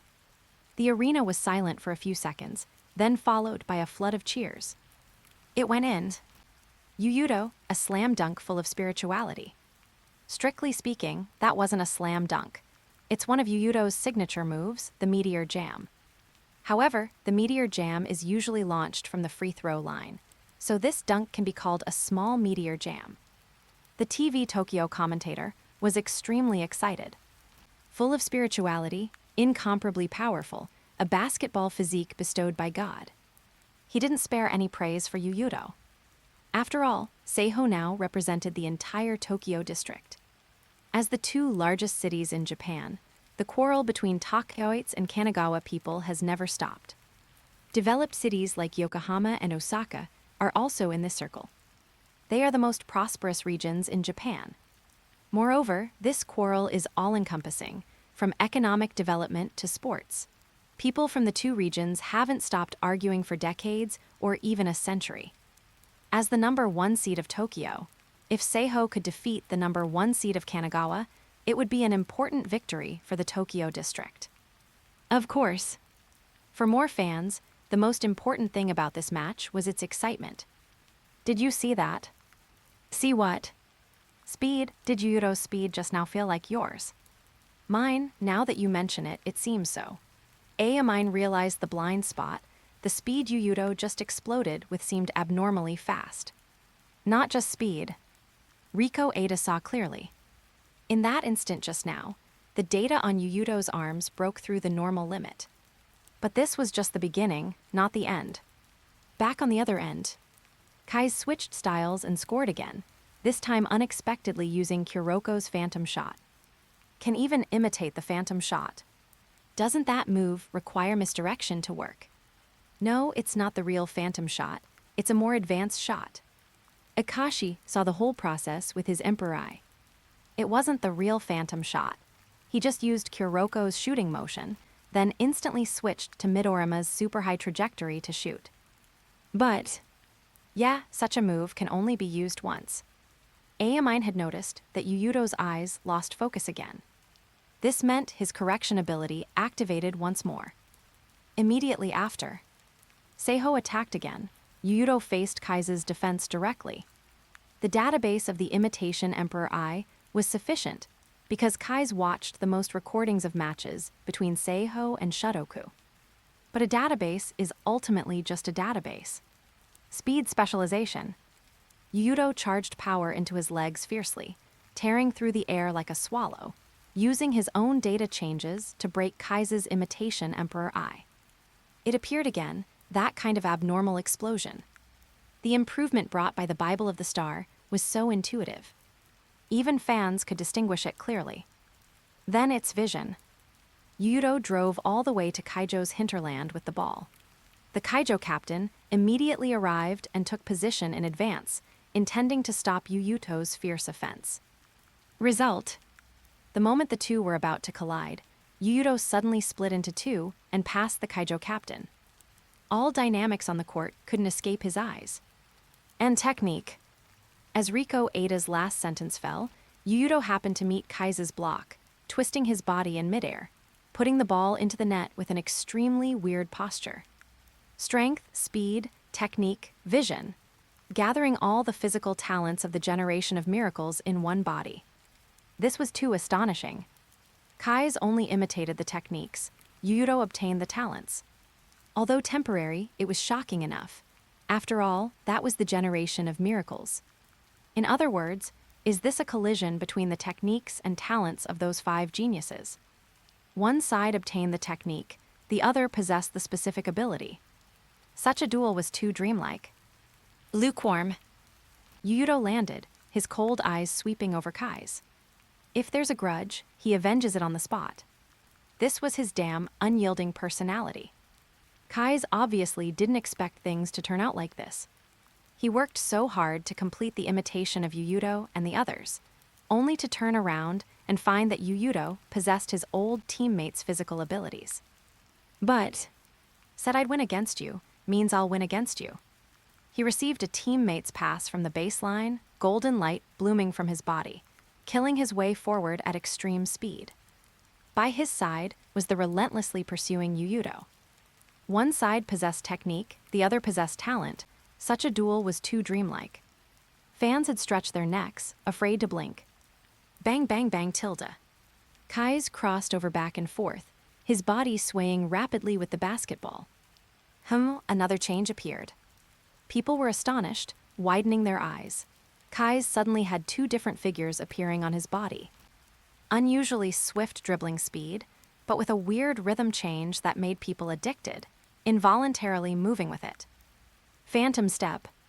Some people already recognized it. This was Phantom Step and an improved version. On the court, Kise split into 2 and passed Yuuto's sides simultaneously. A perfect rhythm that could deceive even the sensory system, making people involuntarily intoxicated.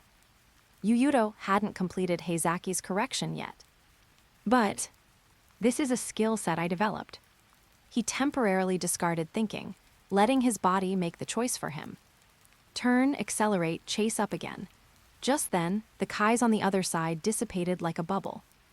And Kise changed again, constantly merging with the generation of miracles and Yuuto.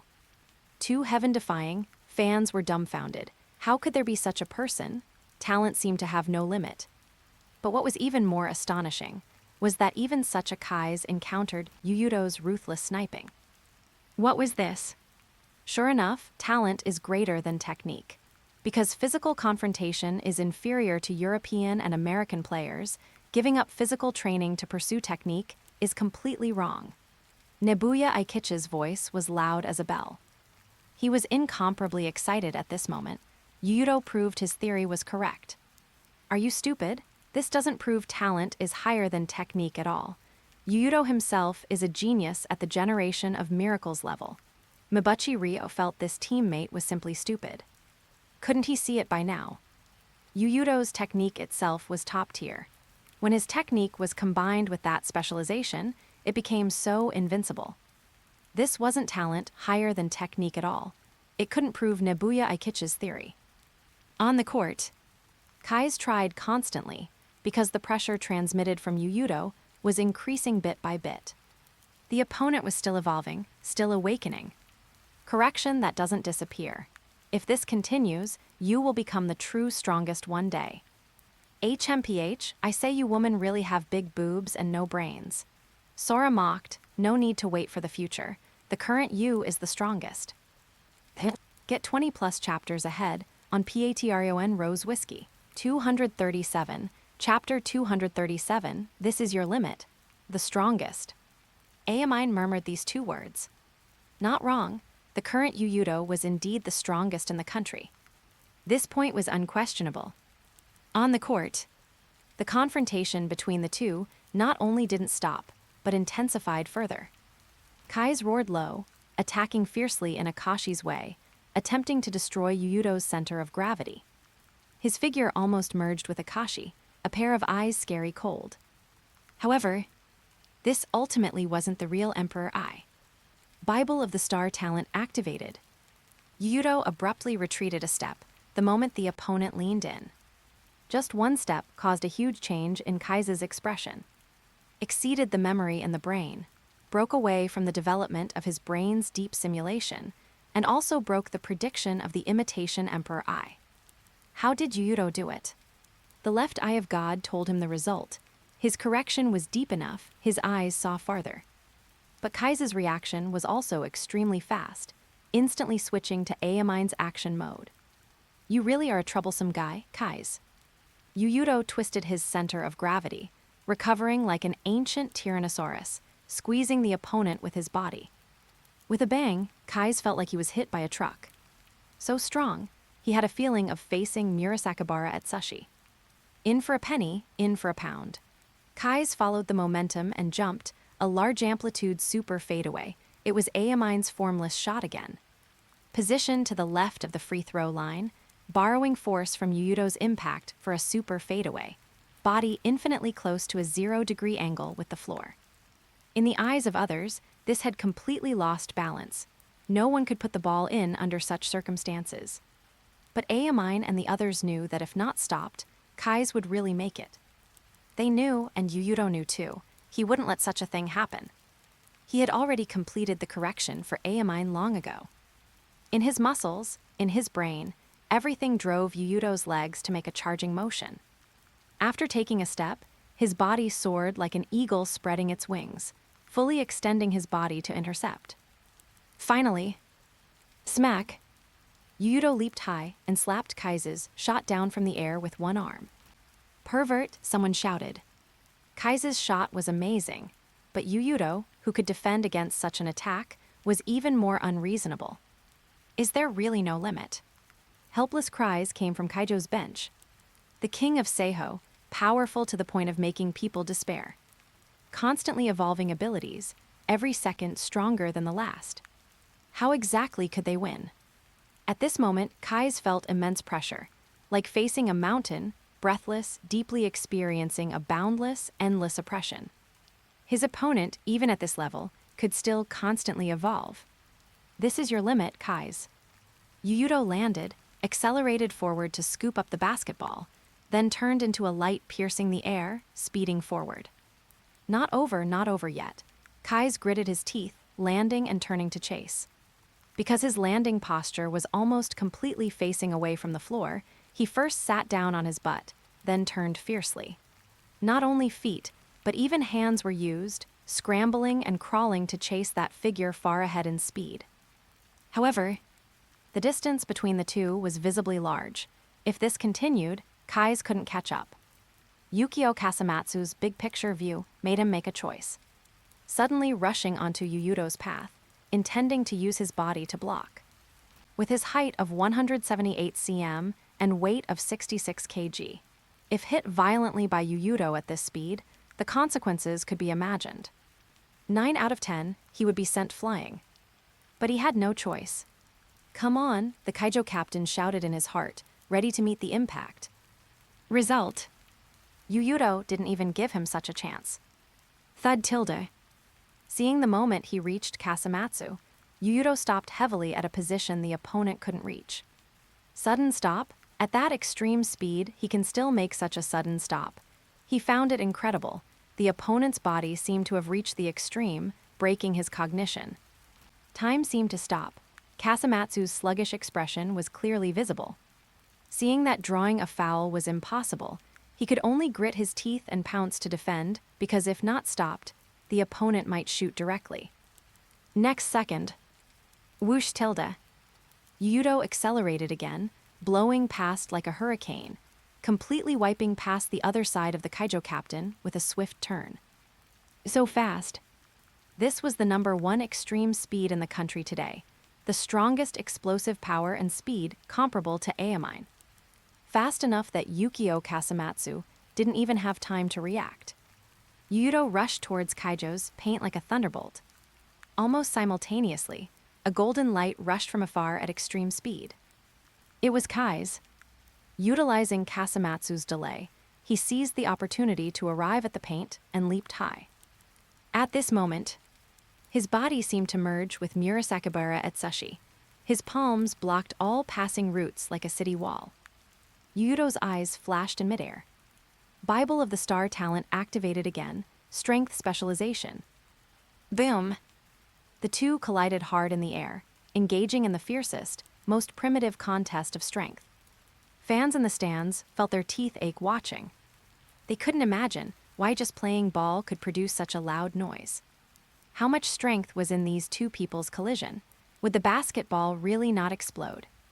Finally, another boom. Yuuto's dunk containing immense power smashed through the defensive palm, grabbing the rim and stuffing the basketball into the net. Ugh tilde. Kai's felt chest tightness. Hit by the inertial force on Yuuto's body, unable to borrow force in the air, he was dunked flying out of the baseline directly, his back hitting the base of the basketball hoop. Kaijo's people were anxious. This time their morale really suffered a huge blow. Such an incredible Kai's was actually suppressed. This was too despairing. Perfect imitation allowed Kai's to obtain the techniques of those 5 geniuses, but the king of Seiho possessed the talents of the other 4. Plus being such a terrifying player himself, it created a nearly invincible monster. Let's end it here, Kai's. Yuuto let go of the rim, landing steadily on both feet. He looked down condescendingly at the pain-stricken Kai's, his tone devoid of emotion, cold enough to startle the heart. Actually suppressed even after doing this much, Saren's people were incredibly shocked. They were in the situation personally. Having dealt with Kaijo, they knew the terror of this team and Kai's. Result, still beaten into a wretched state. Simultaneously possessing the speed, strength, technique, vision, and maybe even more of the generation of miracles. Even perfect copy can't gain any advantage. Akashi seemed to have seen the result. His old teammate completed a self-breakthrough, breaking the limit of being unable to replicate the generation of miracles. His progress and growth far exceeded Akashi's expectations. However, Yuuto's progress speed is faster. His talent is unique, not losing to the Emperor Eye.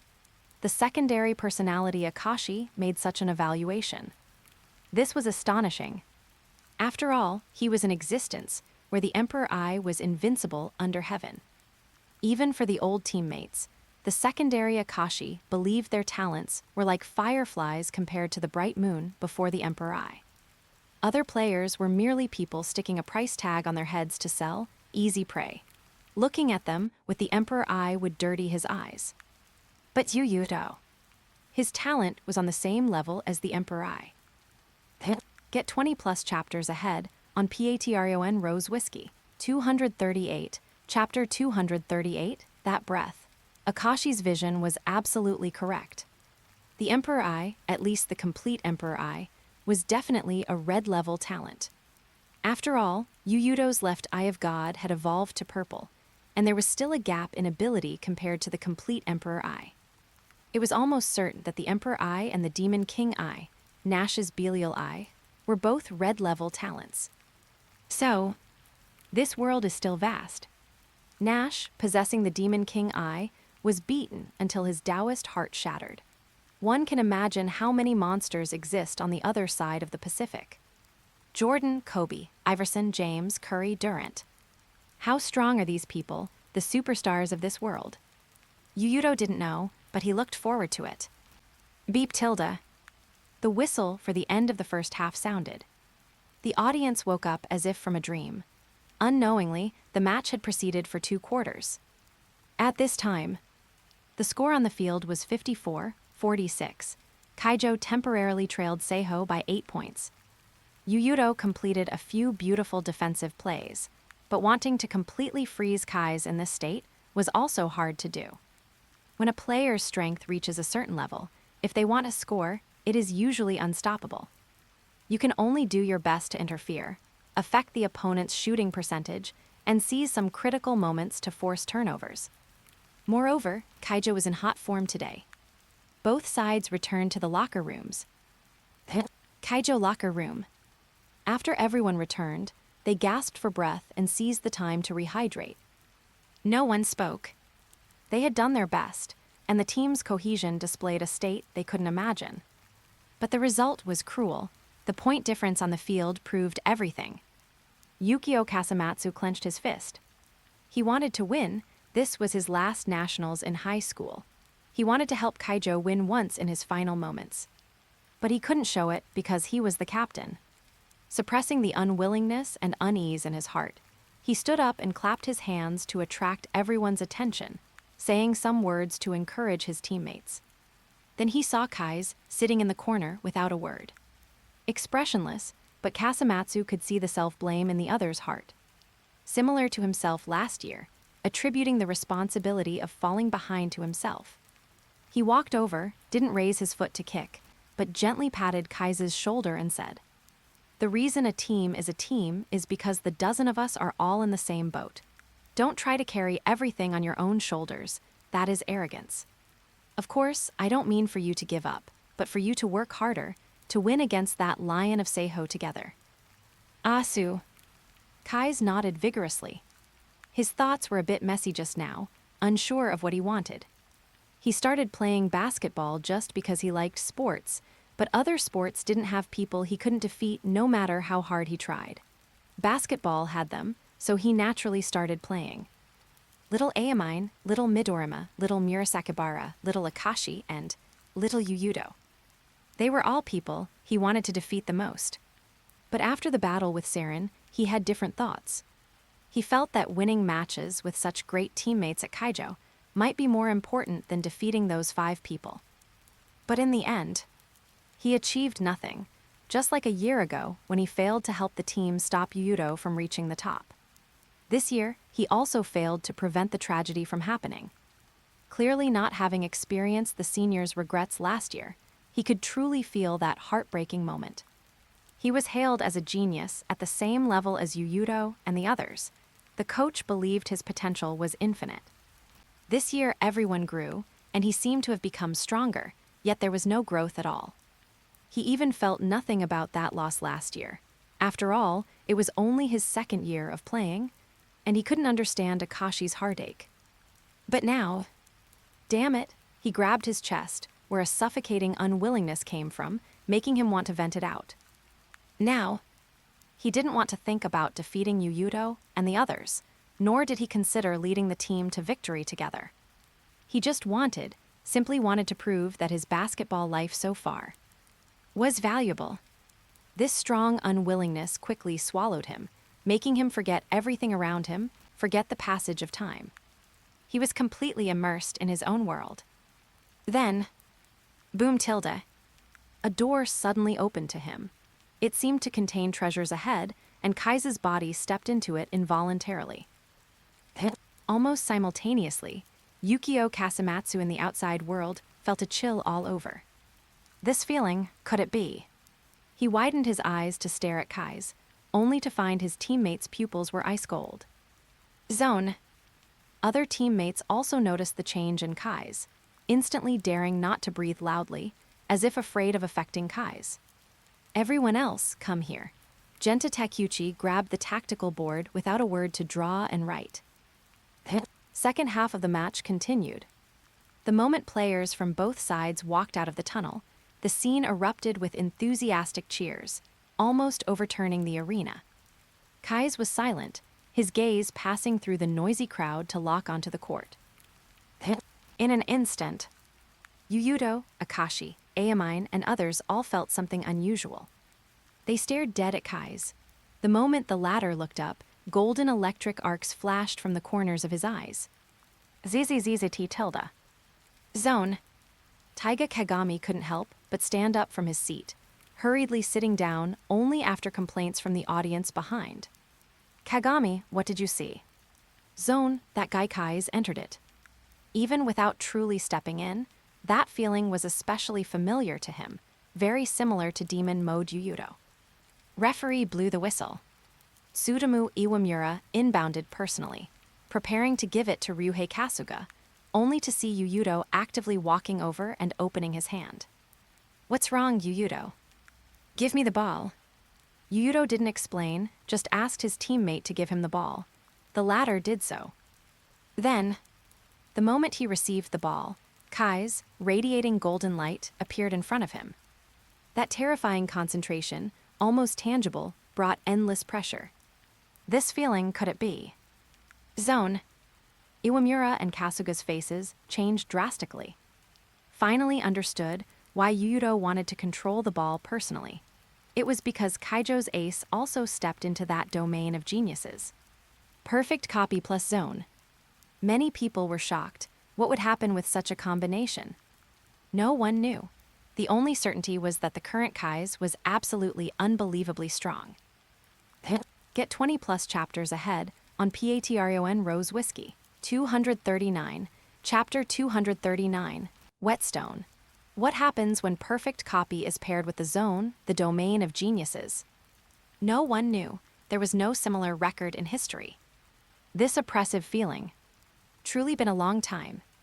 Yuuto didn't enter demon mode immediately to confront Kise, as people expected. Since Nash can do it, I can too. Zone isn't truly invincible. If strong enough, one can contend with it. Jason Silver and Nash both contended with the generation of miracles under such circumstances, and once came close to winning the game. Yuuto dribbled fiercely, layers of golden light erupting from his body like a dazzling sun. However, Kise's hand reached out very abruptly. It was too fast. The concentrated focus made his world look like it was slowed down. Smack! A crisp sound of hitting the ball. Yuuto had just taken a step when the ball in his hand was poked away. Yaru! Yuuto retreated rapidly, quickly controlling the ball in his hand again. Bible of the Star activated. Speed specialization. Like a dragon entering the sea, the ball adhered to his palm like a magnet as he broke through with concise yet sharp movements. Concise to the extreme meant extremely fatal. One strike could break the enemy. And Kise, the golden lightning in his eyes became more intense. Concentrated attention made him see things slower and react faster. Imitation Emperor I almost usable, as the real Emperor I at this moment. With a swift turn, his arm stabbed out like a spear, destroying Yuuto's dribble for the second time. Stolen again. What happened? Why does Kise look like he changed into a different person? Yuuto, that Lion King, is actually being suppressed. Everyone exclaimed, completely unaware of what happened, widening their eyes, thinking, is the invincible myth of the King of Seiho about to be broken? Shin-chan, are your teammates all monsters like this? Kazunari Tako watched with palpitation. That was Yuuto, who defeated their Shadoku. Midorima said nothing, attention entirely on the TV. Perfect copy paired with zone. He could assert now that Kise was currently the strongest on the court. Yuuto didn't protect the ball this time. Yukio Kasumatsu picked it up and gave it to Kise to handle. Next moment, golden lightning cut through the court. In the blink of an eye, he had crossed the center line. Sure enough, so strong. Yuuto's eyes lost focus briefly. His body couldn't pursue immediately due to inertia. Kise in this state was strong beyond thinking. He could single out the entire defense of Team Jabberwock alone. Even Nash couldn't stop him before using his Belial Eye. However, this is what I want. Unlike Aomine's desire for strong enemies, what Yuuto wanted was to make himself stronger. Such an opponent was enough to make him evolve a lot. Kise! Yuuto shouted, further specializing speed, exploding with faster speed. He chased to Kise's side. Off-ball movement evolved from Midorima, man-to-man defense evolved from Aomine. All exploded at this moment. Result: Kise swept a cold glance, those eyes scary calm. Just one look was suffocating. At this moment, he reached the limit he could currently reach. Yuuto moved his body quickly, constantly blocking the opponent's steps. But Kise was really strong. After several rounds, Yuuto found his legs unable to move. His center of gravity was destroyed. Kise went straight to the hoop, ending this attack with a 3+1. Oh. People didn't know what happened, but Kise Ryota at this moment was shockingly powerful. Yuuto, Ryuhei Kasuga leaned over. Sorry, I have some things I want to do no matter what. Yuuto didn't explain. However, Iwamura gave him the ball immediately. Go do it boldly. Seiho is your team. That's right. Seiho had long become Yuuto's shape. Since it was the king's decision, they only needed to trust unconditionally. HMPH, ready to step down so soon. But thanks. Yuuto received the teammate's pass, exploded with extreme speed, breaking through the air to move forward. Soon, he engaged Kise again. With the support of Zone's absolute focus, the power of Imitation Emperor I reached its limit. But this time, Kise failed to destroy Yuuto's offense immediately. With a smack, although the ball was poked, Yuuto did it on purpose. He extended his long arm to grab the poked ball back, following the momentum to accelerate towards Kaijo's paint. Figures crossed as they reached the paint. Then, bang tilde. Kise raised his right arm high to intercept. Absolute defense like Murasakibara at Sushi disintegrated Yuuto's offense. So amazing. Kise's change made even Mom feel unfamiliar. Was this still the docile golden retriever she knew? The scene boiled over completely. Kaijo fans saw hope of victory. Only, what exactly is you doing? Sora didn't understand. She didn't believe you really had no way. Could there be some restriction on demon mode too? Aomine thought of such a possibility, but denied it quickly. Maybe you is challenging and breaking his own limits. Breaking limits? Yes. That guy Yuuto's talent had evolved once again. Corrected memories wouldn't disappear because the match ended anymore. If that's really the case, he's treating Ryota as a whetstone. The secondary personality, Akashi, guessed the truth. This great enemy in front of him never did meaningless things. Doing this, there was only one possibility. Using Kise to complete his evolution, constantly correcting his weaknesses, letting himself step into the next dimension. While speaking, Kise had taken the lead, rushing at the very front. Behind him was Yuuto's relentlessly pursuing figure. Speed specialization. Yuuto approached quickly. Strength specialization. He attempted to strengthen physical confrontation to force the opponent to stop. Useless. Kise anticipated the enemy's move, dodging with a swift turn, passing from the other side. Can't stop him at all, even that Yuuto. Saren people swallowed hard.